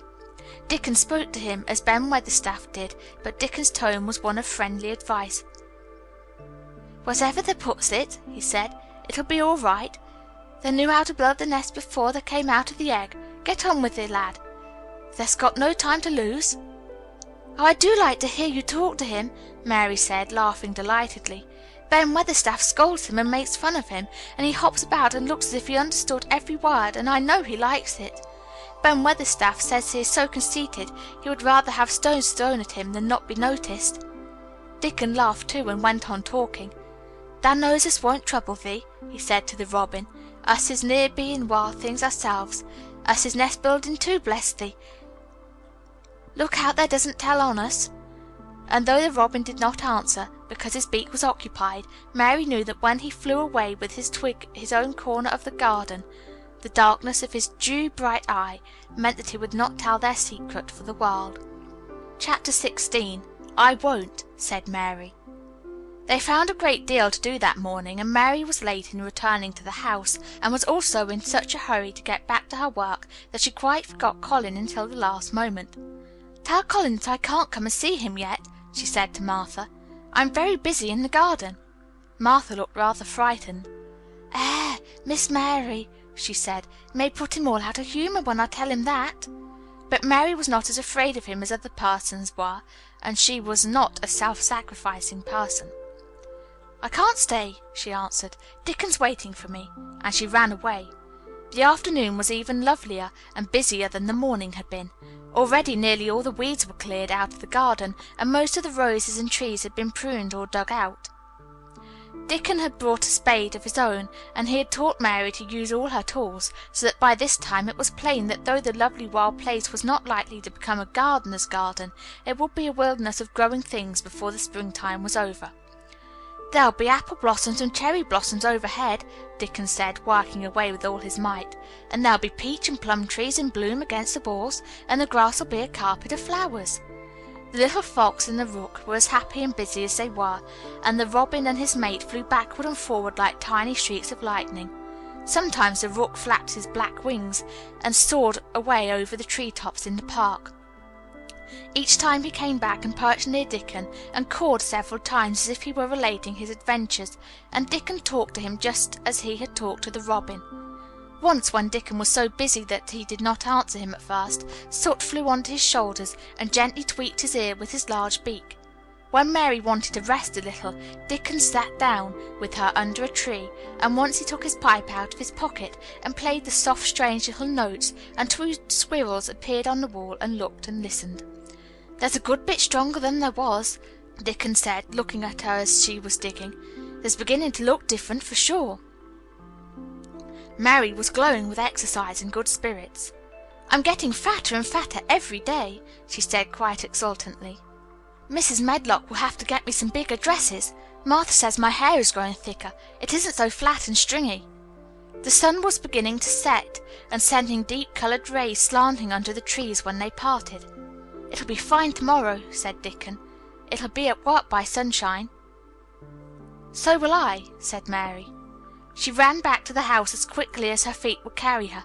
She wanted to tell Colin about Dickon's Fox Club and the Rook and about what the springtime had been doing. She felt sure he would like to hear. So it was not very pleasant when she opened the door of her room to see Martha standing waiting for her with a doleful face. "What is the matter?" she asked. "What did Colin say when you told him I couldn't come?" Said Martha, "I wish they had gone. He was nigh going into one of his tantrums. There's been a nice to do all afternoon to keep him quiet. He would watch the clock all the time." Mary's lips pinched themselves together. She was no more used to considering other people than Colin was, and she saw no reason why an ill-tempered boy should interfere with the things she liked best. She knew nothing about the pitifulness of people who had been ill and nervous, and who did not know that they could control their tempers and need not make their people ill and nervous too. When she had had a headache in India, she had done her best to see that everybody else also had a headache or something quite as bad, and she felt she was quite right. But of course now she felt that Colin was quite wrong. He was not on his sofa when she went into his room. He was lying flat on his back, and he did not turn his head toward her as she came in. This was a bad beginning, and Mary marched up to him with a stiff manner. "Why didn't you get up?" she said. "I did get up this morning when I thought you were coming," he answered without looking at her. "I made them put me back in bed this afternoon. My back ached and my head ached and I was tired. Why didn't you come?" "I was working in the garden with Dickon," said Mary. Colin frowned and condescended to look at her. "I won't let that boy come here if you go and stay with him instead of coming to talk to me," he said. Mary flew into a fine passion. She could fly into a passion without making a noise. She just grew sour and obstinate and did not care what happened. "If you send Dickon away, I'll never come into this room again," she retorted. "You'll have to come if I want you to," said Colin. "I won't," said Mary. "I'll make you," said Colin. "They shall drag you in." "Shall they, Mr. Rajah?" said Mary fiercely. "They may drag me in, but they can't make me talk when they get me here. I'll sit and clench my teeth and never tell you one thing. I won't even look at you. I'll stare at the floor." They were a nice agreeable pair as they glared at each other. If they had been two little street boys they would have sprung at each other and had a rough and tumble fright. As it was, they did the next thing to it. "You are a selfish thing," said Colin. "What are you?" said Mary. "Selfish people always say that. Anyone is selfish who doesn't do what they want. You're more selfish than I am. You're the most selfish boy I ever saw." "I'm not," snapped Colin. "I'm not as selfish as your fine Dickon. He keeps you playing in the dirt when he knows I'm all by myself. He's selfish, if you like." Mary's eyes flashed fire. "He's nicer than any other boy that ever lived," she said. He's like an angel." It might sound rather silly to say that, but she did not care. "A nice angel," Colin sneered ferociously. "He's a common cottage boy off the moor." "He's better than a common Rajah," retorted Mary. "He's 1,000 times better." Because she was the stronger of the two, she was beginning to get the better of him. The truth was that he had never had a fight with anyone like himself in his life, and upon the whole it was rather good for him, though neither he nor Mary knew anything about that. He turned his head on his pillow and shut his eyes, and a big tear was squeezed out and ran down his cheek. He was beginning to feel pathetic and sorry for himself, not for anyone else. "I'm not as selfish as you because I'm always ill, and I'm sure there is a lump coming on my back," he said. "And I'm going to die besides." "You're not," contradicted Mary unsympathetically. He opened his eyes quite wide with indignation. He never heard such a thing said before. He was at once furious and slightly pleased, if a person could be both at one time. "I'm not," he cried. "I am. You know I am. Everybody says so." "I don't believe it," said Mary sourly. "You just say that to make people sorry. I believe you're proud of it. I don't believe it. If you were a nice boy it might be true, but you're too nasty." In spite of his invalid back, Colin sat up in bed in quite a healthy rage. "Get out of the room!" he shouted, and he caught hold of his pillow and threw it at her. He was not strong enough to throw it far, and it only fell at her feet, but Mary's face looked as pinched as a nutcracker. "I'm going," she said, "and I won't come back." She walked to the door, and when she reached it, she turned round and spoke again. "I was going to tell you all sorts of nice things," she said. "Dickon brought this fox and his rook, and I was going to tell you all about them. Now I won't tell you a single thing." She marched out to the door and closed it behind her, and there, to her great astonishment, she found the trained nurse standing as if she had been listening, and, more amazing still, she was laughing. She was a big, handsome young woman who ought not to have been a trained nurse at all, as she could not bear invalids, and she was always making excuses to leave Colin to Martha or anyone else who would take her place. Mary had never liked her, and she simply stood and gazed up at her as she stood giggling into her handkerchief. "What are you laughing at?" she asked her. "At you two young ones," said the nurse. "It's the best thing that could happen to the sickly, pampered thing to have someone stand up to him that's as spoiled as himself." And she laughed into her handkerchief again. If he had had a young vixen of a sister to fight with, it would have been the saving of him. "Is he going to die?" "I don't know, and I don't care," said the nurse. "Hysterics and temper are half what ails him." "What are hysterics?" asked Mary. "You'll find out if you're working him to a tantrum after this. But at any rate, you've given him something to have hysterics about, and I'm glad of it." Mary went back to her room, not feeling at all as if she had felt she had come in from the garden. She was cross and disappointed, but not at all sorry for Colin. She had looked forward to telling him a great many things, and she had meant to try to make up her mind whether it would be safe to trust him with the great secret. She had been beginning to think it would be, but now she changed her mind entirely. She would never tell him, and he could stay in his room and never get any fresh air and die if he liked. It would serve him right. She felt so sour and unrelenting that for a few minutes she almost forgot about Dickon and the green veil creeping over the world and the soft wind blowing down from the moor. Martha was waiting for her, and the trouble in her face had been temporarily replaced by interest and curiosity. There was a wooden box on the table, and its cover had been removed and revealed that it was full of neat packages. "Mr. Craven sent it to you," said Martha. "It looks as if it had picture books in it."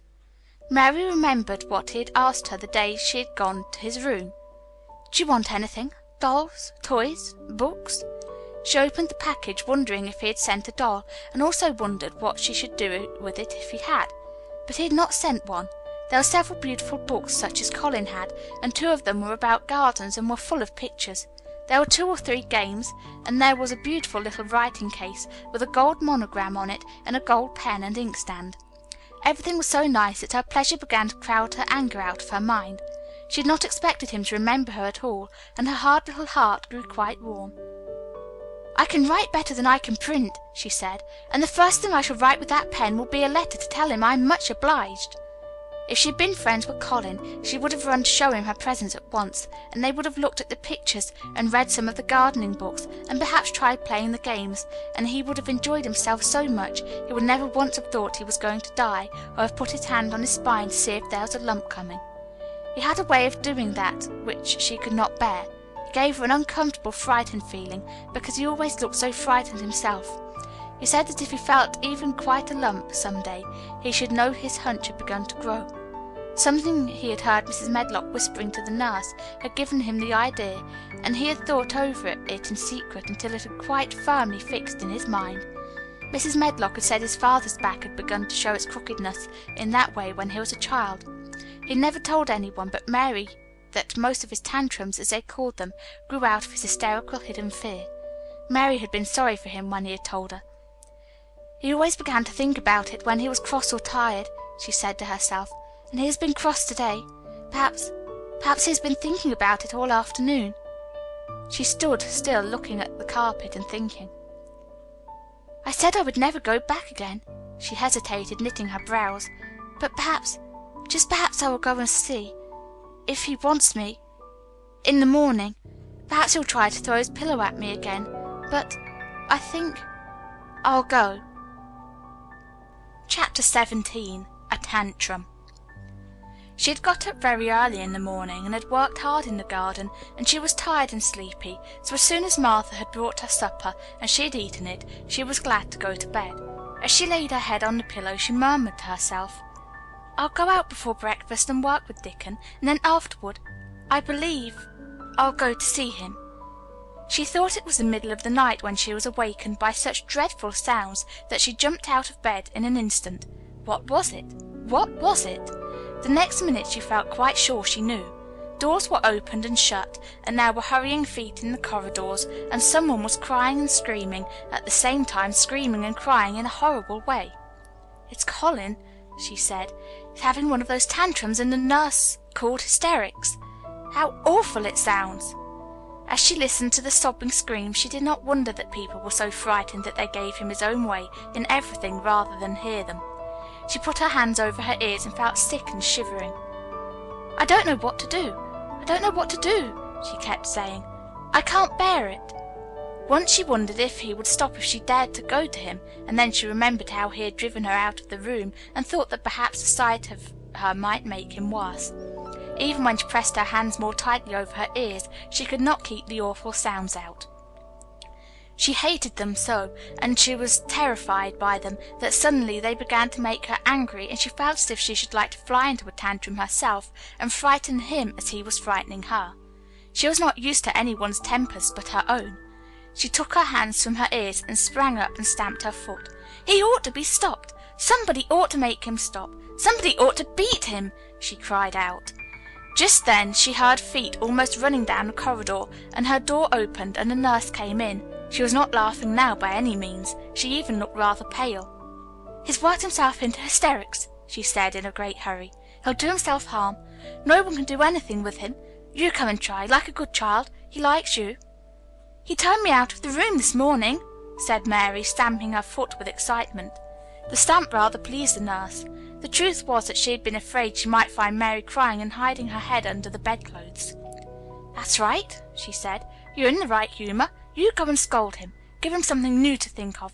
Do go, child, as quick as ever you can." It was not until afterward that Mary realized that the funny thing had been funny as well as dreadful. It was funny that all the grown-up people were so frightened that they came to a little girl just because they guessed she was almost as bad as Colin himself. She flew along the corridor, and the nearer she got to the screams, the higher the temper mounted. She felt quite wicked by the time she reached the door. She slapped it open with her hand and ran across the room to the four-poster bed. "You stop!" she almost shouted. "You stop! I hate you! Everybody hates you! I wish everybody would run out of the house and let you scream yourself to death! You will scream yourself to death in a minute, and I wish you would!" A nice sympathetic child could neither have said nor thought such things, but it just happened that the shock of hearing them was the best possible thing for this hysterical boy, whom no one had even dared to restrain or contradict. He had been lying on his face, beating his pillow with his hands, and he actually almost jumped around. He turned so quickly at the sound of the furious little voice. His face looked dreadful, white and red and swollen, and he was gasping and choking, but savage little Mary did not care an atom. "If you scream another scream," she said, "I'll scream too, and I can scream louder than you can, and I'll frighten you. I'll frighten you." He actually had stopped screaming before she had startled him so. The scream which had been coming almost choked him. The tears were streaming down his face, and he shook all over. "I can't stop," he gasped and sobbed. "I can't. I can't." "You can," shouted Mary. "Half that ails you is hysterics and temper. Just hysterics. Hysterics! Hysterics!" And she stamped each time she said it. "I felt the lump. I felt it," choked out Colin. "I knew I should. I shall have a hunch on my back, and then I shall die." And he began to writhe again, and turned on his face and sobbed and wailed, but he didn't scream. "You didn't feel a lump," contradicted Mary fiercely. "If you did, it was only a hysterical lump. Hysterics make lumps. There's nothing the matter with your horrid back. Nothing but hysterics. Turn over and let me look at it." She liked the word hysterics, and felt somehow as if it had an effect on him. He was probably like herself and had never heard it before. "Nurse," she commanded, "come here and show me his back this minute." The nurse, Mrs. Medlock, and Martha had been standing huddled together near the door, staring at her, their mouths half open. All three had gasped with fright more than once. The nurse came forward as if she were half afraid. Colin was heaving with great breathless sobs. "Perhaps he won't let me," she hesitated in a low voice. Colin heard her, however, and he gasped out between two sobs, Show her. She'll see them." It was a poor thin back to look at when it was bared. Every rib could be counted, and every joint of the spine, though Mistress Mary did not count them as she bent over and examined them with a solemn, savage little face. She looked so sour and old-fashioned that the nurse turned her head aside to hide the twitching of her mouth. There was just a minute's silence, for even Colin tried to hold his breath, while Mary looked up and down his spine, and down and up, as intently as she had been the great doctor from London. "There's not a single lump there," she said at last. "There's not a lump as big as a pin, except backbone lumps. You can only feel them because you're thin. I've got backbone lumps myself, and they used to stick out as much as yours do until I began to get fatter, and I'm not fat enough yet to hide them. There's not a lump as big as a pin. If you ever say there is again, I shall laugh." No one but Colin himself knew what effect those crossly spoken childish words had on him.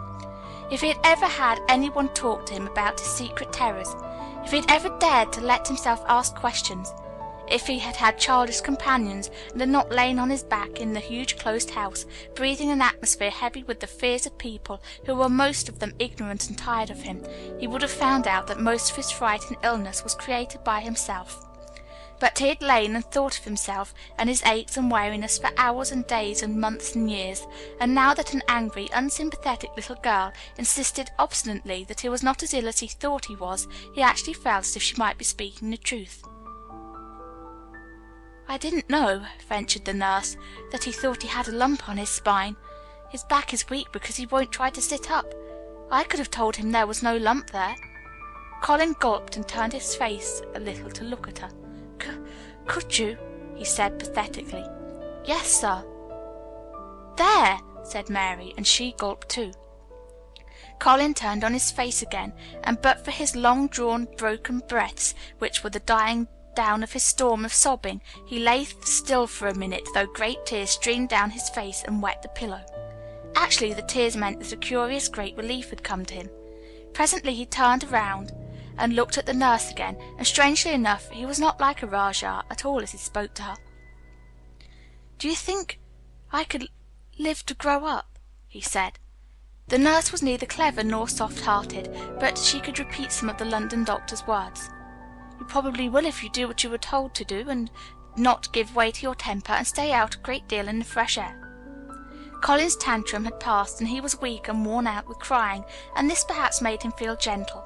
He put out his hand a little toward Mary, and I am glad to say that, her own tantrum having passed, she was softened too and met him halfway with her hand, so that it was sort of a making up. I'll go out with you, Mary," he said. "I shan't take fresh air if we can find—" He remembered just in time to stop himself from saying, "if we can find the secret garden," and he ended, "I shall like to go out with you if Dickon will come and push my chair. I do so want to see Dickon and the fox and the crow." The nurse remade the tumbled bed and shook and straightened the pillows. Then she made Colin a cup of beef tea and gave a cup to Mary, who really was very glad to get it after her excitement. Mrs. Medlock and Martha gladly slipped away, and after everything was neat and calm and in order, the nurse looked as if she would very gladly slip away also. She was a healthy young woman who resented being robbed of her sleep, and she yawned quite openly as she looked at Mary, who had pushed her big footstool close to the four-posted bed and was holding Colin's hand. "You must go back and get your sleep out," she said. "He'll drop off after a while, if he's not too upset. Then I'll lie down myself in the next room." "Would you like me to sing you that song I learned from my ayah?" Mary whispered to Colin. His hand pulled hers gently, and he turned his tired eyes on her appealingly. "Oh, yes," he answered. "It's such a soft song. I shall go to sleep in a minute." "I will put him to sleep," Mary said to the yawning nurse. "You can go if you like." "Well," said the nurse with an attempt at reluctance, "if he doesn't go to sleep in half an hour, you must call me." "Very well," answered Mary. The nurse was out of the room in a minute, and as soon as she was gone, Colin pulled Mary's hand again. "I almost told," he said, "but I stopped myself in time. I won't talk and I'll go to sleep, but you said you had a whole lot of nice things to tell me. Do you think you have found out anything at all about the way into the secret garden?" Mary looked at his poor little tired face and swollen eyes, and her heart relented. "Yes," she answered, "I think I have, and if you will go to sleep, I will tell you tomorrow." His hand quite trembled. "Oh, Mary," he said, Oh, Mary, if I could get into it, I think I should live to grow up. Do you suppose that instead of singing the Aya song, you could just tell me as softly as you did that first day what you imagine it looks like inside? I'm sure it will make me go to sleep." "Yes," answered Mary. "Shut your eyes." He closed his eyes and lay quite still, and she held his hand and began to speak very slowly and in a very low voice. "I think it has been left alone so long that it has grown all into a lovely tangle. I think the roses have climbed and climbed and climbed until they hang from the branches and walls and creep over the ground, almost like a strange grey mist. Some of them have died, but many are alive, and when the summer comes there'll be curtains and fountains of roses. I think the ground is full of daffodils and snowdrops and lilies and irises working their way out of the dark. Now the spring has begun. Perhaps. The soft drone of her voice was making him stiller and stiller, and she saw it and went on. "Perhaps they are coming up through the grass. Perhaps there are clusters of purple crocuses and gold ones even now. Perhaps the leaves are beginning to break out and uncurl. And perhaps the grey is changing, and a green gauze veil is creeping and creeping over everything, and the birds are coming to look at it, because it is so safe and still. And perhaps, very softly and slowly indeed, the robin has found a mate, and is building a nest." And Colin was asleep. Chapter 18. Then Not Waste No Time. Of course Mary did not waken early the next morning. She slept late because she was tired, and when Martha brought her breakfast she told her that though Colin was quite quiet, he was ill and feverish, as he always was after he had worn himself out with a fit of crying. Mary ate her breakfast slowly as she listened. "He says he wishes they would please go and see him as soon as they can," Martha said. "It's queer what a fancy he took to thee. Dad did give it him last night for sure, didn't they?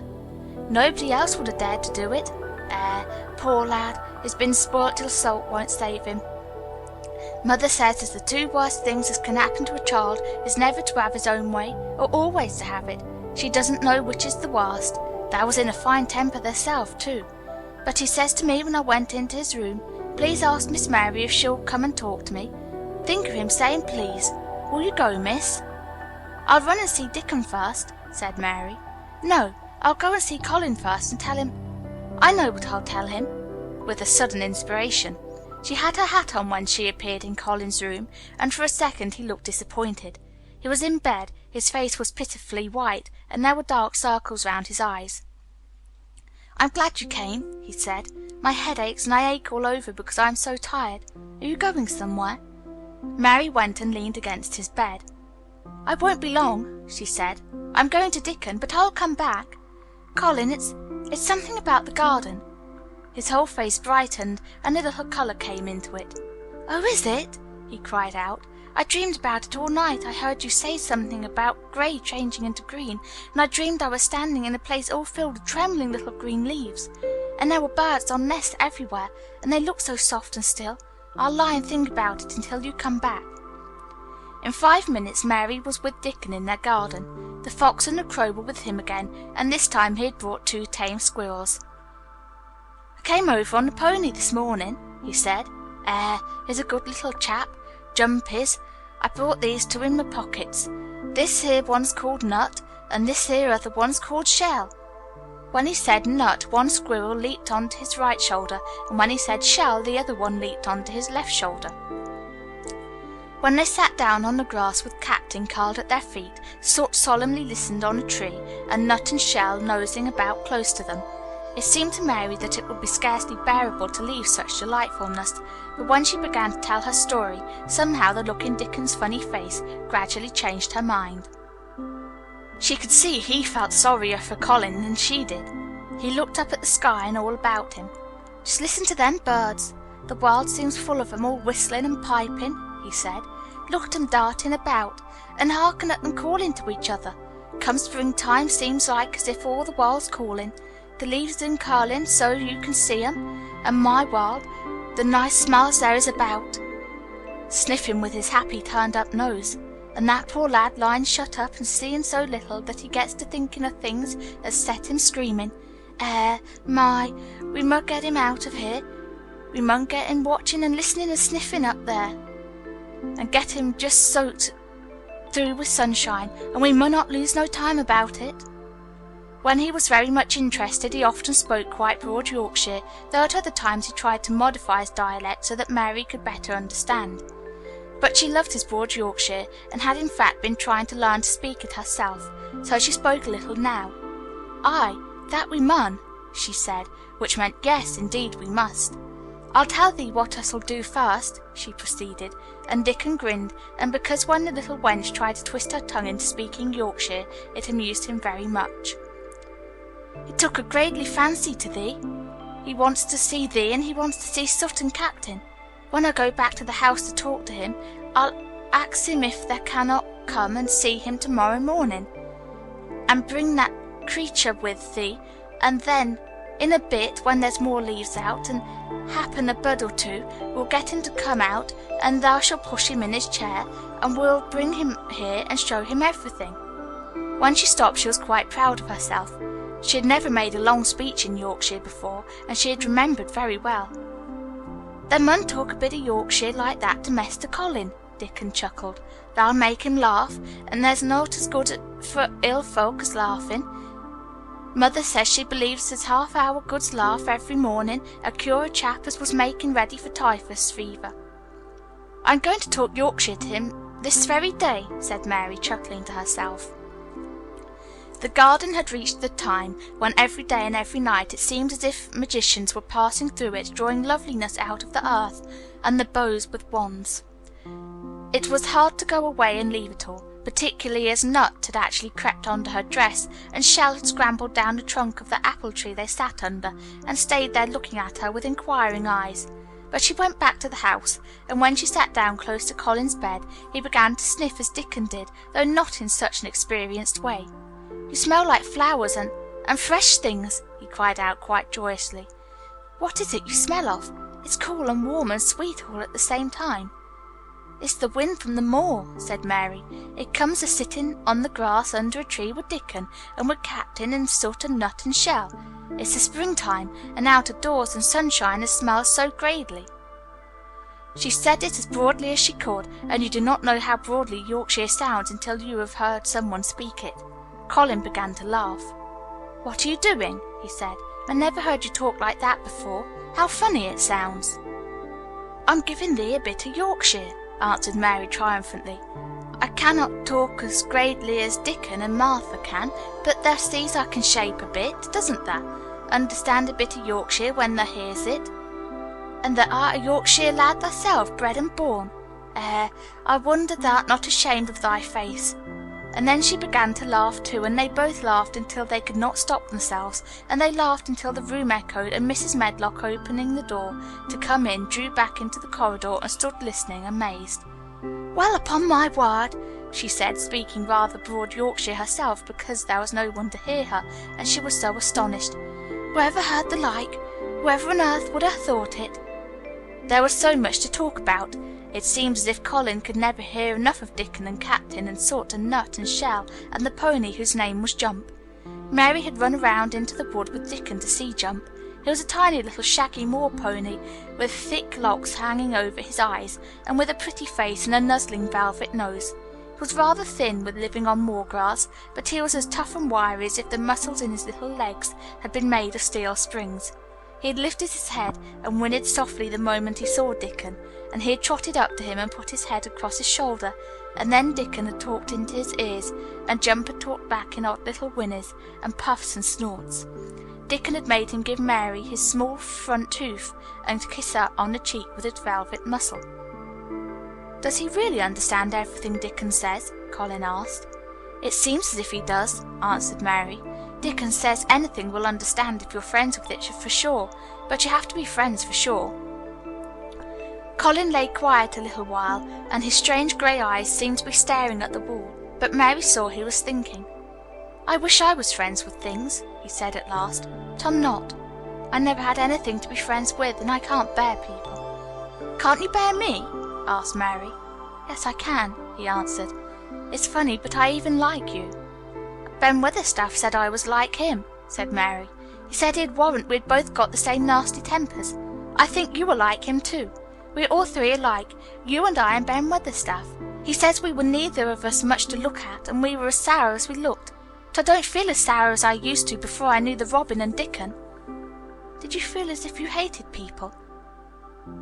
"Yes," answered Mary without any affectation. "I should have detested you if I had seen you before I saw the Robin and Dickon." Colin put out his thin hand and touched her. "Mary," he said, "I wish I hadn't said what I said about sending Dickon away. I hated you when you said he was like an angel, and I laughed at you, but perhaps he is." "Well, it was rather funny to say it," she admitted frankly, "because his nose does turn up, and he has a big mouth, and his clothes have patches all over them, and he talks broad Yorkshire. But if an angel did come to Yorkshire and live on the moor, if there was a Yorkshire angel, I believe he'd understand the green things and know how to make them grow, and he would know how to talk to the wild creatures as Dickon does, and they'd know he was friends for sure." "I shouldn't mind Dickon looking at me," said Colin. "I want to see him." "I'm glad you said that," answered Mary. Because Quite suddenly it came into her mind that this was the minute to tell him. Colin knew something was coming. "Because what?" he cried eagerly. Mary was so anxious that she got up from her stool and came to him and caught hold of both his hands. "Can I trust you? I trusted Dickon because birds trusted him. Can I trust you? For sure? For sure?" she implored. Her face was so solemn that he almost whispered his answer. "Yes, yes." "Well, Dickon will come to see you tomorrow morning, and he'll bring his creatures with him." "Oh, oh!" cried Colin in delight. "But that's not all," Mary went on, almost pale with solemn excitement. "The rest is better. There is a door into the garden.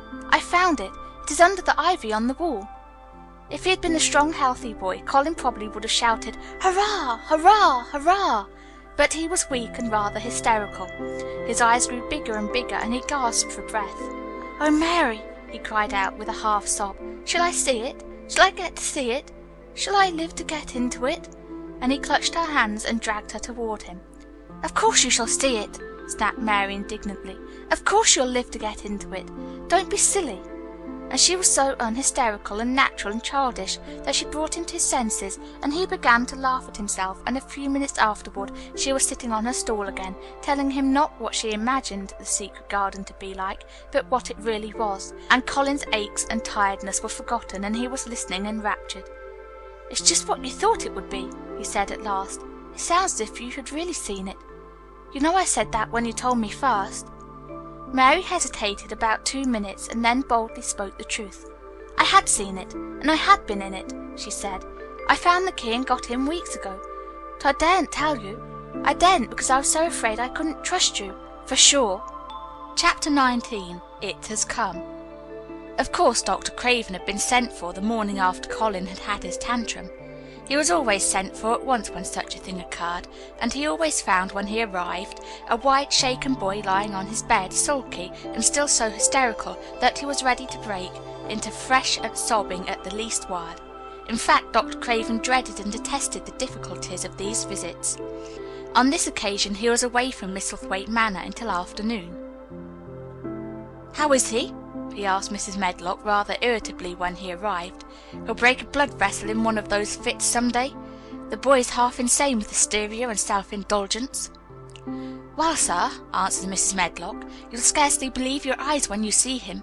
That plain, sour-faced child that's almost as bad as himself has just bewitched him. How she's done it there's no telling. The Lord knows she's nothing to look at, and you scarcely ever hear her speak, but she did what none of us dare do. She flew at him like a little cat last night and stamped her feet and ordered him to stop screaming, and somehow she startled him so that he actually did stop, and this afternoon, well, just come up and see, sir, it's past crediting."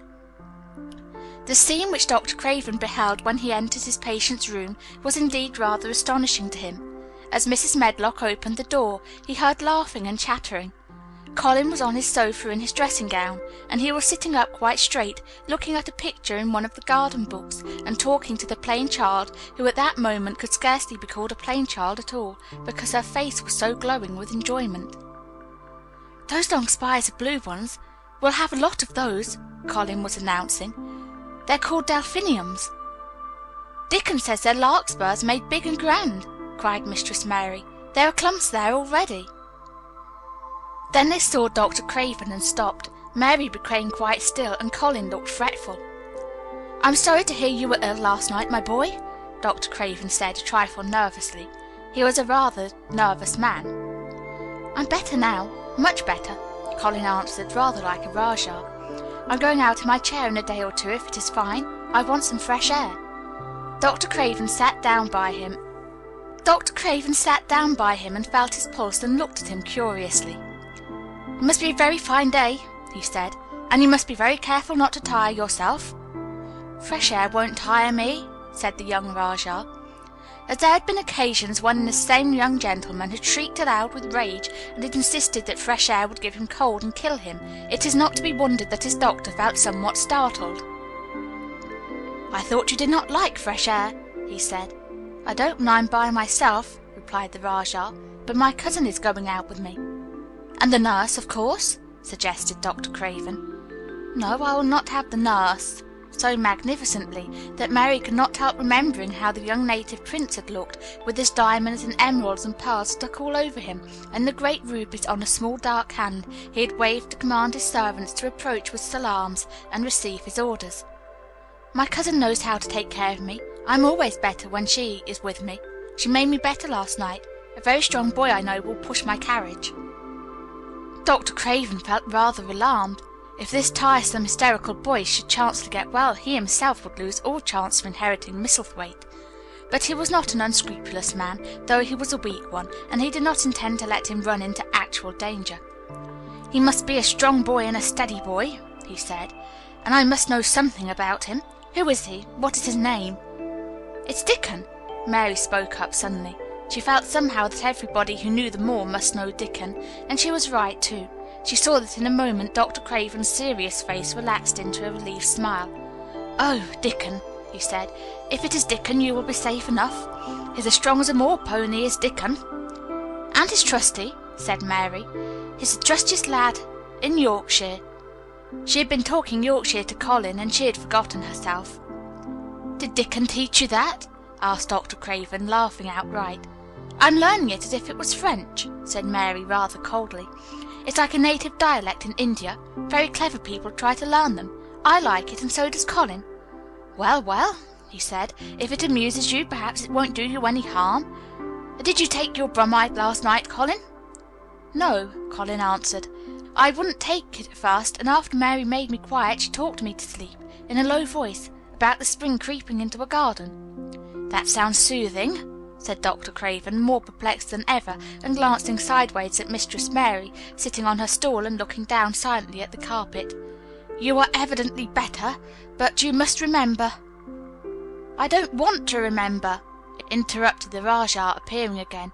"When I lie by myself and remember, I begin to have pains everywhere, and I think of things that make me begin to scream because I hate them so. If there's a doctor anywhere who could make you forget you were ill instead of remembering it, I would have him brought here." And he waved a thin hand which ought really to have been covered with royal signet rings made of rubies. "It is because my cousin makes me forget that she makes me better." Dr. Craven had never made such a short stay after a tantrum. Usually he was obliged to remain a very long time and do a great many things. This afternoon he did not give any medicine or leave any new orders, and he was spared any disagreeable scenes. When he went downstairs he looked very thoughtful, and when he talked to Mrs. Medlock in the library she felt that he was a much puzzled man.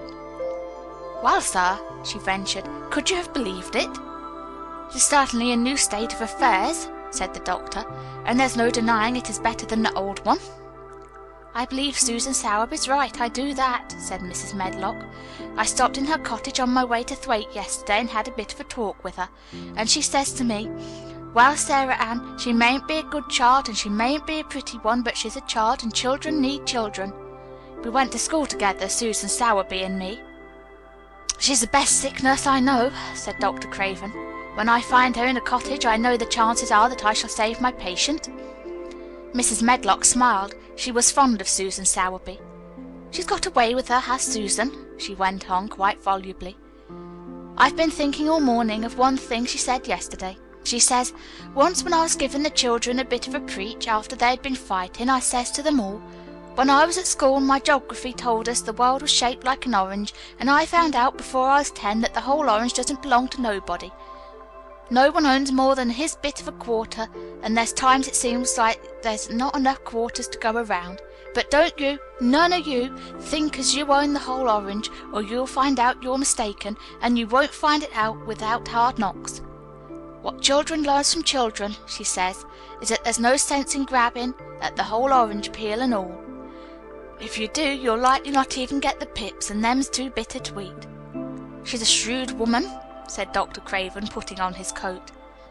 Well, she's got a way of saying things, ended Mrs. Medlock, much pleased. Sometimes I've said to her, Susan, if you was a different woman and didn't talk such broad Yorkshire, I've seen the times when I should have said you was clever. That night Colin slept without once awakening, and when he opened his eyes in the morning he lay still and smiled without knowing it. Smiled because he felt so curiously comfortable. It was actually nice to be awake, and he turned over and stretched his limbs luxuriously. He felt as if tight strings which had held him had loosened themselves and let go. He did not know that Dr. Craven would have said that his nerves had relaxed and rested themselves. Instead of lying and staring at the wall and wishing he had not awakened, his mind was full of the plans he and Mary had made yesterday, of pictures of the garden, and of Dickon and his wild creatures. It was so nice to have things to think about, and he had not been awake more than 10 minutes when he heard feet running along the corridor, and Mary was at the door. The next minute she was in the room and had run across to his bed, bringing with her a waft of fresh air full of the scent of the morning. "You've been out! You've been out! There's that nice smell of leaves!" he cried. She had been running, and her hair was loose and blown, and she was bright with the air and pink-cheeked, though he could not see it. "It's so beautiful," she said, a little breathless with her speed. "You never saw anything so beautiful. It has come. I thought it had come that other morning, but it was only coming. It is here now. It has come. The spring. Dickon says so." "Has it?" cried Colin, and though he really knew nothing about it, he felt his heart beat. He actually sat up in bed. "Open the window," he added, laughing half with joyful excitement and half at his own fancy. "Perhaps we may hear golden trumpets." And though he laughed, Mary was at the window in a moment, and in a moment more it was opened wide, and freshness and softness and scents and bird songs were pouring through. "That's fresh air," she said. "Lie on your back and draw in long breaths. That's what Dickon does when he's lying on the moor. He says he feels it in his veins and it makes him strong, and he feels as if he could live for ever and ever. Breathe it and breathe it." She was only repeating what Dickon had told her, but she caught Colin's fancy. "Forever and ever! Does it make him feel like that?" he said, and he did as she told him, drawing in long deep breaths over and over again until he felt that something quite new and delightful was happening to him. Mary was at his bedside again. "Things are crowding up out of the earth," she ran on in a hurry, "and there are flowers uncurling, and buds on everything, and the green veil has covered nearly all the grey, and the birds are in such a hurry about their nests with fear they may be too late, that some of them are even fighting for places in the secret garden. And the rose bush looks as wick can be, and there are primroses in the lanes and woods, and the seeds we planted are up, and Dickon has brought the fox and the crow and the squirrels and a new-born lamb." And then she paused for a breath. The new-born lamb Dickon had found 3 days before, lying by its dead mother among the gorse bushes on the moor. It was not the first motherless lamb he had found, and he knew what to do with it. He had taken it to the cottage, wrapped in his jacket, and he had let it lie near the fire, and had fed it warm milk. It was a soft thing, with a darling, silly baby face, and legs rather long for its body. Dickon had carried it over the moor in his arms, and its feeding bottle was in his pocket with a squirrel, and when Mary had sat under a tree with its limp warmness huddled on her lap, she had felt as if she were too full of strange joy to speak. A lamb, a living lamb who lay on your lap like a baby. She was describing it with great joy, and Colin was listening and drawing in long breaths of air when the nurse entered. She started a little at the sight of the open window. She had sat stifling in the room many a warm day because her patient was sure that open windows gave people cold. "Are you sure you are not chilly, Master Colin?" she inquired. "No," was the answer. "I'm breathing long breaths of fresh air. It makes you strong. I'm going to get up to the sofa for breakfast. My cousin will have breakfast with me." The nurse went away concealing a smile to give the order for 2 breakfasts. She found the servants' hall a more amusing place than the invalid's chamber, and just now everybody wanted to hear the news from upstairs. There was a great deal of joking about the unpopular young recluse, who, as the cook said, had found his master and good for him. The servants' hall had been very tired of the tantrums, and the butler, who was a man with a family, had more than once expressed his opinion that the invalid would be all the better for a good hiding. When Colin was on his sofa and the breakfast for 2 was put upon the table, he made an announcement to the nurse in his most Rajah-like manner. "A boy and a fox and a crow and 2 squirrels and a new-born lamb are coming to see me this morning. I want them brought upstairs as soon as they come," he said. "You are not to begin playing with the animals in the servants' hall and keep them there. I want them here." The nurse gave a slight gasp and tried to conceal it with a cough. "Yes, sir," she answered. "I'll tell you what you can do," added Colin, waving his hand. "You can tell Martha to bring them here. The boy is Martha's brother. His name is Dickon, and he is an animal charmer." "I hope the animals won't bite, Master Colin," said the nurse. "I told you he was a charmer," said Colin austerely. "Charmers' animals never bite." "There are snake charmers in India," said Mary, "and they put their snakes' heads in their mouths." "Goodness!" shuddered the nurse. They ate their breakfast with the morning air pouring in upon them. Colin's breakfast was a very good one, and Mary watched him with serious interest. "You'll begin to get fatter just as I did," she said. "I never wanted my breakfast when I was in India, and now I always want it." "I wanted mine this morning," said Colin. "Perhaps it was the fresh air. When do you think Dickon will come?" He was not long in coming. In about 10 minutes Mary held up her hand. "Listen," she said. "Did you hear a caw?" Colin listened and heard it, the oddest sound in the world to hear inside a house, a hoarse caw caw. "Yes," he answered. "That's Soot," said Mary. "Listen again. Do you hear a bleat, a tiny one?" "Oh, yes," cried Colin, quite flushing. "That's the newborn lamb," said Mary. "He's coming." Dickon's moorland boots were thick and clumsy, and though he tried to walk quietly, they made a clumping sound as he walked through the long corridors. Mary and Colin heard him marching until he passed through the tapestry door onto the soft carpet of Colin's own passage. "If you please, sir," announced Martha, opening the door. "If you please, sir, here's Dickon and his creatures." Dickon came in smiling his nicest wide smile. The newborn lamb was in his arms, and the little red fox trotted by his side. Nut sat on his left shoulder, and Soot on his right, and Shell's head and paws peeped out of his coat pocket. Colin slowly sat up and stared, as he had stared when he first saw Mary, but this was a stare of wonder and delight. The truth was that in spite of all he had heard, he had not in the least understood what this boy would be like, and that his fox and his crow and his squirrels and his lamb were so near to him, and his friendliness, that they seemed almost to be a part of himself. Colin had never talked to a boy in his life, and he was so overwhelmed by his own pleasure and curiosity that he did not even think of speaking. But Dickon did not feel the least shy or awkward. He had not felt embarrassed because the crow had not known his language and had only stared and had not spoken to him the first time they met. Creatures were always like that until they found out about you. He walked over to Colin's sofa and put the newborn lamb quietly on his lap, and immediately the little creature turned to the warm velvet dressing gown and began to nuzzle into its folds and butt its tight curled head with soft impatience against his side. Of course no boy could have helped speaking then. "What's it doing?" cried Colin. "What does it want?" "It wants its mother," said Dickon, smiling more and more. "I brought it to thee a bit hungry because I knowed they'd like to see it feed." He knelt down by the sofa and took a feeding bottle from his pocket.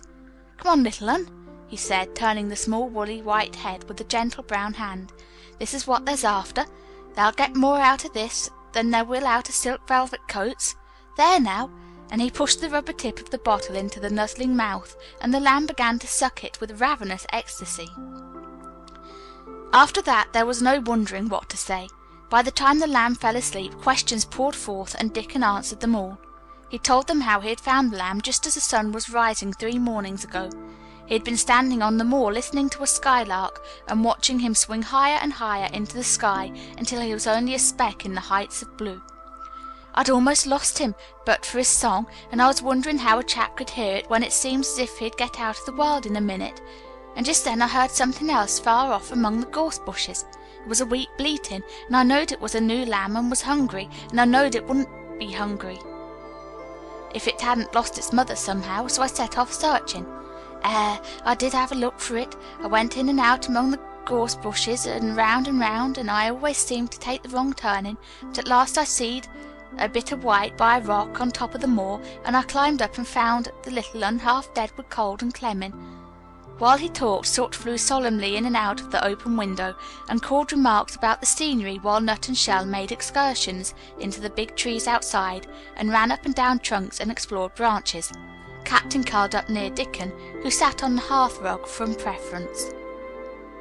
They looked at the pictures in the gardening books, and Dickon knew all the flowers by their country names, and knew exactly which ones were already growing in the secret garden. "I could not say that there name," he said, pointing to one under which was written Aquilegia, "but us calls that a columbine. And that there one is a snapdragon, and they both grow wild in the hedges, but these is garden ones, and they're bigger and grander. There's some big clumps of columbine in the garden. They'll look like a bed of blue and white butterflies fluttering when they're out." "I'm going to see them," cried Colin. "I'm going to see them." "Aye, that thou mun," said Mary quite seriously, "and thou mun not lose no time about it." Chapter 20. I Shall Live for Ever and Ever and Ever. But they were obliged to wait more than a week, because first there came some very windy days, and then Colin was threatened with a cold, which two things happening one after the other would no doubt have thrown him into a rage, but that there was so much careful and mysterious planning to do, and almost every day Dickon came in, it only for a few minutes, to talk about what was happening in the moor, and in the lanes and hedges, and on the borders of streams. The things he had to tell about otters and badgers and water rats' houses, not to mention birds' nests and field mice and their burrows, were enough to make you almost tremble with excitement when you heard all the intimate details from an animal charmer, and realized with what thrilling eagerness and anxiety the whole busy underworld was working. "The same as us," said Dickon, "only they have to build their homes every year, and it keeps them so busy they fair scuffle to get 'em done." The most absorbing thing, however, was the preparations to be made before Colin could be transported with sufficient secrecy to the garden. No one must see the chair carriage, and Dickon and Mary, after they turned a certain corner of the shrubbery and entered upon the walk outside the ivied walls. As each day passed, Colin had become more and more fixed in his feeling that the mystery surrounding the garden was one of its greatest charms. Nothing must spoil that. No one must ever suspect that they had a secret. People must think that he was simply going out with Mary and Dickon because he liked them and did not object to their looking at him. They had long and quite delightful talks about their route. They would go up this path and down that one and cross the other, and go round among the fountain flower beds as if they were looking at the bedding out plants the head gardener, Mr. Roach, had been having arranged. That would seem such a rational thing to do that no one would think it at all mysterious. They would turn into the shrubbery walks and lose themselves until they came to the long walks. It was almost as serious and elaborately thought out as the plans of march made by great generals in times of war. Rumours of the new and curious things which were occurring in the invalid's apartment had, of course, filtered through the servants' hall into the stable yards and out among the gardeners, but notwithstanding this, Mr. Roach was startled one day when he received orders from Master Colin's room to the effect that he must report himself in the apartment no outsider had ever seen, as the invalid himself wished to speak to him. "Well, well," he said to himself as he hurriedly changed his coat, "what's to do now? His Royal Highness that wasn't to be looked at calling up a man he's never set eyes on?" Mr. Roach was not without curiosity. He had never caught even a glimpse of the boy, and had heard a dozen exaggerated stories about his uncanny looks and ways and his insane tempers. The thing he had heard oftenest was that he might die at any moment, and there had been numerous fanciful descriptions of a humped back and helpless limbs given by people who had never seen him. "Things are changing in this house, Mr. Roach," said Mrs. Medlock as she led him up the back staircase to the corridor onto which opened the hitherto mysterious chamber. "Let's hope they're changing for the better, Mrs. Medlock," he answered. "They couldn't well change for the worse," she continued, "and queer as it all is, there's them as finds their duties made a lot easier to stand up under. Don't you be surprised, Mr. Roach, if you find yourself in the middle of a menagerie and Martha Sowerby's Dickon more at home than you or me could ever be." There really was a sort of magic about Dickon, as Mary always privately believed. When Mr. Roach heard his name he smiled quite leniently. "He'd be at home in Buckingham Palace or at the bottom of a coal mine," he said, "and yet it's not impudence either. He's just fine, is that lad." It was perhaps well he had been prepared, or he might have been startled. When the bedroom door was opened, a large crow, which seemed quite at home perched on the high back of a carven chair, announced the entrance of a visitor by saying "Caw, caw," quite loudly. In spite of Mrs. Medlock's warning, Mr. Roach only just escaped being sufficiently undignified to jump backward. The young Rajah was neither in bed nor on his sofa. He was sitting in an armchair, and a young lamb was standing by him, shaking its tail in feeding lamb fashion, as Dickon knelt, giving it milk from a bottle. A squirrel was perched on Dickon's bent back, attentively nibbling a nut. The little girl from India was sitting on a big footstool, looking on. "Here is Mr. Roach, Master Colin," said Mrs. Medlock. The young Rajah turned and looked his servitor over. At least that was what the head gardener felt happened. "Oh, you are Roach, are you?" he said. "I sent for you to give you some very important orders." "Very good, sir," answered Roach, wondering if he was to receive instructions to fell all the oaks in the park or to transform the orchards into water gardens. "I'm going out in my chair this afternoon," said Colin. "If the fresh air agrees with me, I may go out every day. When I go, none of the gardeners are to be anywhere near the long walk by the garden walls. No one is to be there. I shall go out about 2 o'clock, and everyone must keep away until I send word that they may go back to their work." "Very good, sir," replied Mr. Roach, much relieved to hear that the oaks might remain and that the orchards were safe. "Mary," said Colin, turning to her, "what is that thing you say in India when you have finished talking and want people to go?" "You say you have my permission to go," answered Mary. The Rajah waved his hand. "You have my permission to go, Roach," he said, "but remember this is very important." "Caw, caw," remarked the crow hoarsely, but not impolitely. "Very good, sir. Thank you, sir," said Mr. Roach, and Mrs. Medlock took him out of the room. Outside in the corridor, being a rather good-natured man, he smiled until he almost laughed. "My word," he said, "he's got a fine lordly way with him, hasn't he? You'd think he was a whole royal family rolled into one, Prince Consort and all." Protested Mrs. Medlock. "We've had to let him trample all over every one of us ever since he had feet, and he thinks that's what folks was born for." "Perhaps he'll grow out of it if he lives," suggested Mr. Roach.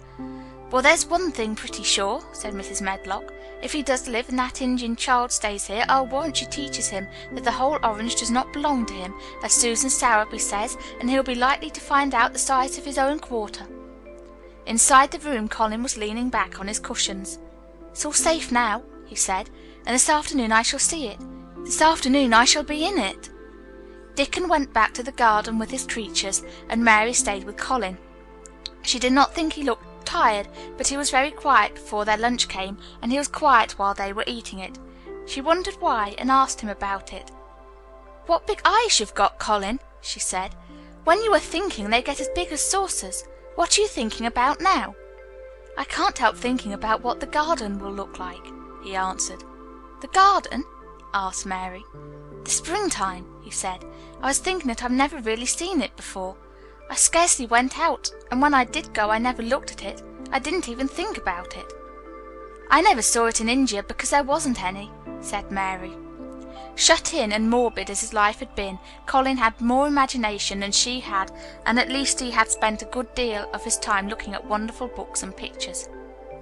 "That morning when you ran in and said 'It's come,' you made me feel quite queer. It sounded as if things were coming with a great procession, and big bursts and wafts of music. I've a picture like it in one of my books. Crowds of lovely people and children, with garlands and branches and with blossoms on them. Everyone laughing and dancing, and crowding and playing on their pipes. That was why I said perhaps we shall hear golden trumpets, and told you to throw open the window." "How funny," said Mary. "That's really just what it feels like. And if all the flowers and leaves and green things and birds and wild creatures danced past at once, what a crowd it would be. I'm sure they'd dance and sing and flute, and that would be the wafts of music." They both laughed, but it was not because the idea was laughable, but because they both so liked it. A little later the nurse made Colin ready. She noticed that instead of lying like a log while his clothes were put on, he sat up and made some efforts to help himself, and he talked and laughed with Mary all the time. "This is one of his good days, sir," she said to Dr. Craven, who dropped in to inspect him. "He's in such good spirits that it makes him stronger." "I'll call in again later in the afternoon, after he has come in," said Dr. Craven. "I must see how the going out agrees with him. I wish," in a very low voice, "that he would let you go with him." "I'd rather give up the case this moment, sir, than even stay here while it's suggested," answered the nurse with sudden firmness. "I hadn't really decided to suggest it," said the doctor with a slight nervousness. "We'll try the experiment.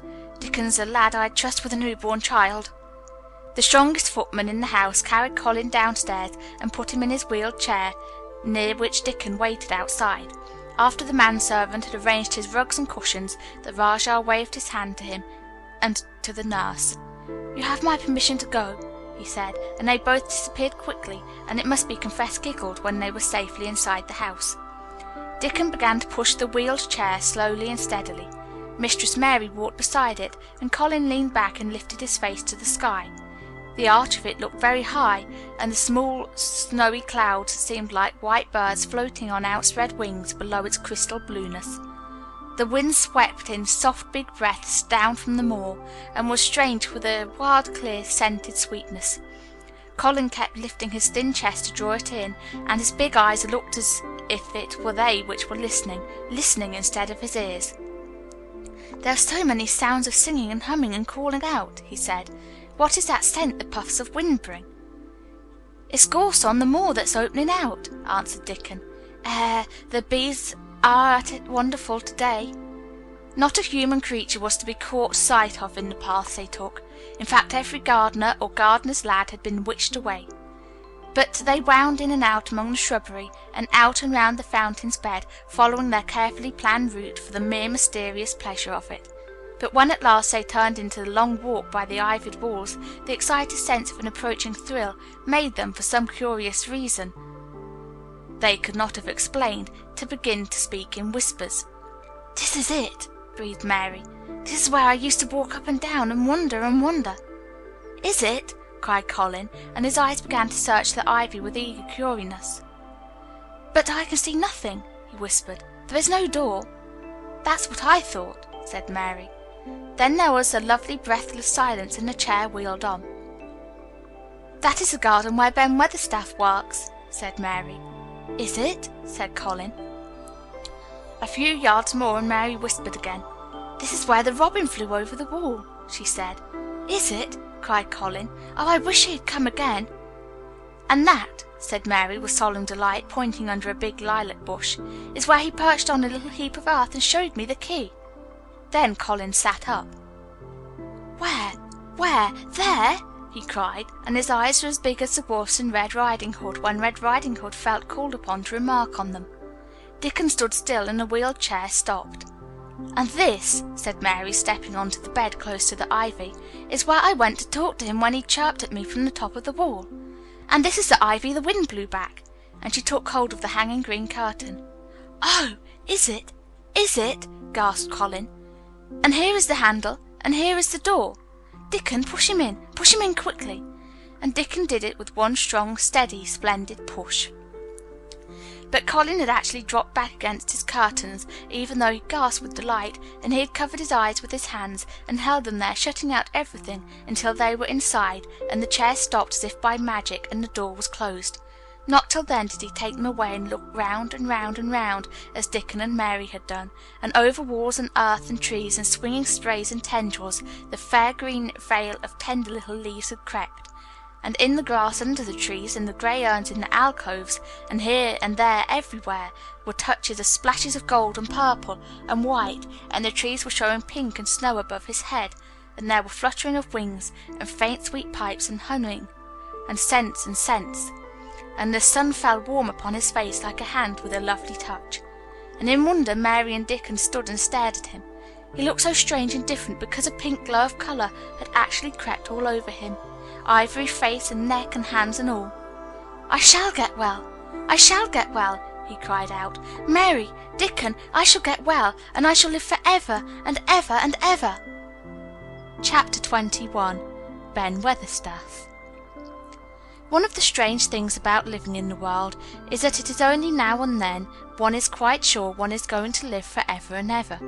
One knows it sometimes when one gets up at the tender solemn dawn time and goes out and stands alone and throws one's head far back and looks up and watches the pale sky slowly changing and flushing and marvellous unknown things happening until the east almost makes one cry out and one's heart stands still at the strange unchanging majesty of the rising of the sun, which has been happening every morning for thousands and thousands and thousands of years.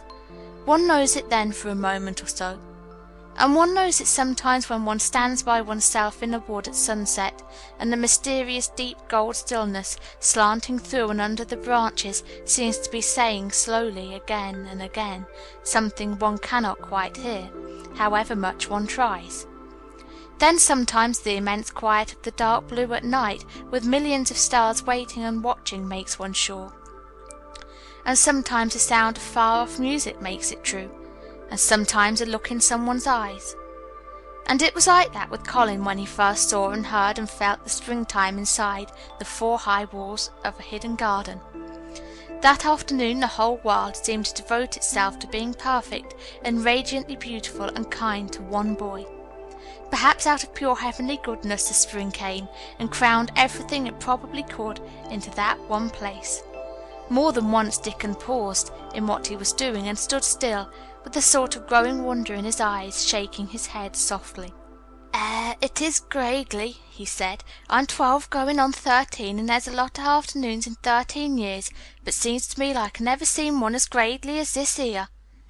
"Aye, it is a gradely one," said Mary, and she sighed for mere joy. "I'll warrant it's the gradeliest one as ever was in the world."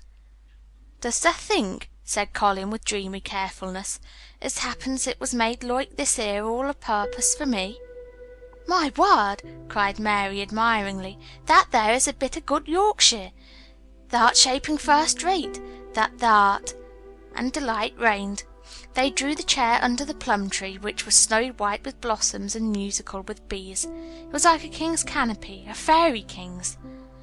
There were flowering cherry trees near and apple trees whose buds were pink and white, and here and there one had burst open wide.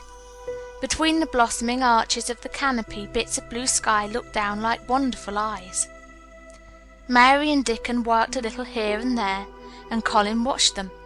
They brought him things to look at, buds which were opening, buds which were tight closed, bits of twig whose leaves were just showing green, the feather of a woodpecker which had dropped on the grass, the empty shell of some bird early hatched. Dickon pushed the chairs slowly round and round the garden, stopping every other moment to let him look at wonders springing out of the earth or trailing down from trees. It was like being taken in state round the country of a magic king and queen and shown all the mysterious riches it contained. "I wonder if we shall see the robin," said Colin. "Thou'll see him often enough after a bit," answered Dickon. "When the eggs hatches out little chaps he'll be kept so busy it'll make his head swim. Thou'll see him flying backward and forward carrying worms nigh as big as himself, and that much noise going on the nest when he gets there as flare flusters him so as he scarce knows which big mouth to drop the first piece in, and gaping beaks and squawks on every side. Mother says as when she sees the work a robin has to keep them gaping beaks filled. She feels like she was a lady with nothing to do. She says she's seen the little chaps when it seems like the sweat must be dropping off them, though folk can't see it." This made them giggle so delightedly that they were obliged to cover their mouths with their hands, remembering that they must not be heard. Colin had been instructed as to the law of whispers and low voices several days before. He liked the mysteriousness of it and did his best, but in the midst of excited enjoyment it is rather difficult never to laugh above a whisper.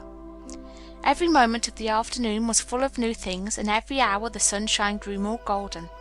The wheeled chair had been drawn back under the canopy, and Dickon had sat down on the grass and had just drawn out his pipe when Colin saw something he had not had time to notice before. "That's a very old tree over there, isn't it?" he said. Dickon looked across the grass at the tree, and Mary looked, and there was a brief moment of stillness. "Yes," answered Dickon after it, and his low voice had a very gentle sound. Mary gazed at the tree and thought. "The branches are quite grey, and there's not a single leaf anywhere," Colin went on. "It's quite dead, isn't it?" "Aye," admitted Dickon, "but them roses as climbed all over it will near hide every bit of the dead wood when they're full of leaves and flowers. It won't look dead then. It'll be the prettiest of all." Mary still gazed at the tree and thought. "It looks as if a big branch has been broken off," said Colin. "I wonder how it was done." "It's been done many a year," answered Dickon. With a sudden relieved start and laying his hand on Colin. "Look at that robin. There he is. He's been foraging for his mate."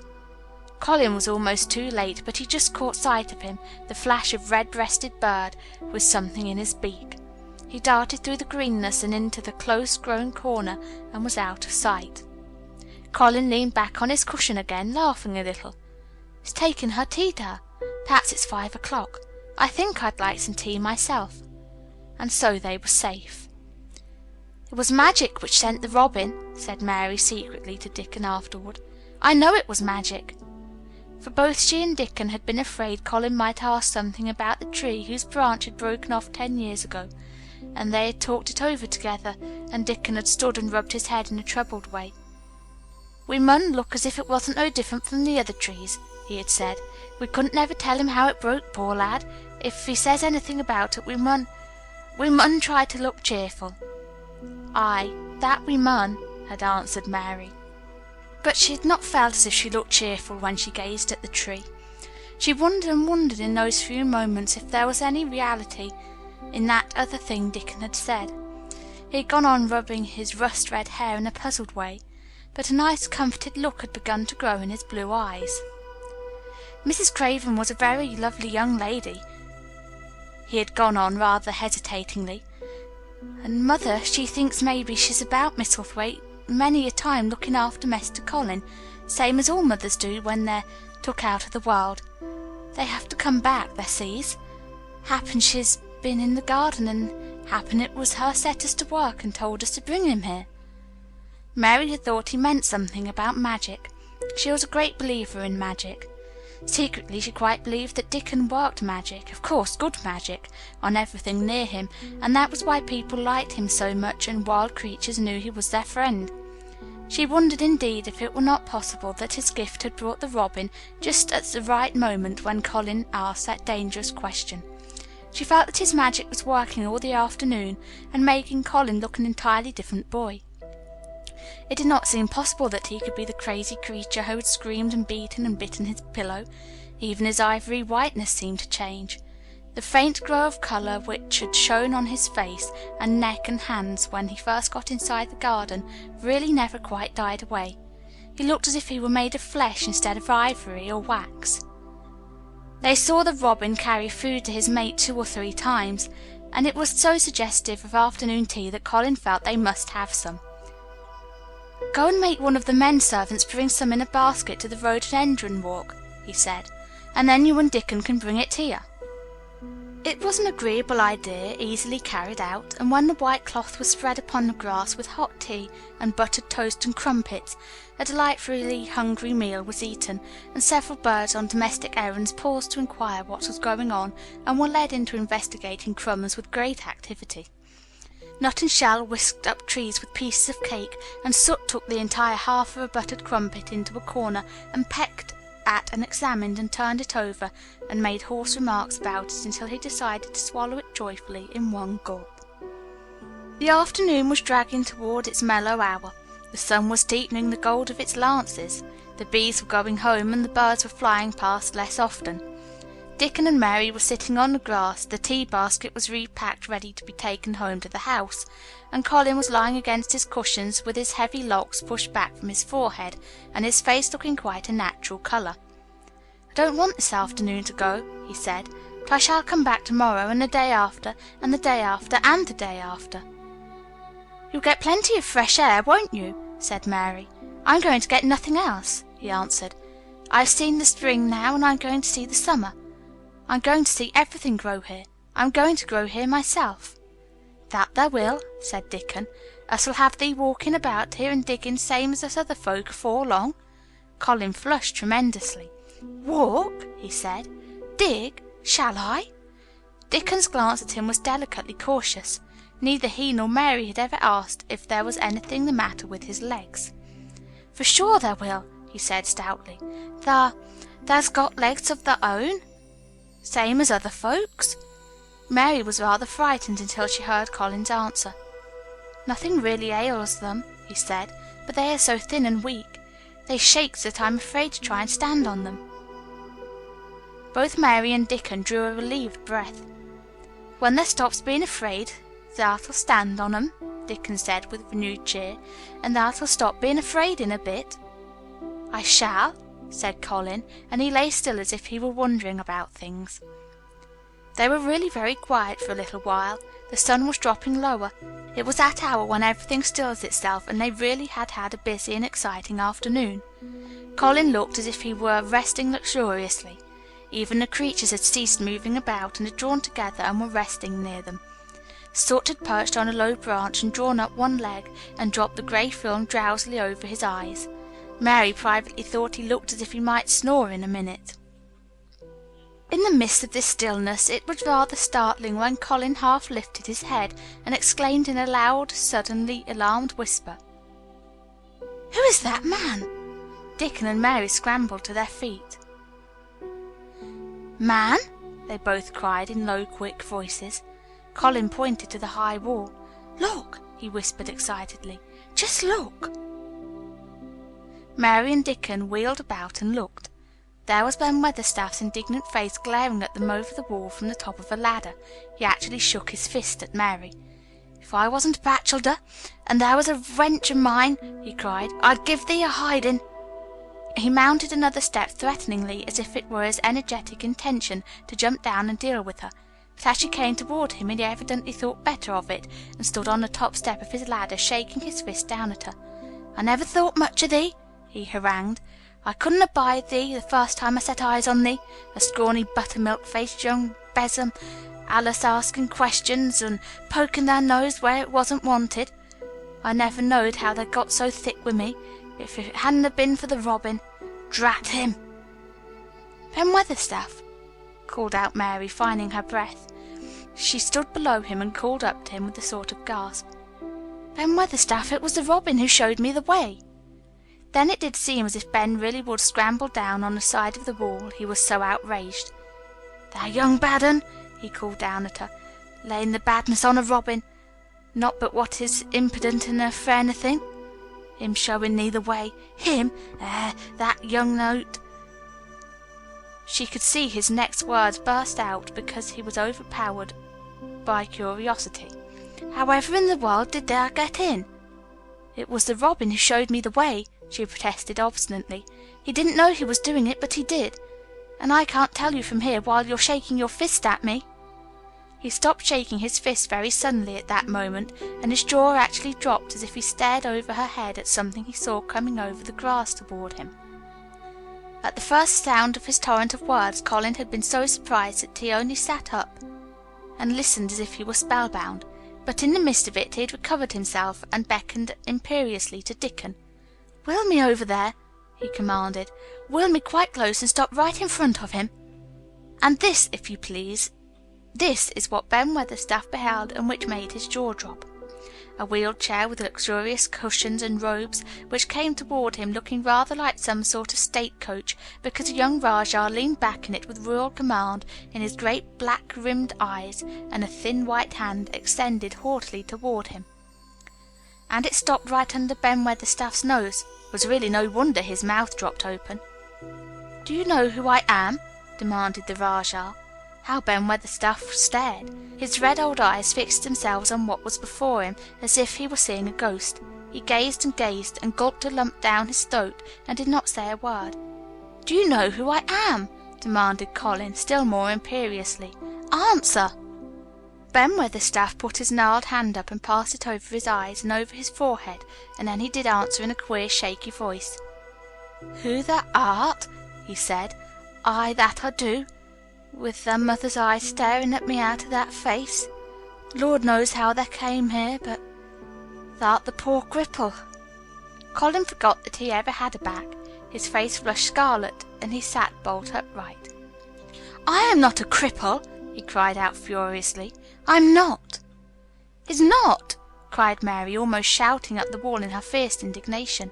"He's not got a lump as big as a pin. I looked, and there was none there. Not one." Ben Weatherstaff passed his hand over his forehead again, and gazed as if he could never gaze enough. His hands shook, and his mouth shook, and his voice shook. He was an ignorant old man, and a tactless old man, and he could only remember the things he had heard. Thou hasn't got a crooked back?" he said hoarsely. "No," shouted Colin. Thou hasn't got crooked legs?"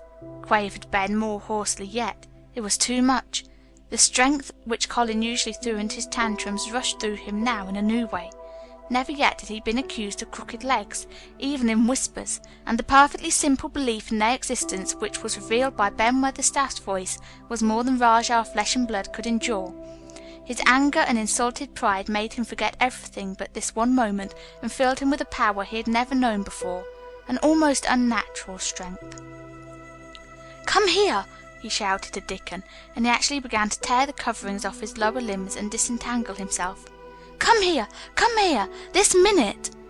Dickon was by his side in a second. Mary caught his breath in a short gasp and felt herself turn pale. "He can do it! He can do it! He can do it! He can!" she gabbled over to herself under her breath as fast as ever she could. There was a brief, fierce scramble. The rugs were tossed on the ground. Dickon held Colin's arm. The thin legs were out. The thin feet were on the grass. Colin was standing upright, as straight as an arrow and looking strangely tall, his head thrown back and his strange eyes flashing lightning. "Look at me!" he flung at Ben Weatherstaff. "Just look at me, you! Just look at me!" "He's as straight as I am," cried Dickon. "He's as straight as any lad in Yorkshire." What Ben Weatherstaff did Mary thought queer beyond measure. He choked and gulped, and suddenly tears ran down his weather-wrinkled cheeks as he struck his old hands together. He burst forth. "The lies folk telled, thou'rt as thin as a lath and as white as a wraith, but there's not a knob on thee. Thou'll make 'em on yet. God bless thee!" Dickon held Colin's arm strongly, but the boy had not begun to falter. He stood straighter and straighter and looked Ben Weatherstaff in the face. "I'm your master," he said, "when my father is away, and you are to obey me. This is my garden.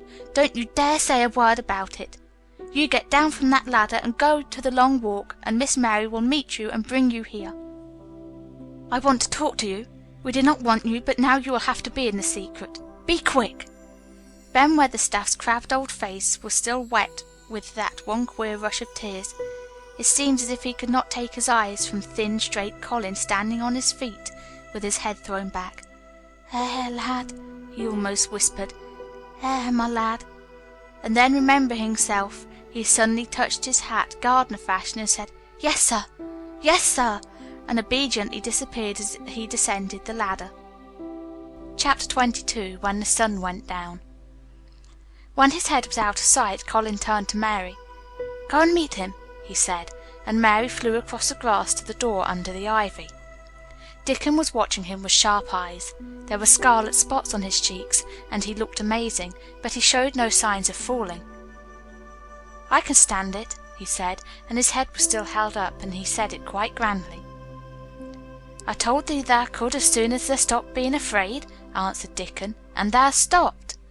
"Yes, I stopped," said Colin.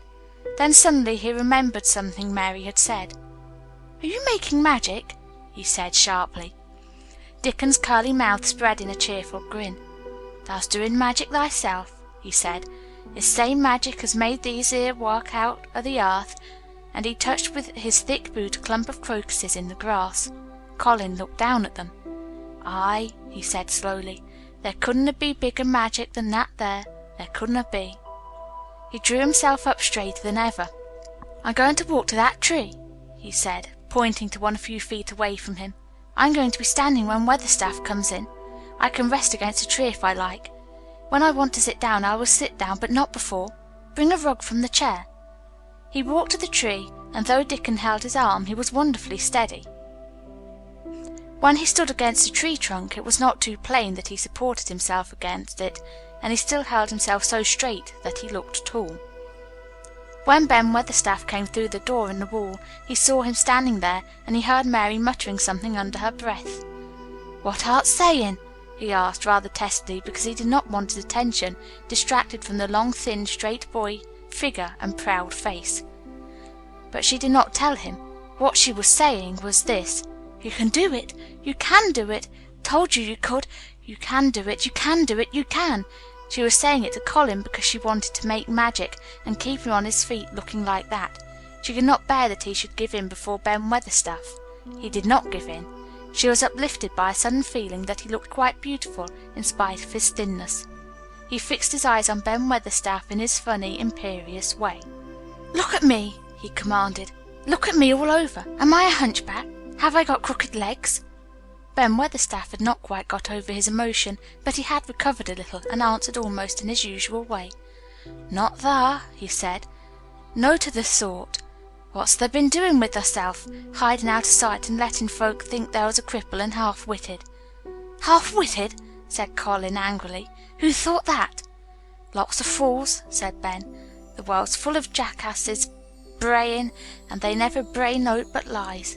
What did thou shut yourself up for?" "Everyone thought I was going to die," said Colin shortly.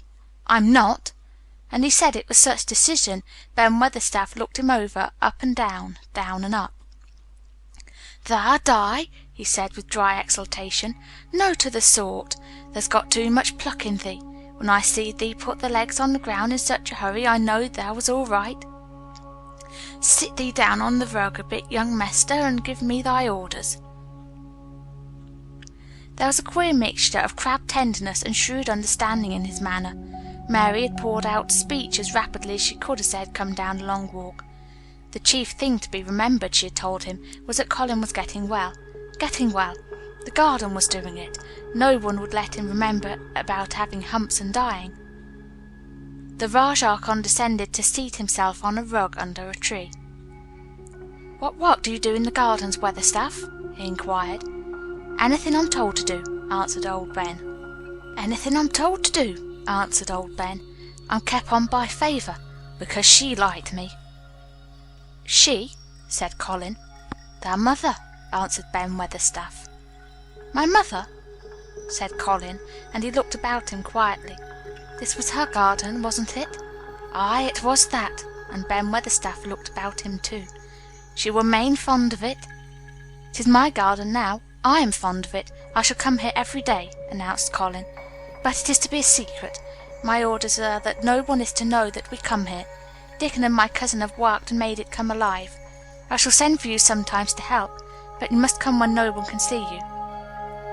Ben Weatherstaff's face twisted itself in a dry old smile. "I've come here before when no one saw me," he said. "What?" exclaimed Colin. "When?" "Last time I was here," rubbing his chin and looking round, "was about 2 years ago." "But no one has been in it for 10 years," cried Colin. "There was no door." "I'm no one," said Ben dryly, "and I didn't come through the door. I came over the wall. The rheumatics held me back the last 2 years." "Thou come and did a bit of pruning," cried Dickon. "I couldn't make out how it had been done." "She was so fond of it, she was," said Ben Weatherstaff slowly. "And she was such a pretty young thing. She says to me once, 'Ben,' she says, laughing, 'if ever I'm ill or I go away, and you must take care of my roses.' When she did go away, the orders was no one was ever to come nigh. But I come, with grumpy obstinacy. Over the wall I come, until the rheumatics stopped me. And I did a bit of work once a year. She had gave her order first." "It wouldn't have been as quick as it is if thou hadn't done it," said Dickon. "I did wonder." "I'm glad you did it, Weatherstaff," said Colin. You know how to keep the secret." "I'll know, sir," answered Ben, "and it'll be easier for a man with rheumatics to come in at the door." On the grass near the tree Mary had dropped her trowel. Colin stretched out his hand and took it up. An odd expression came into his face, and he began to scratch at the earth. His thin hand was weak enough, but presently, as they watched him, Mary was quite breathless with interest. He drove the end of the trowel into the soil and turned some over. "You can do it! You can!" said Mary to herself. "I tell you, you can!" Dickon's round eyes were full of eager curiousness, but he said not a word. Ben Weatherstaff looked on with interested face. Colin persevered. After he had turned a few trowelfuls of soil, he spoke exultantly to Dickon in his best Yorkshire. "Tha said they'd have me walking about here same as other folk, and tha said they'd have me digging. I thought they was just lying to please me.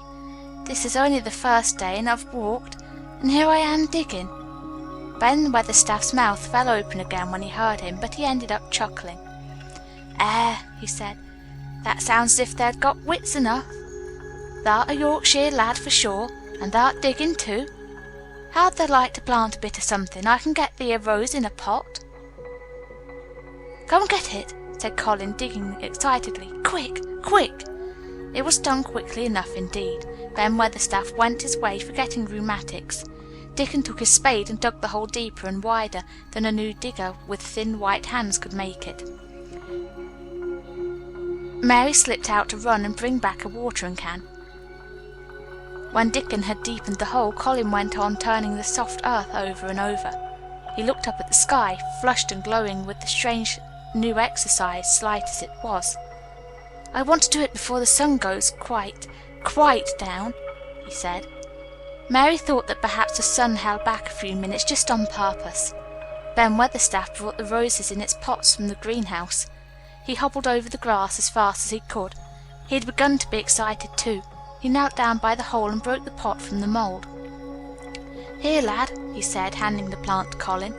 "Set it in the earth thyself, same as the king does when he goes to a new place." The thin white hand shook a little, and Colin's flush grew deeper as he settled the rose in the mould and held it while old Ben made firm the earth. It was filled in and pressed down and made steady. Mary was leaning forward on her hands and knees. Soot had flown down and marched forward to see what was being done. Nut and Shell chattered about it from a cherry tree. "It's planted," said Colin at last, "and the sun is only slipping over the edge. Help me up, Dickon. I want to be standing when it goes. That's part of the magic." And Dickon helped him, and the magic, or whatever it was, so gave him strength, and when the sun did slip over the edge and end the strange lovely afternoon for them there, he actually stood on his 2 feet, laughing. Chapter 23. Magic. Dr. Craven had been waiting some time at the house when they returned to it. He had indeed begun to wonder if it might not be wise to send someone out to explore the garden paths. When Colin was brought back to his room, the poor man looked him over seriously. "You should not have stayed out so long," he said. "You must not overexert yourself."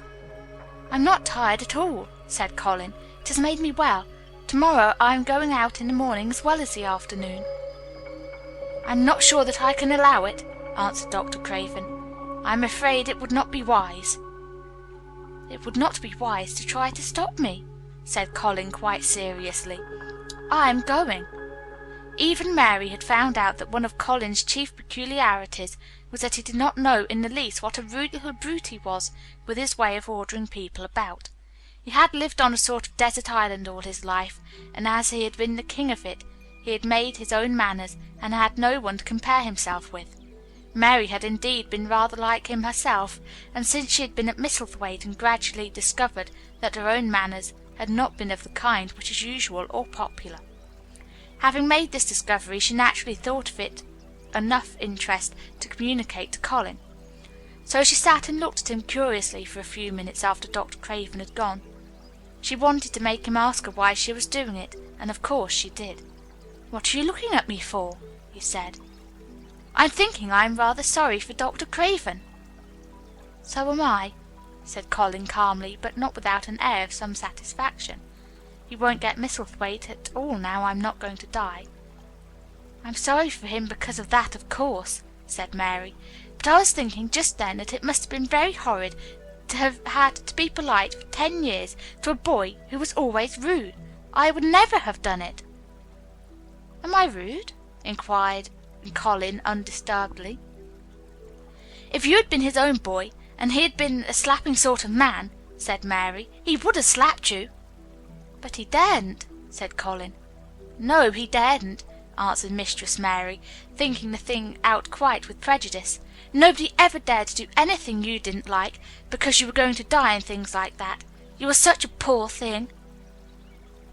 "But," Colin announced stubbornly, "I'm not going to be a poor thing. I won't let people think I'm one. I stood on my feet this afternoon." "It is always having your own way that has made you so queer," Mary went on, thinking aloud. Colin turned his head, frowning. "Am I queer?" he demanded. "Yes," answered Mary, "very.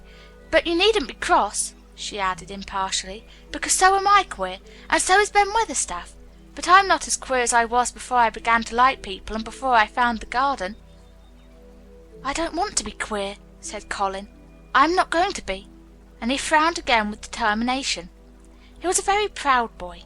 He lay thinking for a while, and then Mary saw his beautiful smile begin and gradually change his whole face. "I shall stop being queer," he said, "if I go every day to the garden. There is magic in there, good magic, you know, Mary. I am sure there is." "So am I," said Mary. "Even if it isn't real magic," Colin said, "we can pretend it is. Something is there. Something." "It's magic," said Mary, "but not black. It's as white as snow." They always called it magic, and indeed it seemed like it in the months that followed. The wonderful months, the radiant months, the amazing ones. Oh, the things which happened in that garden. If you never had a garden, you cannot understand, and if you have had a garden, you will know that it would take a whole book to describe all that came to pass there. At least it seemed that green things would never cease pushing their way through the earth, in the grass, in the beds, even in the crevices of the walls. Then the green things began to show buds, and the buds began to unfurl and show colour, every shade of blue, every shade of purple, every tint and hue of crimson. In its happy days flowers had been tucked away into every inch and hole and corner. Ben Weatherstaff had seen it done, and had himself scraped out mortar from between the bricks of the wall, and made pockets of earth for lovely clinging things to grow on. Irises and white lilies rose out of the grass in sheaves, and the green alcoves filled themselves with amazing armies of the blue and white flower lances of tall delphiniums, or columbines, or campanulas. "She was main fond of them, she was," Ben Weatherstaff said.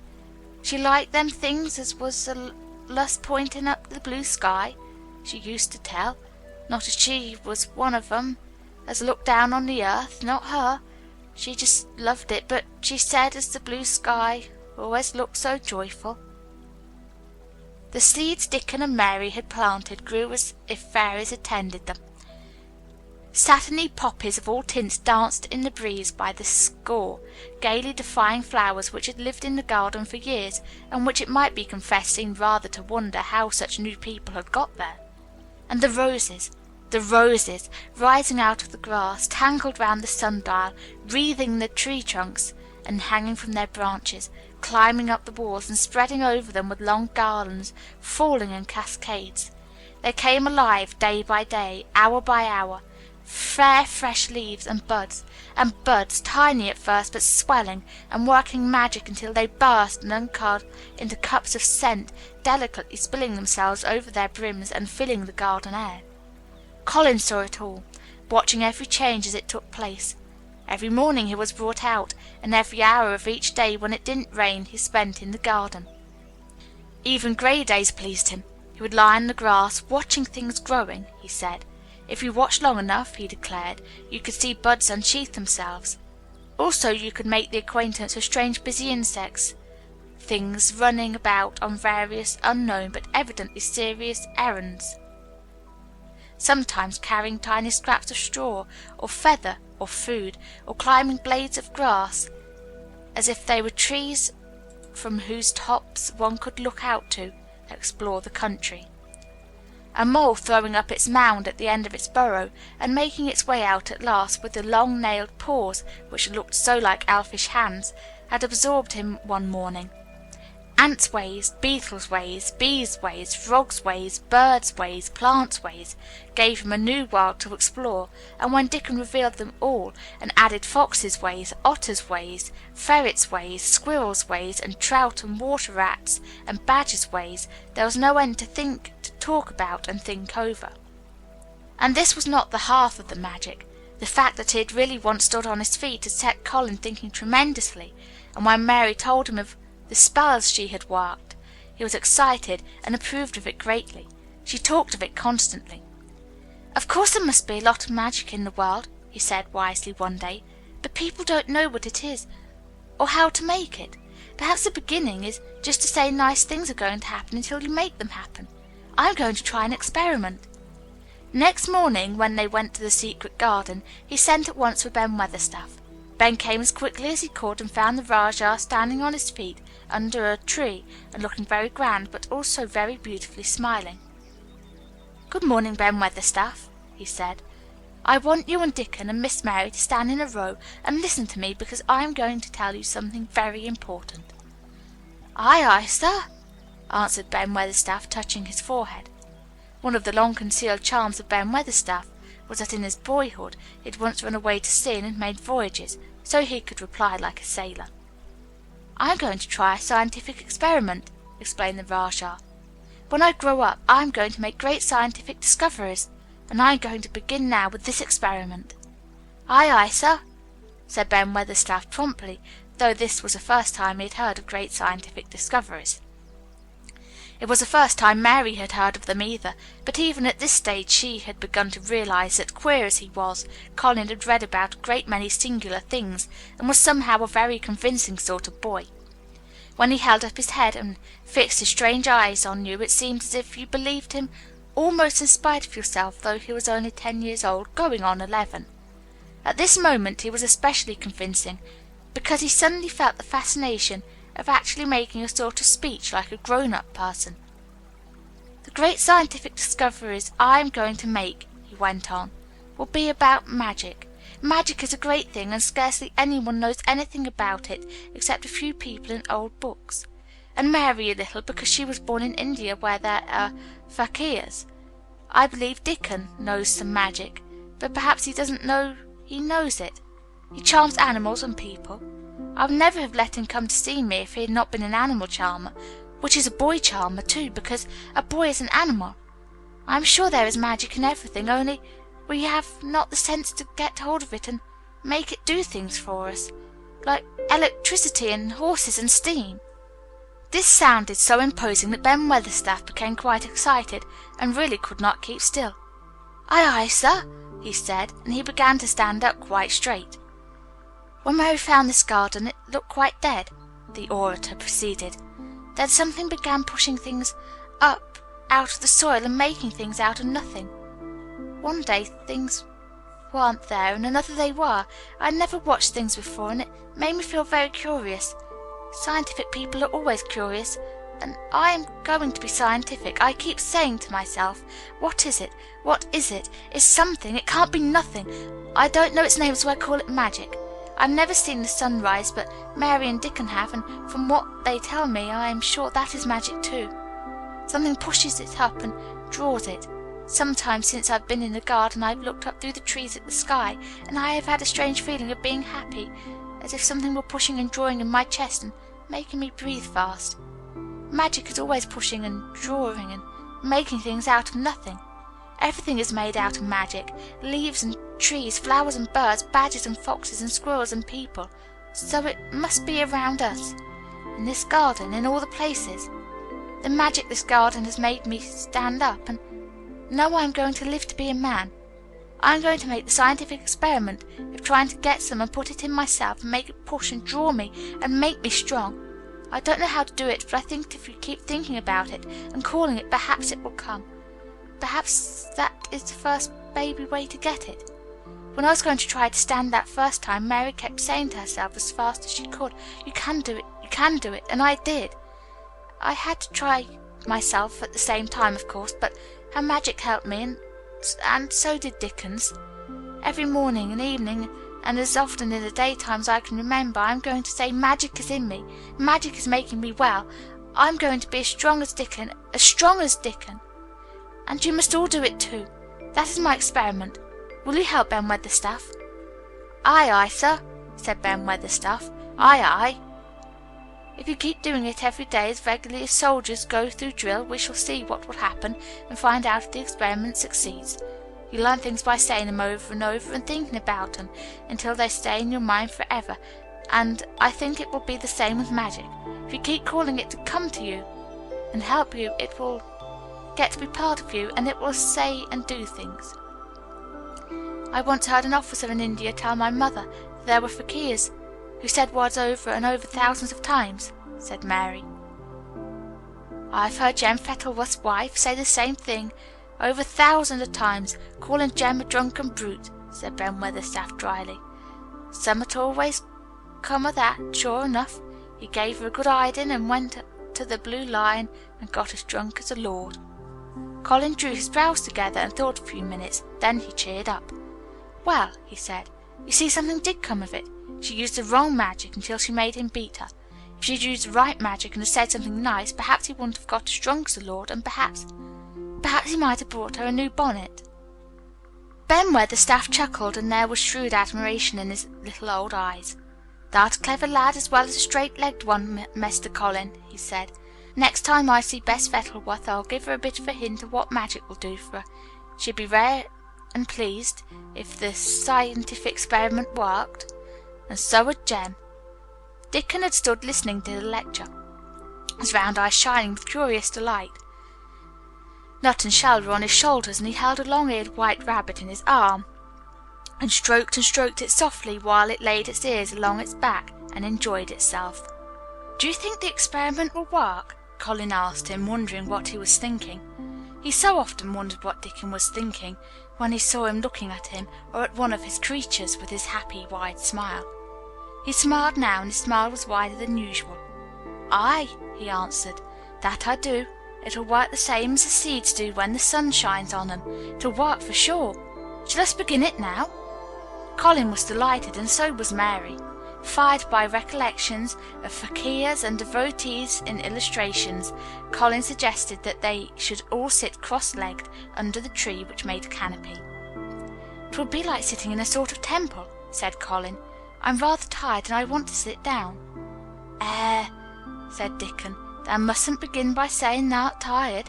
Thou might spoil the magic." Colin turned and looked at him into his innocent round eyes. "That's true," he said slowly. "I must only think of the magic." It all seemed most majestic and mysterious when they sat down in their circle. Ben Weatherstaff felt as if he had somehow been led into appearing at a prayer meeting. Ordinarily he was very fixed in being what he called agin prayers meetings, but this being the Rajah's affair, he did not resent it, and was indeed inclined to be gratified at being called upon to assist. Mistress Mary felt solemnly enraptured.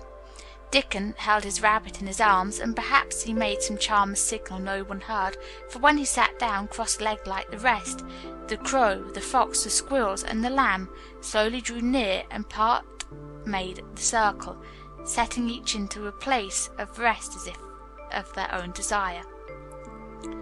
"The creatures have come," said Colin gravely. "They want to help us." Colin really looked quite beautiful, Mary thought. He held his head high, as if he felt like a sort of priest, and his strange eyes had a wonderful look in them. The light shone on him through the tree canopy. "Now we will begin," he said. "Shall we sway backward and forward, Mary, as if we were dervishes?" "I cannot do no swaying backward and forward," said Ben Weatherstaff. "I've got the rheumatics." "The magic will take them away," said Colin in a high priest tone. "But we won't sway until it has done it. We can only chant." "I cannot do no chanting," said Ben Weatherstaff a trifle testily. "They turned me out of the church choir the only time I ever tried it." No one smiled. They were all too much in earnest. Colin's face was not even crossed by a shadow. He was thinking only of the magic. "Then I will chant," he said, and he began looking like a strange boy spirit. The sun is shining. The sun is shining. That is magic. The flowers are growing. The roots are stirring. That is the magic. Being alive is the magic. Being strong is in the magic. The magic is in me. The magic is in me. It is in me. It is in me. It is in every one of us. It is in Ben Weatherstaff's back. Magic! Magic! Come and help!" He said it a great many times, not 1,000 times, but quite a goodly number. Mary listened entranced. She felt as if it were at once queer and beautiful, and she wanted him to go on and on.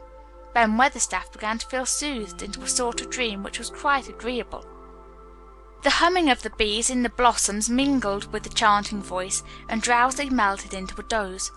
Dickon sat cross-legged with his rabbit asleep on his arm and a hand resting on the lamb's back. Soot had pushed away a squirrel and huddled close to him at his shoulder. The grey film dropped over his eyes. At last Colin stopped. "Now I am going to walk around the garden," he announced. Ben Weatherstaff's head had just dropped forward and he lifted it with a jerk. "You have been asleep," said Colin. "No to the sort," mumbled Ben. "The sermon was good enough, but I'm bound to get out for the collection." He was not quite awake yet. "You're not in church," said Colin. "Not me," said Ben, straightening himself. "Who said I were? I had every bit of it. He said the magic was in my back. The doctor calls it rheumatics." The Rajah waved his hand. "That was the wrong magic," he said. "You will get better. You have my permission to go to your work. But come back tomorrow." "I'd like to see thee walk around the garden," grunted Ben. It was not an unfriendly grunt, but it was a grunt, in fact. Being a stubborn old party, and not having entire faith in magic, he had made up his mind that if he were sent away he would climb his ladder and look over the wall to see that he might be ready to hobble back if there were any stumbling. The Rajah did not object to his staying, and so the procession was formed. It really did look like a procession. Colin was at its head, with Dickon on one side and Mary on the other. Ben Weatherstaff walked behind, and the creatures tailed after them. The lamb and the fox cub kept close to Dickon, the white rabbit hopping along or stopping to nibble, and Soot following with the solemnity of a person who felt himself in charge. It was a procession which moved slowly but with dignity. Every few yards it stopped to rest. Colin leaned on Dickon's arm, and privately Ben Weatherstaff kept a sharp lookout. But now and then Colin took his hand from its support and walked a few steps alone. His head was held up all the time, and he looked very grand. "The magic is in me," he kept saying. "The magic is making me strong. I can feel it. I can feel it." It seemed very certain that something was holding and uplifting him. He sat on the seats in the alcoves, and once or twice he sat down on the grass, and several times he paused in the path and leaned on Dickon, but he would not give up until he had gone all round the garden. When he returned to the canopy tree, his cheeks were flushed and he looked triumphant. "I did it! The magic worked!" he cried. "That is my first scientific discovery." "What will Dr. Craven say?" broke out Mary. "He won't say anything," Colin answered, "because he will not be told. This is the biggest secret of all. No one is to know anything about it until I have grown so strong that I can walk and run like another boy. I shall come back here every day in my chair, and I shall be taken back in it. I won't have people whispering and asking questions, and I won't let my father hear about it until the experiment has quite succeeded. Then sometime when he comes back to Misselthwaite, I shall just walk into his study and say, 'Here I am. I am like any other boy. I am quite well, and I shall live to be a man. It has been done by scientific experiment.'" "He will think he is in a dream," cried Mary. "He won't believe his eyes." Colin flushed triumphantly. He had made himself believe that he was going to get well, which was really more than half the bottle, if he had been aware of it. And the thought which stimulated him more than any other was this imagining what his father would look like when he saw that he had a son who could walk as straight and strong as other fathers' sons. One of his darkest miseries in unhealthy, morbid past days has been his hatred of being a sickly, weak-backed boy whose father was afraid to look at him. "He'll be obliged to believe them," he said. "One of the things I am going to do after the magic works, and before I begin to make scientific discoveries, is to be an athlete." "We shall have thee taken to boxing in a week or so," said Ben Weatherstaff. "That'll end with winning the belt and being champion prize fighter of all England."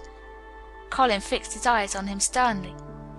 "Weatherstaff," he said, "that is disrespectful. You must not take liberties because you are in the secret. However much the magic works, I shall not be a prize fighter. I shall be a scientific discoverer."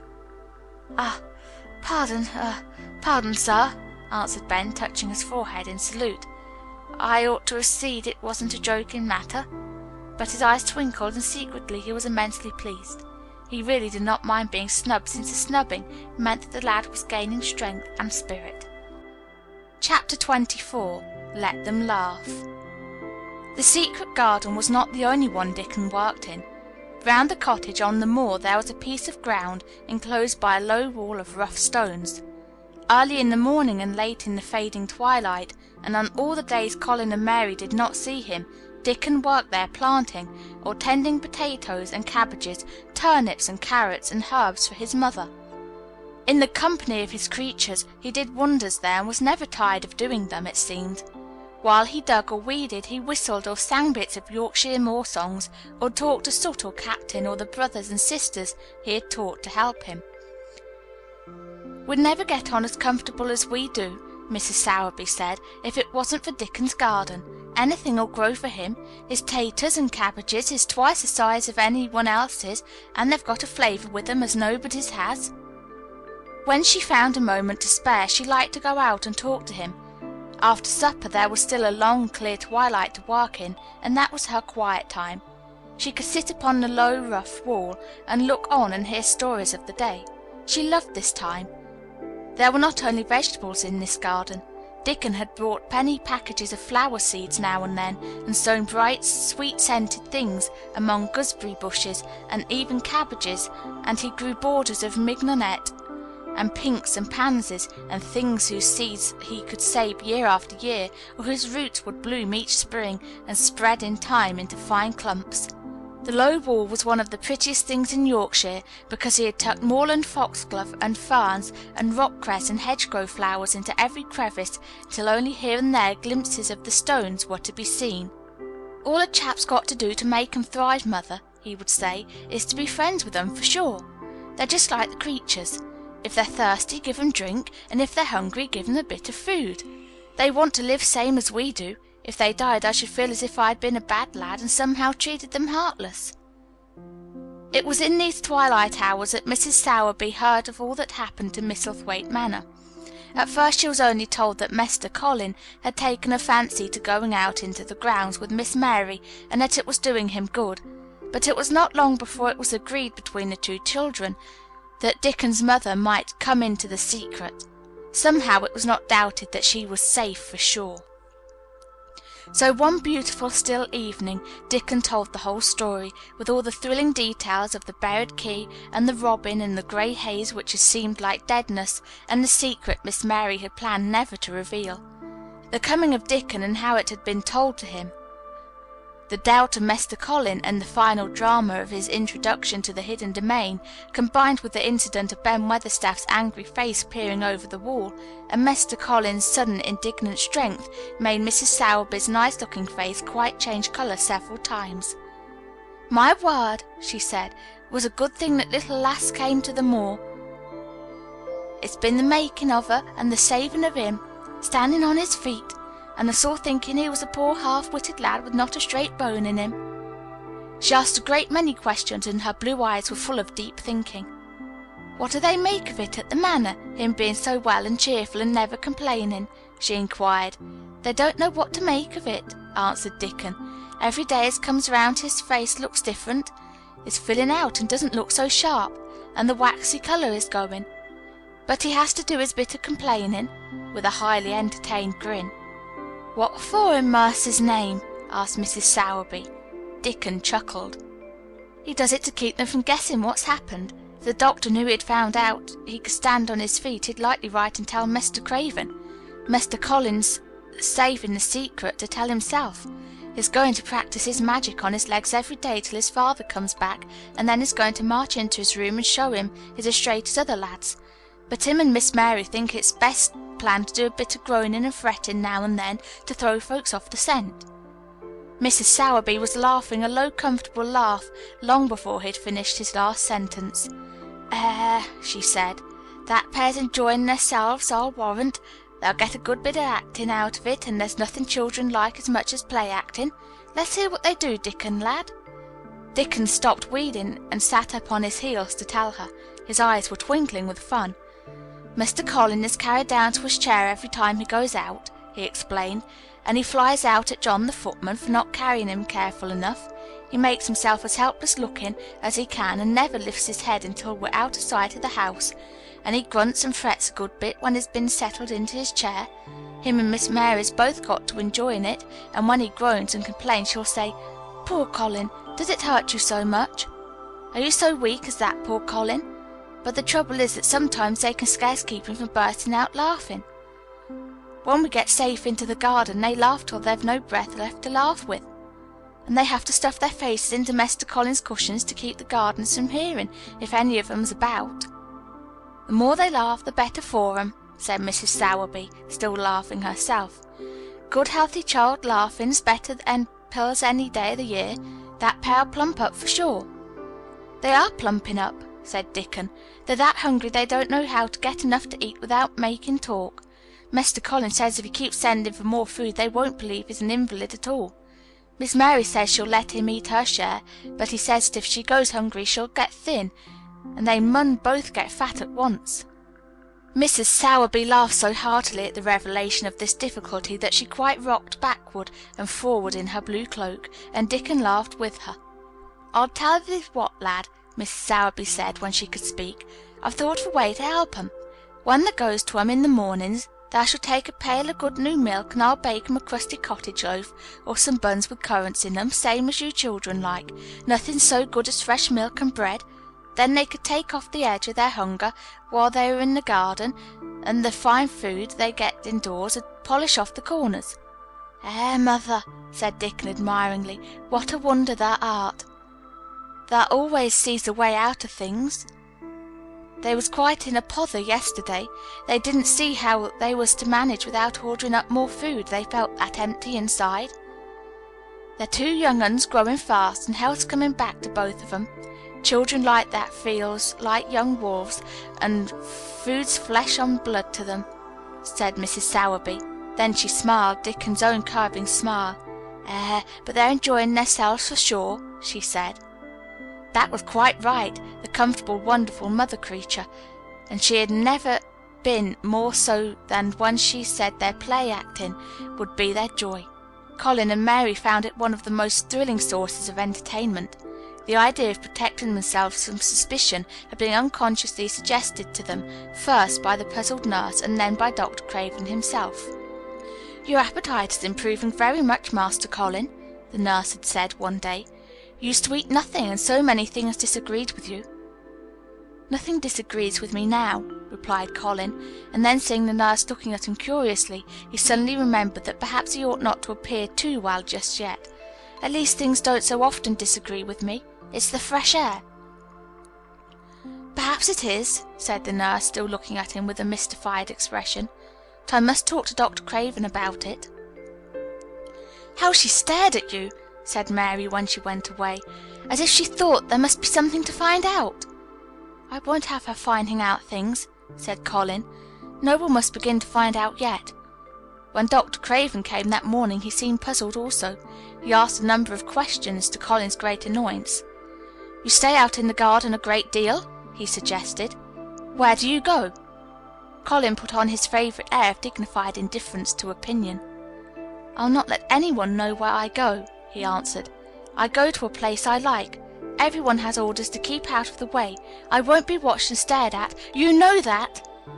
"You seem to be out all day, but I do not think it has done you harm." "I do not think so. The nurse says you eat much more than you have ever done before."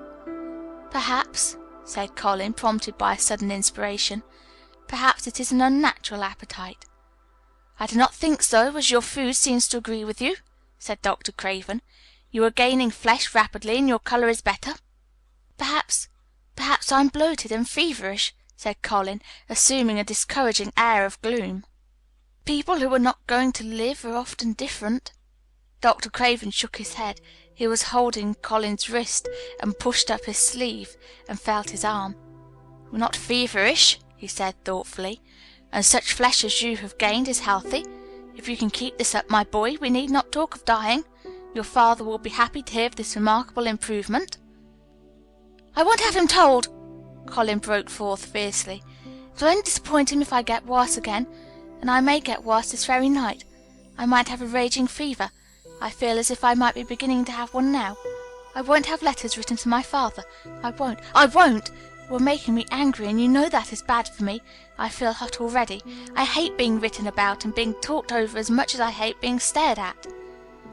"Hush, my boy," Dr. Craven soothed him. "Nothing shall be written without your permission. You are too sensitive about things. You must not undo the good which has been done." He said no more about writing to Mr. Craven, and when he saw the nurse he privately warned her that such a possibility must not be mentioned to the patient. "The boy is extraordinarily better," he said. "His advance seems almost abnormal, but of course he is doing now of his own free will what we could not make him do before. Still, he excites himself very easily, and nothing must be said to irritate him." Mary and Colin were much alarmed, and talked together anxiously. From this time dated their plan of play acting. "I may be obliged to have a tantrum," said Colin regretfully. "I don't want to have one, and I'm not miserable enough now to work myself into a big one. Perhaps I couldn't have one at all. That lump doesn't come in my throat now, and I keep thinking of nice things instead of horrible ones. But if they talk about writing to my father, I shall have to do something." He made up his mind to eat less, but unfortunately it was not possible to carry out this brilliant idea when he wakened each morning with an amazing appetite, and the table near his sofa was set with a breakfast of homemade bread and fresh butter, snow-white eggs, raspberry jam, and clotted cream. Mary always breakfasted with him, and when they found themselves at the table, particularly if there were delicate slices of sizzling ham sending forth tempting odours from under a hot silver cover, they would look into each other's eyes in desperation. "I think we shall have to eat it all this morning," Colin always ended by saying. "We can send away some of the lunch and a great deal of the dinner." But they never found they could send away anything, and the highly polished conditions of the empty plates returned to the pantry awakened much comment. "I do wish," Colin would also say, "I do wish the slices of ham were thicker, and one muffin each is not enough for anyone." "It is enough for a person who is going to die," answered Mary when first she heard this, "but it is not enough for a person who is going to live. I sometimes feel as if I could eat 3 when those nice fresh heather and gore smells from the moor come pouring in at the open window." The morning that Dickon, after they had been enjoying themselves in the garden for about 2 hours, went behind a big rosebush and brought forth 2 tin pails, and revealed that one was full of rich new milk cream on the top of it, and that the other held cottage-made currant buns folded in a clean blue and white napkin, buns so carefully tucked in that they were still hot, there was a riot of surprised joyfulness. What a wonderful thing for Mrs. Sowerby to think of! What a clever woman she must be! How good the buns were, and what delicious fresh milk! "Magic is in her just as it is in Dickon," said Colin. "It makes her think of ways to do things, nice things. She is a magic person. Tell her we are grateful, Dickon, extremely grateful." He was given to using rather grown-up phrases at times. He enjoyed them. He liked this so much that he improved upon it. "Tell her she has been most bounteous and our gratitude is extreme." And then, forgetting his grandeur, he fell to and stuffed himself with buns and drank milk out of the pail in copious draughts in the manner of any hungry little boy who had been taking unusual exercise and breathing in moorland air, and whose breakfast was more than 2 hours behind him. This was the beginning of many agreeable incidents of the same kind. They actually awoke to the fact that as Mrs. Sowerby had 14 people to provide food for, she might not have enough to satisfy 2 extra appetites every day, so they asked her to let them send some of their shillings to buy things. Dickon made the stimulating discovery that in the wood in the park outside the garden where Mary had first found him piping to the wild creatures, there was a deep little hollow where you could build a sort of tiny oven with stones and roast potatoes and eggs in it. Roasted eggs were a previously unknown luxury, and very hot potatoes with salt and fresh butter in them were fit for a woodland king, besides being deliciously satisfying. You could buy both potatoes and eggs and eat as many as you liked without feeling as if you were taking food out of the mouths of 14 people. Every beautiful morning the magic was worked by the mystic circle under the plum tree, which provided a canopy of thickening green leaves over its brief blossom time was ended. After the ceremony Colin always took his walking exercise, and throughout the day he exercised his newly found power at intervals. Each day he grew stronger and could walk more steadily and cover more ground, and each day his belief in the magic grew stronger, as well it might. He tried one experiment after another as he felt himself gaining strength, and it was Dickon who showed him the bestest things of all. "Yesterday," he said one morning after an absence, "I went to Thwaite for Mother, and near the Blue Cow Inn I seed Bob Horwath. He's the strongest chap on the moor. He's a champion wrestler, and he can jump higher than any other chap and throw the hammer farther. He's gone all the way to Scotland for the sport some years. He's knowed me ever since I was a little un, and is a friendly sort, and I asked him some questions. The gentry calls him an athlete, and I thought of the Mester Colin, and I says, 'How did they make their muscles stick out that way, Bob? Did they do anything extra to make thyself so strong?' And he says, 'Well, yes, lad, I did. A strong man in a show that come to Thwaite once showed me how to exercise my arms and legs and every muscle in my body.' And I says, 'Could a delicate chap make himself stronger with them, Bob?' And he laughed and says, 'Art thou the delicate chap?' And I says, 'No, but I knows a young gentleman that's getting well of a long illness, and I wish I knowed some of them tricks to tell him about.' I didn't say no names, and he didn't ask none. He's friendly, same as I said, and he stood up and showed me good-natured like, and I imitated what he did till I knowed it by heart." Colin had been listening excitedly. "Can you show me?" he cried. "Will you?" "Aye, to be sure," Dickon answered, getting up. "But he says thou mun do 'em gentle at first, and be careful not to tire thyself. Rest in between times, and take deep breaths, and don't overdo." "I'll be careful," said Colin. "Show me, show me! Dickon, you are the most magic boy in the world." Dickon stood up on the grass and slowly went through a carefully practical but simple series of muscle exercises. Colin watched them with widening eyes. He could do a few while he was sitting down. Presently he did a few gently while he stood upon his already steadied feet. Mary began to do them also. Soot, who was watching the performance, became much disturbed, and left his branch and hopped about restlessly because he could not do them too. From that time the exercises were part of the day's duties as much as the magic was. It became possible for both Colin and Mary to do more of them each time they tried, and such appetites were the results that but for the basket Dickon put down beside the bush each morning when he arrived they would have been lost. But the little oven in the hollow and Mrs. Sowerby's bounties were so satisfying that Mrs. Medlock and the nurse and Dr. Craven became mystified again. You can trifle with your breakfast and seem to disdain your dinner if you are full to the brim with roasted eggs and potatoes and richly frothed new milk and oatcakes and buns and heather honey and clotted cream. "They're eating next to nothing," said the nurse. "They'll die of starvation if they can't be persuaded to take some nourishment. And yet see how they look." "Look!" exclaimed Mrs. Medlock indignantly. I'm moithered to deal with them. They're a pair of young Satans, bursting their jackets one day and the next turning up their noses at the best meals cook can tempt them with. Not a mouthful of that lovely young fowl and bread sauce did they set a fork into yesterday.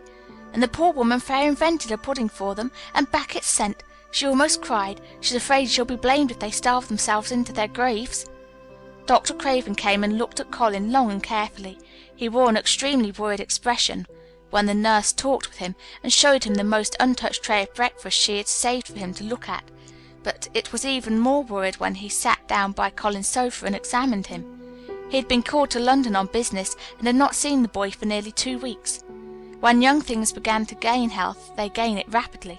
The waxen tinge had left Colin's skin, and a warm rose showed through it. His beautiful eyes were clear, and the hollows under them and in his cheeks and temples had filled out.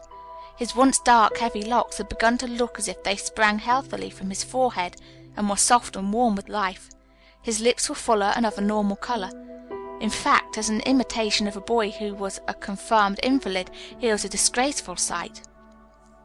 Dr. Craven held his chin in his hand and thought him over. "I am sorry to hear that you do not eat anything," he said. "That will not do.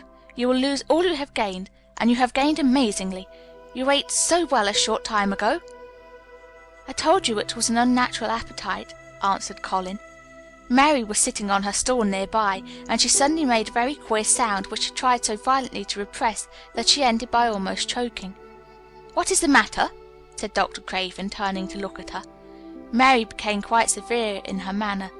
"It was something between a sneeze and a cough," she replied with reproachful dignity, "and it got into my throat." "But," she answered afterward to Colin, "I couldn't stop myself. It just burst out all at once. I couldn't help remembering that last big potato you ate, and the way your mouth stretched when you bit through that thick, lovely crust with jam and clotted cream on it." "Is there any way in which those children can get food secretly?" Dr. Craven inquired of Mrs. Medlock. "There's no way unless they dig it out of the earth or pick it off the trees," Mrs. Medlock answered. "They stay out in the grounds all day and see no one but each other, and if they want anything different to eat from what's sent up to them they need only ask for it." "Well," said Dr. Craven, "so long as going without food agrees with them, we need not disturb ourselves. The boy is a new creature." "So is the girl," said Mrs. Medlock. "She's begun to be downright pretty since she's filled out and lost her ugly little sour look.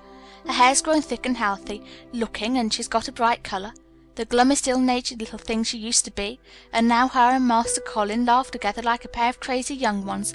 Perhaps they're growing fat on that." "Perhaps they are," said Dr. Craven. "Let them laugh."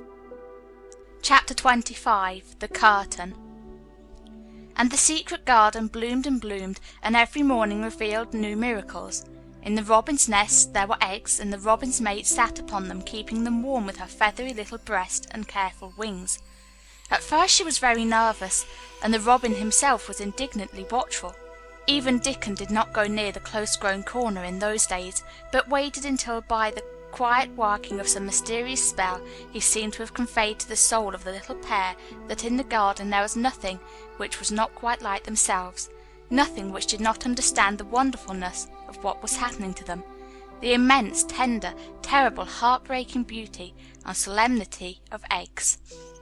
If there had been one person in that garden who had not known through all his or her innermost being that if an egg were taken away or hurt, the whole world would whirl round and crash through space and come to an end, if there had been even one who did not feel it and act accordingly, there could have been no happiness even in that golden springtime air. But they all knew it and felt it, and the robin and his mate knew they knew it. At first the robin watched Mary and Colin with sharp anxiety. For some mysterious reason he knew he need not watch Dickon.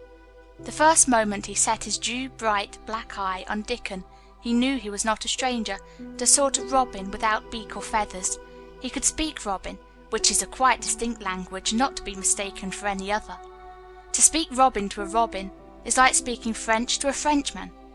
Dickon always spoke it to the robin himself, so the queer gibberish he used when he spoke to the humans did not matter in the least. The robin thought he spoke this gibberish to them because they were not intelligent enough to understand feathered speech. His movements also were robin. They never startled one by being sudden enough to seem dangerous or threatening. And Robin could understand Dickon, so his presence was not even disturbing.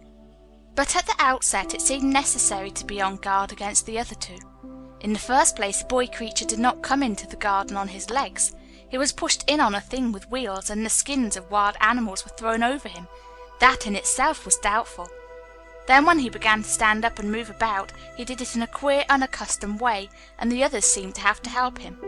The robin used to secrete himself in a bush and watch this anxiously, his head tilted first on one side and then on the other. He thought that the slow movements might mean that he was preparing to pounce, as cats do. When cats are preparing to pounce, they creep over the ground very slowly. The robin talked this over with his mate a great deal for a few days, but after that he decided not to speak of the subject because her terror was so great that he was afraid it might be injurious to the eggs. When the boy began to walk by himself, and even to move more quickly, it was an immense relief. But for a long time, or it seemed a long time to the robin, he was a source of some anxiety. He did not act as the other humans did. He seemed very fond of walking, but he had a way of sitting or lying down for a while, and then getting up, in a disconcerting manner, to begin again. One day the robin remembered that when he himself had been made to learn to fly by his parents, he had done much the same sort of thing, He had taken short flights for a few yards and then had been obliged to rest, so it occurred to him that this boy was learning to fly, or rather to walk. He mentioned this to his mate, and when he told her that the eggs would probably conduct themselves in the same way after they were fledged, she was quite comforted, and even became eagerly interested and derived great pleasure from watching the boy over the edge of her nest, though she always thought that the eggs would be much cleverer and learn more quickly. But then she said indulgently that humans were always more clumsy and slow than eggs, and most of them never seemed really to learn to fly at all. You never met them in the air or on tree tops. After a while the boy began to move about as the others did, but all three of the children at times did unusual things. They would stand under the trees and move their arms and legs and heads about in a way which was neither walking nor running nor sitting down. They went through these movements at intervals every day, and the robin was never able to explain to his mate what they were doing or trying to do. He could only say that he was sure that the eggs would never flap about in such a manner, but as the boy who could speak robin so fluently was doing the thing with them, birds could be quite sure that their actions were not of a dangerous nature. Of course, neither the robin nor his mate had ever heard of the champion wrestler Bob Horace and his exercises for making the muscles stand out like lumps. Robins are not like human beings. Their muscles are always exercised from the first, and so they develop themselves in a natural manner. If you have to fly about to find every meal you eat, your muscles do not become atrophied. Atrophied means wasted away through want of use. When the boy was walking and running about and digging and weeding like the others, the nest in the corner was brooded over by a great peace and content. Fears for the eggs became things of the past. Knowing that your eggs were as safe as if they were locked in a bank vault, and the fact that you could watch so many curious things going on, made setting a most entertaining occupation. On wet days the egg's mother sometimes felt even a little dull because the children did not come into the garden. But even on wet days it could not be said that Mary and Colin were dull. One morning when the rain streamed down unceasingly and Colin was beginning to feel a little restive, as he was obliged to remain upon his sofa because it was not safe to get up and walk about, Mary had an inspiration. "Now that I'm a real boy," Colin had said, "my legs and arms and all my bones are so full of magic that I can't keep them still. They want to be doing things all the time. Do you know that when I waken in the morning, Mary, when it's quite early and the birds are just shouting outside and everything seems just shouting for joy, even the trees and things we can't really hear, I feel as if I must jump out of bed and shout myself. If I did it, just think what would happen." Mary giggled inordinately. "The nurse would come running, and Mrs. Medlock would come running, and they would be sure you had gone crazy, and they'd send for the doctor," she said. Colin giggled himself. He could see how they would all look, how horrified by his outbreak, and how amazed to see him standing upright. "I wish my father would come home," he said. "I want to tell him myself. I'm always thinking about it. But we couldn't go on like this much longer. I can't stand lying still and pretending, and besides I look too different. I wish it wasn't raining today." It was then Mistress Mary had her inspiration. "Colin," she began mysteriously, "do you know how many rooms there are in this house?" "About 1,000, I suppose," he answered. "There's about 100 no one ever goes into," said Mary, "and one rainy day I went over and looked into ever so many of them. No one ever knew, though Mrs. Medlock nearly found me out. I lost my way when I was coming back, and I stopped at the end of your corridor. That was the second time I heard you crying." Colin stared up at his sofa. 100 rooms no one goes into?" he said. "It sounds almost like a secret garden. Suppose we go and look at them, wheel me in my chair, and nobody would know we went." "That's what I was thinking," said Mary. "No one would dare to follow us. There are galleries where you could run. We could do our exercises. There's a little Indian room where there is a cabinet full of ivory elephants. There are all sorts of rooms." "Ring the bell," said Colin. When the nurse came in, he gave his orders. "I want my chair," he said. "Miss Mary and I are going to look at the part of the house which is not used. John can push me as far as the picture gallery because there are some stairs. Then he must go away and leave us alone until I send for him again."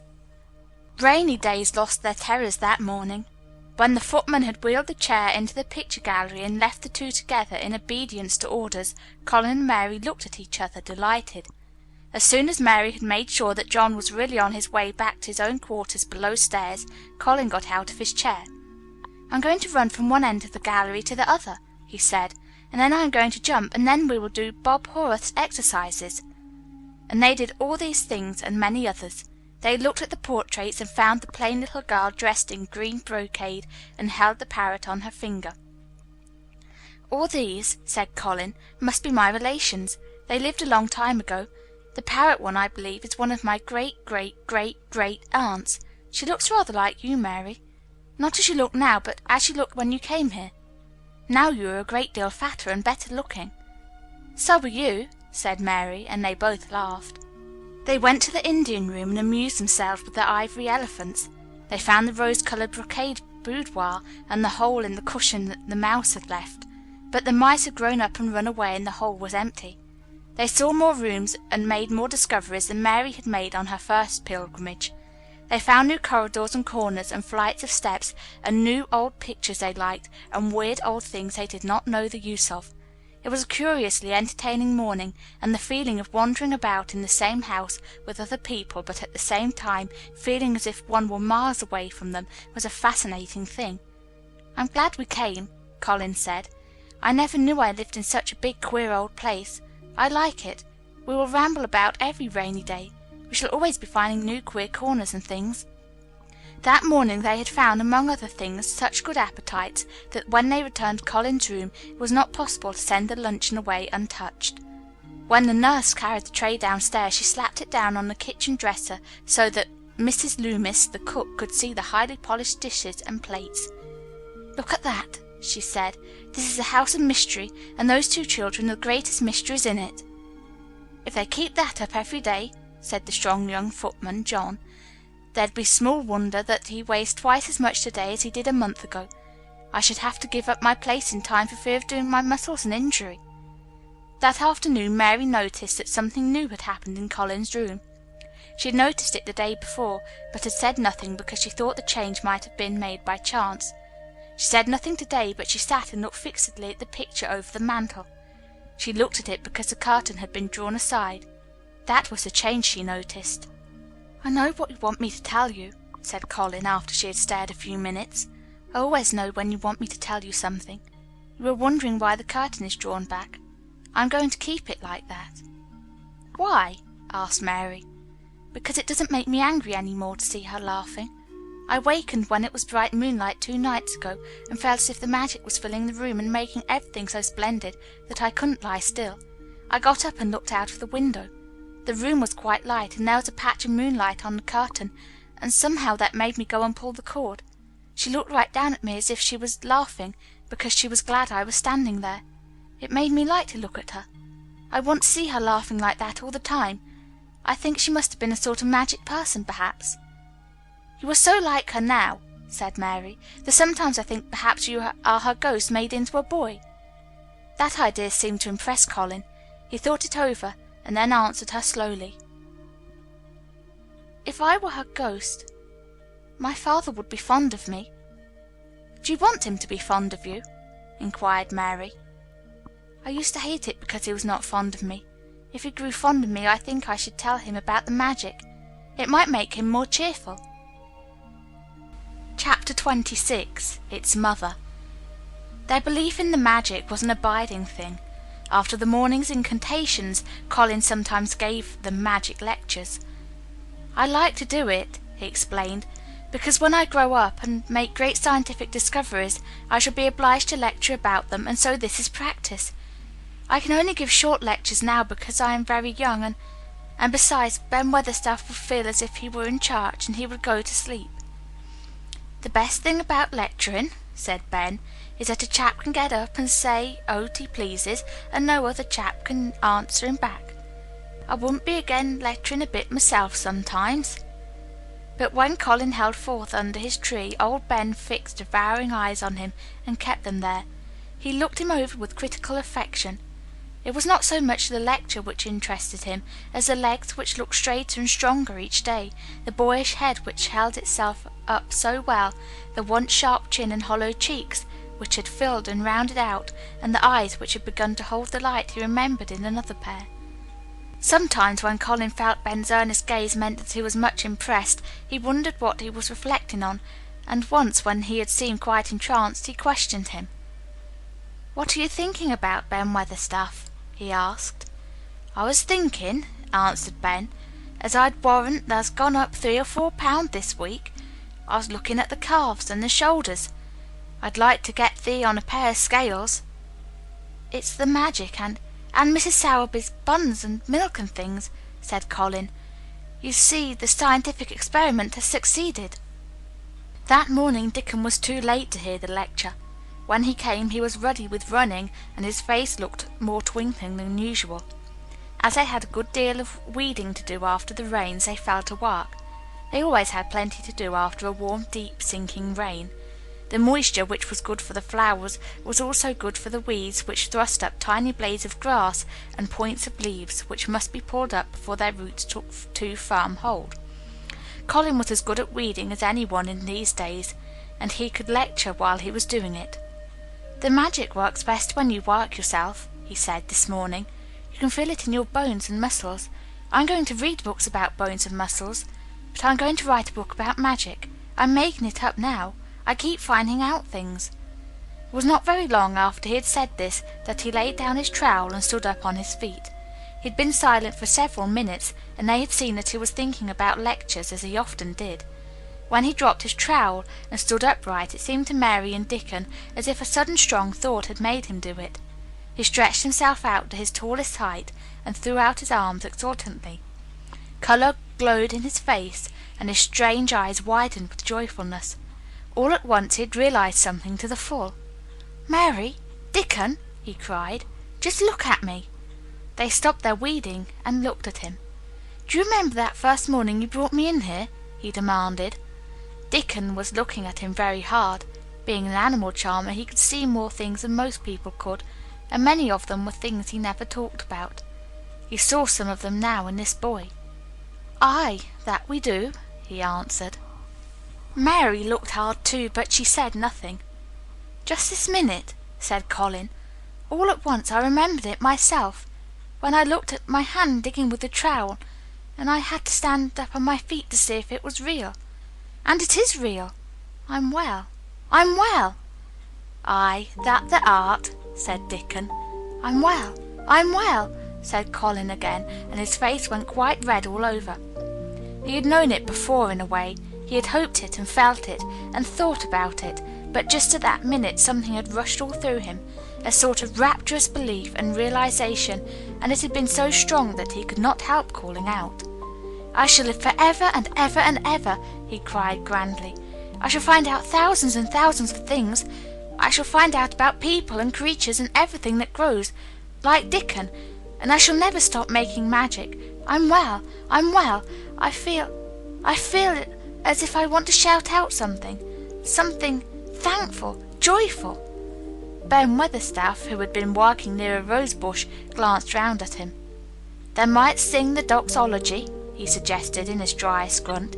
He had no opinion of the doxology, and he did not make the suggestion with any particular reverence. But Colin was of an exploring mind, and he knew nothing about the doxology. "What is that?" he inquired. "Dickon can sing it for thee, I'll warrant," replied Ben Weatherstaff. Dickon answered with his all-perceiving animal charmer's smile. "They sing it in church," he said. "Mother says she believes the skylarks sing it when they gets up in the morning." "She says that it must be a nice song," cried Colin. "I've never been in a church myself. I was always too ill. Sing it, Dickon. I want to hear it." Dickon was quite simple and unaffected about it. He understood what Colin felt better than Colin did himself. He understood by a sort of instinct so natural that he did not know it was understanding. He pulled off his cap and looked round, still smiling. "Thou must take off the cap," he said to Colin. "And so mun thou, Ben. And thou mun stand up, thou knows that." Colin took off his cap, and the sun shone on and warmed his thick hair as he watched Dickon intently. Ben Weatherstaff scrambled up from his knees and bared his head too, with a sort of puzzled, half-resentful look on his old face, as if he didn't know exactly why he was doing this remarkable thing. Dickon stood out among the trees and rose bushes and began to sing in quite a simple, matter-of-fact way, and in a nice, strong boy voice. Praise God from whom all blessings flow. Praise him, all creatures here below. Praise him above, ye heavenly host. Praise Father, Son, and Holy Ghost. Amen. When he had finished, Ben Weatherstaff was standing quite still with his jaws set obstinately, but with a disturbed look in his eyes fixed on Colin. Colin's face was thoughtful and appreciative. "It is a very nice song," he said. "I like it. Perhaps it means just what I mean when I want to shout out that I am thankful to the magic." He stopped and thought in a puzzled way. Perhaps they are both the same thing. How can we know the exact names of everything? Sing it again, Dickon. Let us try, Mary. I want to sing it too. It's my song. How does it begin? Praise God from whom all blessings flow. And they sang it again, and Mary and Colin lifted their voices as musically as they could, and Dickon swelled quite loud and beautiful. And at the second line Ben Weatherstaff raspingly cleared his throat, and at the third line he joined in with such vigour that it seemed almost savage, and when the Amen came to an end, Mary observed that the very same thing had happened to him, which had happened when he found out that Colin was not a cripple. His chin was twitching, and he was staring and winking, and his leathery old cheeks were wet. "I never seed no sense in the doxology afore," he said hoarsely, "but I may change my mind this time. I should say they'd gone up £5 this week, Mester Colin, 5 of 'em." Colin was looking across the garden at something attracting his attention, and his expression had become a startled one. "Who is coming in here?" he said quickly. "Who is it?" The door in the ivied wall had been pushed gently open, and a woman had entered. She had come in with the last line of their song, and she had stood still listening and looking at them. With the ivy behind her, the sunlight drifted through the trees and dappled her long blue cloak, and her nice fresh face smiled across the greenery, and she was rather like a softly coloured illustration in one of Colin's books. She had wonderful affectionate eyes, which seemed to take everything in, all of them, even Ben Weatherstaff and the creatures, and every flower that was in bloom. Unexpectedly as she had appeared, not one of them felt that she was an intruder at all. Dickon's eyes lighted like lamps. "It's Mother, that's who it is!" he cried, and went across the grass at a run. Colin began to move toward her too, and Mary went with him. They both felt their pulses beat faster. "It's Mother," said Dickon again when they met halfway. "I knowed they wanted to see her, and I told her where the door was hid." Colin held out his hand with a sort of flushed royal shyness, but his eyes quite devoured her face.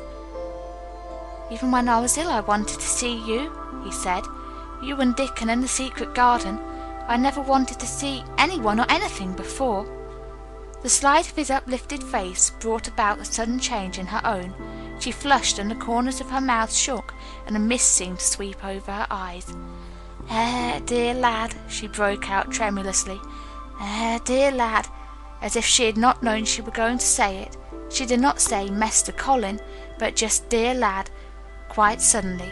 She might have said it to Dickon in the same way, if she had seen something in his face which touched her. Colin liked it. "Are you surprised because I am so well?" he asked.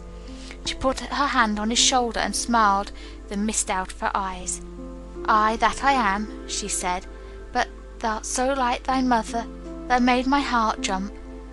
"Do you think," said Colin a little awkwardly, "that will make Father like me?" "Aye, for sure, dear lad," she answered, and she gave his shoulder a soft, quick pat. "He mun come home. He mun come home." "Susan Sowerby," said Ben Weatherstaff, getting closer to her, "look at the lad's legs, wilt thou? They was like drumsticks and stocking 2 months ago, and I heard folk tell as they was bandy and knock-kneed both at the same time. Look at 'em now." Susan Sowerby laughed a comfortable laugh. "They're going to be fine strong lads' legs in a bit," she said.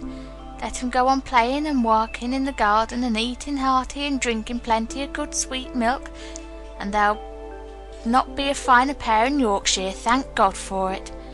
She put both hands on Mistress Mary's shoulders and looked her little face over in a motherly fashion. "And thee too," she said. "Thou'rt grown near as hearty as our Elizabeth Ellen. I'll warrant thou like thy mother too. And Martha told me as Mrs. Medlock heard she was a pretty woman. That'll be like a bush rose when thou grows up, my little lass, bless thee. She did not mention that when Martha came home on her day out and described the plain sallow child, she had said that she had no confidence whatever in what Mrs. Medlock had heard. It doesn't stand to reason that a pretty woman could be the mother of such a foul little lass, she had added obstinately. Mary had not had time to pay much attention to her changing face. She had only known that she looked different and seemed to have a great deal more hair, and that it was growing very fast. But remembering her pleasure in looking at the Mem Sahib in the past, she was glad to hear that she might some day look like her. Susan Sowerby went round their garden with them, and was told the whole story of it, and shown every bush and tree which had come alive. Colin walked on one side of her, and Mary on the other. Each of them kept looking up at her comfortable rosy face, secretly curious about the delightful feeling she gave them, a sort of warm, supported feeling. It seemed as if she understood them as Dickon understood his creatures. He stooped over the flowers and talked about them as if they were children. Soot followed her, and once or twice cawed at her and flew upon her shoulder, as if it were Dickon's. When I told her about the robin and the first flight of the young ones, she laughed in a motherly little mellow laugh in her throat. I suppose learning them to fly is like learning children to walk. Tom feared I should be all in a worry if mine had wings instead of legs, she said. It was because she seemed such a wonderful woman in her nice moorland cottage way that at last she was told about the magic. "Do you believe in magic?" asked Colin after he had explained about Indian fakirs. "I do hope you do." "That I do, lad," she answered. "I never knowed it by that name, but what does the name matter? I warrant they call it different name in France and a different one in Germany. The same thing as set the seeds swelling and the sun shining made thee a well lad, and it's the good thing. It isn't like us poor fools as think it matters if us is called out of our names. The big good thing doesn't stop to worry it, bless thee. It goes on making worlds by the million, worlds like us. Never thee stop believing in the big good thing, and knowing the world's full of it, and call it what they likes. They were singing to it when I came into the garden." "I felt so joyful," said Colin, opening his beautiful strange eyes at her. "Suddenly I felt how different I was, how strong my arms and legs were, you know, and how I could dig and stand, and I jumped up and wanted to shout out something to anything that would listen. The magic listened when they sung the doxology. It would have listened to anything they had sung. It was the joy that mattered. Eh, lad, what's name's to the joy maker?" And she gave his shoulders a quick, soft pat again. She had packed a basket which held a regular feast this morning, and when the hungry hour came and Dickon brought it out from his hiding place, she sat down with them under their tree and watched them devour their food, laughing and quite gloating over their appetites. She was full of fun and made them laugh and all sorts of odd things. She told them stories in broad Yorkshire and taught them new words. She laughed as if she could not help it when they told her of the increasing difficulty there was in pretending that Colin was still a fretful invalid. "You see, we can't help laughing nearly all the time when we are together," explained Colin, "and it doesn't sound ill at all. We try to hold it back, but it bursts out, and that sounds worse than ever." "There's one thing that comes into mind so often," said Mary, "and I can scarcely ever hold it when I think of it suddenly. I keep thinking, suppose Colin's face should get to look like a full moon. It isn't like one yet, but he gets a tiny bit fatter every day, and suppose some morning it should look like one, what should we do?" "Bless us all, I can see there has a good bit of play acting to do," said Susan Sowerby, "but they won't have to keep it up much longer. Mr. Craven'll come home." "Do you think he will?" asked Colin. "Why?" Susan Sowerby chuckled softly. "Suppose it'd nigh break thy heart if he found out before they told him in their own way," she said. "There's laid awake nights planning it." "I couldn't bear anyone else to tell him," said Colin. "I think about different ways every day. I think now I just want to run into his room." "That'd be a fine start for him," said Susan Sowerby. "I'd like to see his face, lad, I would that. He mun come back. That he mun." One of the things they talked of was the visit they were to make to her cottage. They planned it all. They were to drive over the moor and lunch out of doors among the heather. They would see all the 12 children and Dickon's garden, and would not come back until they were tired. Susan Sowerby got up at last to return to the house and Mrs. Medlock. It was time for Colin to be wheeled back also, but before he got into his chair he stood quite close to Susan and fixed his eyes on her with a kind of bewildered adoration, and he suddenly caught hold of the fold of her blue cloak and held it fast. "You are just what I wanted," he said. "I wish you were my mother as well as Dickens." All at once Susan Sowerby bent down and drew him with her warm arms close against her bosom, under the blue cloak, as if he had been Dickens's brother. The quick mist swept over her eyes. Dear lad," she said, "thy own mother's in this here very garden, I do believe. She couldn't keep out of it. Thy father mun come back to thee. He mun." Chapter 27 In the Garden. In each century since the beginning of the world, wonderful things have been discovered. In the last century, more amazing things were found out than in any other century before. In this new century, hundreds of things still more astounding will be brought into light. At first, people refuse to believe that a strange new thing can be done. Then they begin to hope it can be done. Then they see it can be done. Then it is done, and all the world wonders why it was not done centuries ago. One of the new things people began to find out in the last century was that thoughts, just mere thoughts, are as powerful as electric batteries, as good for one as sunlight is, or as bad for one as poison. To let a sad thought or a bad one get into your mind is as dangerous as letting a scarlet fever germ get into your body. If you let it stay there after it has got in, you may never get over it as long as you live. So long as Mistress Mary's mind was full of disagreeable thoughts about her dislikes and sour opinions of people, and her determination not to be pleased by or interested in anything, she was a yellow-faced, sickly, bored, and wretched child. Circumstances, however, were very kind to her, though she was not at all aware of it. They began to push her about for her own good. When her mind gradually filled itself with robins and moorland cottages crowded with children, with queer, crabbed old gardeners, and common little Yorkshire housemaids, with springtime and with secret gardens coming alive day by day, and also with the moor and his creatures, there was no room left for the disagreeable thoughts which affected her liver and her digestion, and made her yellow and tired. So long as Colin shut himself up in his room and thought only of his fears and weaknesses and his detestation of people who looked at him and reflected hourly on humps and early death, he was a hysterical, half-crazy little hypochondriac who knew nothing of the sunshine and the spring, and also did not know that he could get well and could stand upon his feet if he tried to do it. When new beautiful thoughts began to push out the old hideous ones, life began to come back to him. His blood ran healthily through his veins, and strength poured into him like a flood. His scientific experiment was quite practical and simple, and there was nothing weird about it at all. Much more surprising things can happen to anyone who, when a disagreeable or discouraged thought comes into his mind, just has the sense to remember in time and push it out by putting in an agreeable, determinedly courageous one. Two things cannot be in one place. Where you tend a rose, my lad, a thistle cannot grow. While the secret garden was coming alive, and two children were coming alive with it, there was a man wandering about certain far-away beautiful places in the Norwegian fields and the valleys and mountains of Switzerland, and he was a man who for 10 years had kept his mind filled with dark and heartbroken thinking. He had not been courageous. He had never tried to put any other thoughts in the place of the dark ones. He had wandered by blue lakes and thought them. He had lain on mountain-sides with sheets of deep blue gentians blooming all about him, and flower breaths filling all the air, and he had thought them. A terrible sorrow had fallen upon him when he had been happy, and he had let his soul fill itself with blackness, and had refused obstinately to allow any rift of light to pierce through. He had forgotten and deserted his home and his duties. When he travelled about, darkness so brooded over him that the sight of him was a wrong done to other people, because it was as if he poisoned the air about him with gloom.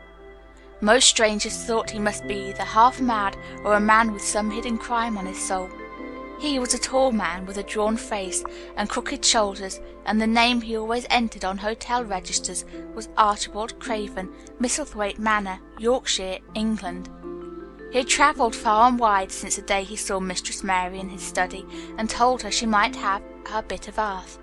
He had been in the most beautiful places in Europe, though he had remained nowhere more than a few days. He had chosen the quietest and remotest spots. He had been on the tops of mountains whose heads were in the clouds, and had looked down on other mountains when the sun rose and touched them with just light as made it seem as if the world were just being born. But the light had never seemed to touch himself, until one day when he realized that for the first time in 10 years a strange thing had happened. He was in a wonderful valley in the Austrian Tyrol, and he had been walking alone through such beauty as might have lifted any man's soul out of shadow. He had walked a long way, and it had not lifted his. But at last he had felt tired, and had thrown himself down to rest on a carpet of moss by a stream. It was a clear little stream, which ran quite merrily along on its narrow way through the luscious damp greenness. Sometimes it made a sound rather like a very low laughter as it bubbled over and round stones. He saw birds come and dip their heads to drink in it, and then flick their wings and fly away. It seemed like a thing alive, and yet its tiny voice made the stillness seem deeper. The valley was very, very still. As he sat gazing into the clear running of the water, Archibald Craven gradually felt his mind and body both grow quiet as the valley itself. He wondered if he were going to sleep, but he was not. He sat and gazed at the sunlit water, and his eyes began to see things growing at its edge. There was one lovely mass of blue forget-me-nots growing so close to the stream that its leaves were wet, and at these he found himself looking as he remembered he had looked at such things years ago. He was actually thinking tenderly how lovely it was, and what wonders of blue its hundreds of little blossoms were. He did not know that just that simple thought was slowly filling his mind, filling and filling it until other things were softly pushed aside. It was as if a sweet, clear spring had begun to rise in a stagnant pool, and had risen and risen until at last it swept the dark water away. But of course he did not think of this himself. He only knew that the valley seemed to grow quieter and quieter as he sat and stared at the bright, delicate blueness. He did not know how long he sat there, or what was happening to him, but at last he moved as if he were awakening, and he got up slowly and stood on the moss carpet, drawing a long, deep, soft breath and wondering at himself. Something seemed to have been unbound and released in him, very quietly. "What is it?" he said, almost in a whisper, and he passed his hand over his forehead. "I almost feel as if I were alive." I do not know enough about the wonderfulness of undiscovered things to be able to explain how this had happened to him, neither does anyone else yet. He did not understand at all himself, but he remembered this strange hour months afterward when he was at Misselthwaite again, and he found out quite by accident that on this very day Colin had cried out as he went into the garden, "I am going to live for ever and ever and ever." The singular calmness remained with him the rest of the evening, and he slept a new reposeful sleep, but it was not with him very long. He did not know that it could be kept. By the next night he had opened the doors wide to his dark thoughts, and they had come trooping and rushing back. He left the valley and went on his wandering way again, but strange as it seemed to him, there were minutes, sometimes half hours, when without his knowing why, the black burden seemed to lift itself again, and he knew he was a living man and not a dead one. Slowly, slowly, for no reason that he knew of, he was coming alive with the garden. As the golden summers changed into the deep golden autumn, he went to the lake of Como. There he found the loveliness of a dream. He spent his days upon the crystal blueness of the lake, or he walked back into the soft, thick verdure of the hills, and tramped until he was tired so that he might sleep. But by this time he had begun to sleep better, he knew, and his dreams had ceased to be a terror to him. Perhaps, he thought, my body is growing stronger. It was growing stronger, but, because of the rare peaceful hours when his thoughts were changed, his soul was slowly growing stronger too. He began to think of Misselthwaite, and wonder if he should not go home. Now and then he wondered vaguely about his boy, and asked himself what he should feel when he went and stood by the carved four-posted bed again and looked down at the sharply chiselled ivory white face while it slept, and the black lashes rimmed so startlingly the close-shut eyes. He shrank from it. One marvel of a day he had walked so far that when he returned the moon was high and full, and all the world was purple shadow and silver. The stillness of lake and shore and wood was so wonderful that he did not go into the villa he lived in. He walked down to a little bowered terrace at the water's edge and sat upon a seat and breathed in all the heavenly scents of the night. He felt the strange calmness stealing over him, and it grew deeper and deeper until he fell asleep. He did not know when he fell asleep, and when he began to dream, his dream was so real that he did not feel as if he were dreaming. He remembered afterward how intensely wide awake and alert he had thought he was. He thought that, as he sat and breathed in the scent of the late roses and listened to the lapping of the water at his feet, he heard a voice calling. It was sweet and clear, and happy and far away. It seemed very far, but he heard it as distinctly as if it had been at his very side. "Archie, Archie, Archie," it said, and then again, sweeter and clearer than before, "Archie, Archie." He thought he sprang to his feet, not even startled. It was such a real voice, and it seemed so natural that he should hear it. "Lilias, Lilias," he answered. "Lilias, where are you?" "In the garden." It came back like a sound from a golden flute. "In the garden." And then the dream ended, but he did not awaken. He slept soundly and sweetly all through the lovely night. When he did awake at last it was brilliant morning, and a servant was standing staring at him. He was an Italian servant, and was accustomed, as all the servants of the villa were, to accept him without question any strange thing his foreign master might do. No one ever knew when he would go out or come in, or where he would choose to sleep, or if he would roam about in the garden or lie in the boat on the lake all night. The man held a salver with some letters on it, and he waited quietly until Mr. Craven took them. When he had gone away, Mr. Craven sat a few moments holding them in his hand and looking at the lake. His strange calm was still upon him, and something more, a lightness as if the cruel thing which had been done had not happened, as he thought, as if something had changed. He remembered the dream, the real dream. "In the garden," he had said, wondering at himself. "In the garden? But the door is locked and the key is buried deep." When he glanced at the letters a few minutes later, he saw that the one lying at the top of the rest was an English letter and came from Yorkshire. It was directed in a plain woman's hand, but it was not a hand he knew. He opened it, scarcely thinking of the writer, but the first words attracted his attention at once. "Dear Sir, I am Susan Sowerby, that made bold to speak to you once on the moor. It was about Miss Mary I spoke. I will make bold to speak again. Please, sir, I would come home if I were you. I think you would be glad to come, and, if you will excuse me, sir, I think your lady would ask you to come if she was here. Your obedient servant, Susan Sowerby." Mr. Craven read the letter twice before he put it back in its envelope. He kept thinking about the dream. "I will go back to Misselthwaite," he said. "Yes, I'll go at once." And he went through the garden to the villa and ordered Pitcher to prepare for his return to England. In a few days he was in Yorkshire again, and on his long railroad journey he had found himself thinking of his boy as he had never thought in all the 10 years past. During those years he had only wished to forget him. Now, though he did not intend to think about him, memories of him constantly drifted into his mind. He remembered the black days when he had raved like a madman because the child was alive and the mother was dead.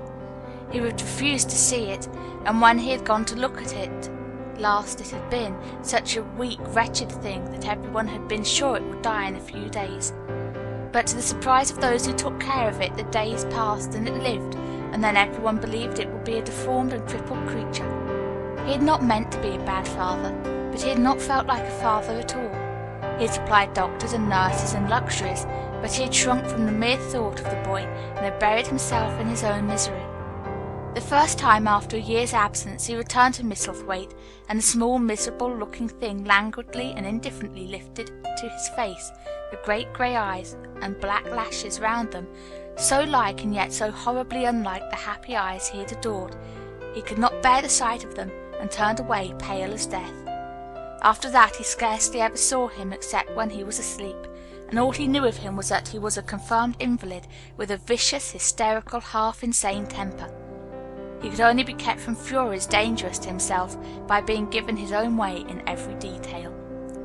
All this was not an uplifting thing to recall, but as the train whirled him through mountain passes and golden plains, the man who was coming alive began to think in a new way, and he thought long and steadily and deeply.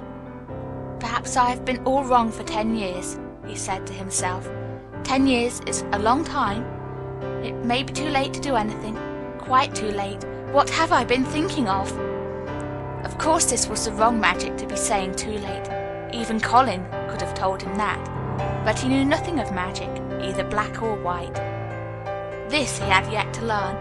He wondered if Susan Sowerby had taken courage and written to him only because the motherly creature had realized that the boy was much worse, was fatally ill. If he had not been under the spell of the curious calmness which had taken possession of him, he would have been more wretched than ever. But the calm had brought a sort of courage and hope with it.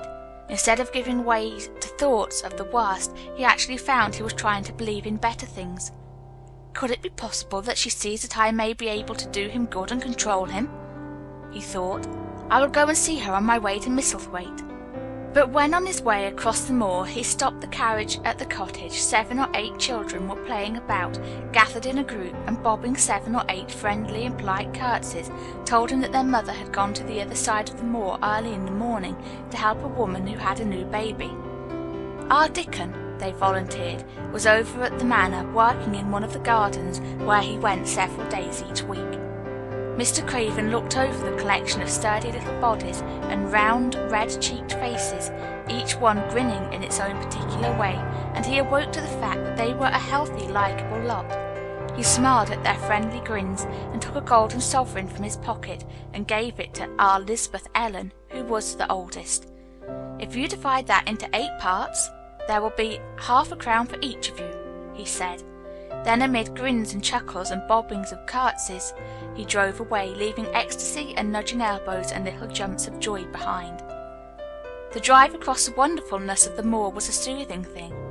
Why did it seem to give him a sense of homecoming which he had been sure he could never feel again? That sense of the beauty of land and sky and purple bloom of distance, and a warming of the heart at drawing nearer to the great old house which had held those of his blood for 600 years. How he had driven away from it the last time, shuddering to think of its closed rooms, and the boy lying in the 4-posted bed with the brocaded hangings. Was it possible that perhaps he might find him changed a little for the better, and that he might overcome his shrinking from him? How real that dream had been! How wonderful and clear the voice which called back to him, "In the garden! In the garden!" "I will try to find the key," he said. "I will try to open the door. I must, though I don't know why." When he arrived at the manor, the servants who received him with the usual ceremony noticed that he looked better, and that he did not go to the remote rooms where he usually lived attended by Pitcher. He went into the library and sent for Mrs. Medlock. She came to him somewhat excited and curious and flustered. "How is Master Colin, Medlock?" he inquired. "Well, sir," Mrs. Medlock answered, he's different in a manner of speaking." "Worse?" he suggested. Mrs. Medlock really was flushed. "Well, you see, sir," she tried to explain, "neither Dr. Craven nor the nurse nor me can exactly make him out." "Why is that?" "To tell the truth, sir, Master Colin might be better, and he might be changing for the worse. His appetite, sir, is past understanding, and his ways—" "Has he become more peculiar?" her master asked, knitting his brows anxiously. "That's it, sir. He's grown very peculiar, when you compare him with what he used to be. He used to eat nothing, and then suddenly he began to eat something enormous, and then he stopped all at once, and the meals were sent back just as they used to be. You never knew, sir, Perhaps then out of the doors he would never let himself be taken. The things we've gone through to get him to go out of his chair would leave a body trembling like a leaf. He'd throw himself into such a state that Dr. Craven said he couldn't be responsible for forcing him. Well, sir, just without warning, not long after one of his worst tantrums, he suddenly insisted on being taken out every day by Miss Mary and Susan Sowerby's boy Dickon that could push his chair. He took a fancy to both Miss Mary and Dickon brought his tame animals, and if you'll credit it, sir, out of the doors he will stay from morning until night." "How does he look?" was the next question. "If he took his food natural, sir, you'd think he was putting on flesh, but we're afraid it may be a sort of bloat. He laughs sometimes in a queer way when he's alone with Miss Mary. He never used to laugh at all. Dr. Craven is coming to see you at once if you'll allow him. He never was as puzzled in his life." "Where is Master Colin now?" Mr. Craven asked. "In the garden, sir. He's always in the garden, though not a human creature is allowed to go near for fear they'll look at him." Mr. Craven scarcely heard her last words. "In the garden," he said, and after he had sent Mrs. Medlock away, he stood and repeated it again and again. "In the garden." He had to make an effort to bring himself back to the place he was standing in, and when he felt he was on earth again, he turned and went out of the room. He took his way, as Mary had done, through the door in the shrubbery and among the laurels and the fountain beds. The fountain was playing now, and was encircled by beds of brilliant autumn flowers. He crossed the lawn and turned into the long walk by the ivied walls. He did not walk quickly, but slowly, and his eyes were on the path. He felt as if he were being drawn back to the place he had so long forsaken, and he did not know why. As he drew near to it, his step became still more slow. He knew where the door was, even though the ivy hung thick over it, but he did not know exactly where it lay, that buried key. So he stopped and stood still, looking about him, and almost a moment after he had paused, he started and listened, asking himself if he were having a dream. The ivy hung thick over the door. The key was buried under the shrubs. No human being had passed that portal for 10 lovely years. And yet inside the garden there were sounds. They were the sounds of running, scuffling feet seeming to chase round and round under the trees. There were strange sounds of lowered, suppressed voices, exclamations, and smothered, joyous cries. It seemed actually like the laughter of young things, the uncontrollable laughter of children who were trying not to be heard, but who in a moment or so, as their excitement mounted, would burst forth.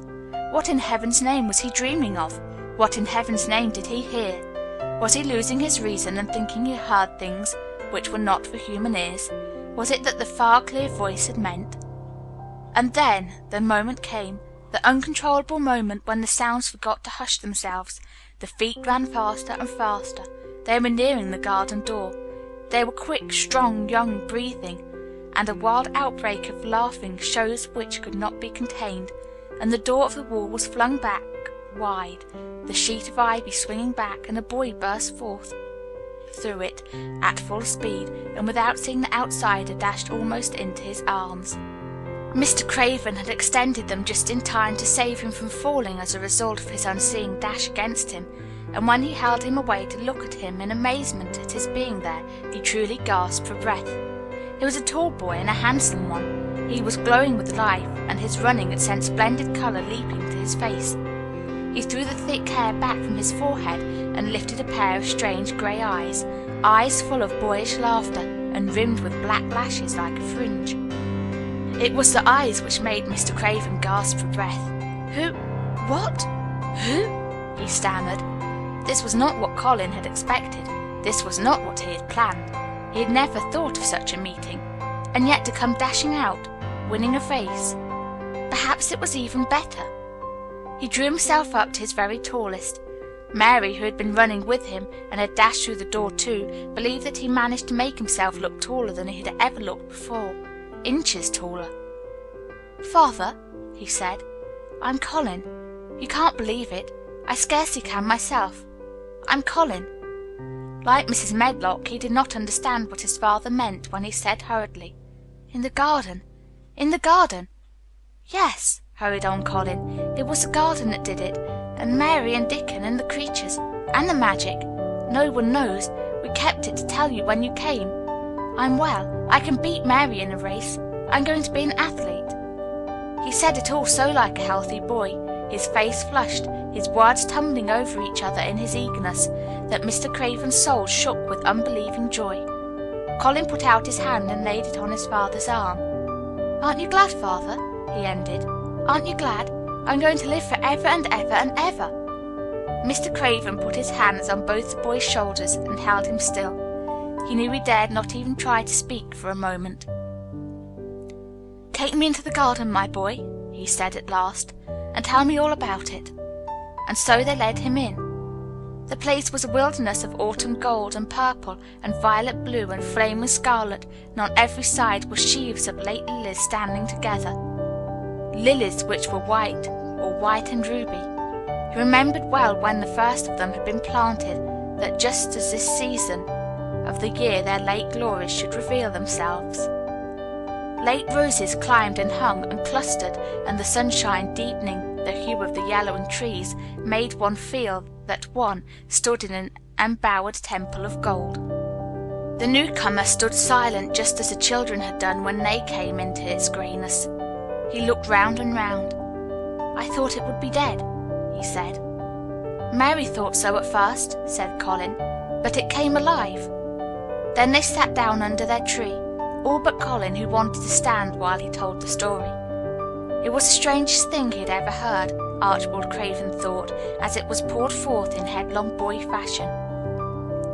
Mystery and magic and wild creatures, the weird midnight meeting, the coming of the spring, the passion of insulted pride which had dragged the young Rajah to his feet to defy old Ben Weatherstaff to his face, the odd companionship, the play-acting, the great secret so carefully kept. The listener laughed until tears came into his eyes, and sometimes tears came into his eyes when he was not laughing. The athlete, the lecturer, the scientific discoverer was a laughable, lovable, healthy young human being. "Now," he said at the end of the story, "it need not be a secret any more. I dare say it will frighten them nearly into fits when they see me. But I am never going to get into that chair again. I shall walk back with you, Father, to the house." Ben Weatherstaff's duties rarely took him away from the gardens, but on this occasion he made an excuse to carry some vegetables to the kitchen, and being invited into the servants' hall by Mrs. Medlock to drink a glass of beer, he was on the spot, as he had hoped to be, when the most dramatic event Misselthwaite Manor had seen during the present generation actually took place. One of the windows looking upon the courtyard gave also a glimpse of the lawn.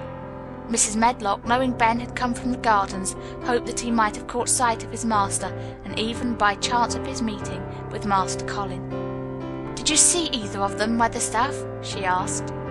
Ben took his beer mug from his mouth and wiped his lips with the back of his hand. "Aye, that I did," he answered with a shrewdly significant air. "Both of them?" suggested Mrs. Medlock. "Both of 'em," returned Ben Weatherstaff. "Thank ye kindly, ma'am. I could sup up another mug of that." "Together?" said Mrs. Medlock hastily, overfilling his beer mug in her excitement. "Together, ma'am." And Ben gulped down half of his new mug at one gulp. "Where was Master Colin? How did he look? What did they say to each other?" "I didna hear that," said Ben. "Along only being on the step-ladder looking over the wall. But I'll tell thee this, there's been things going on outside as you house people knows nought about, and what they'll find out soon." And it was not 2 minutes before he swallowed the last of his beer and waved his mug solemnly toward the window, which took in through the shrubbery a piece of the lawn. "Look there," he said, "if there's curious. Look what's coming across the grass."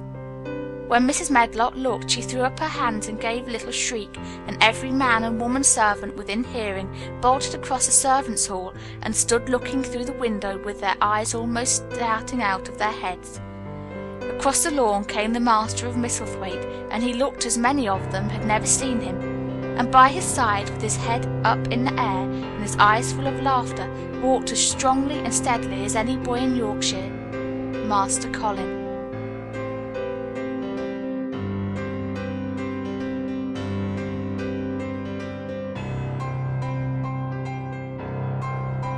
End of The Secret Garden by Frances Hodgson Burnett. Recording by Ashley Jane.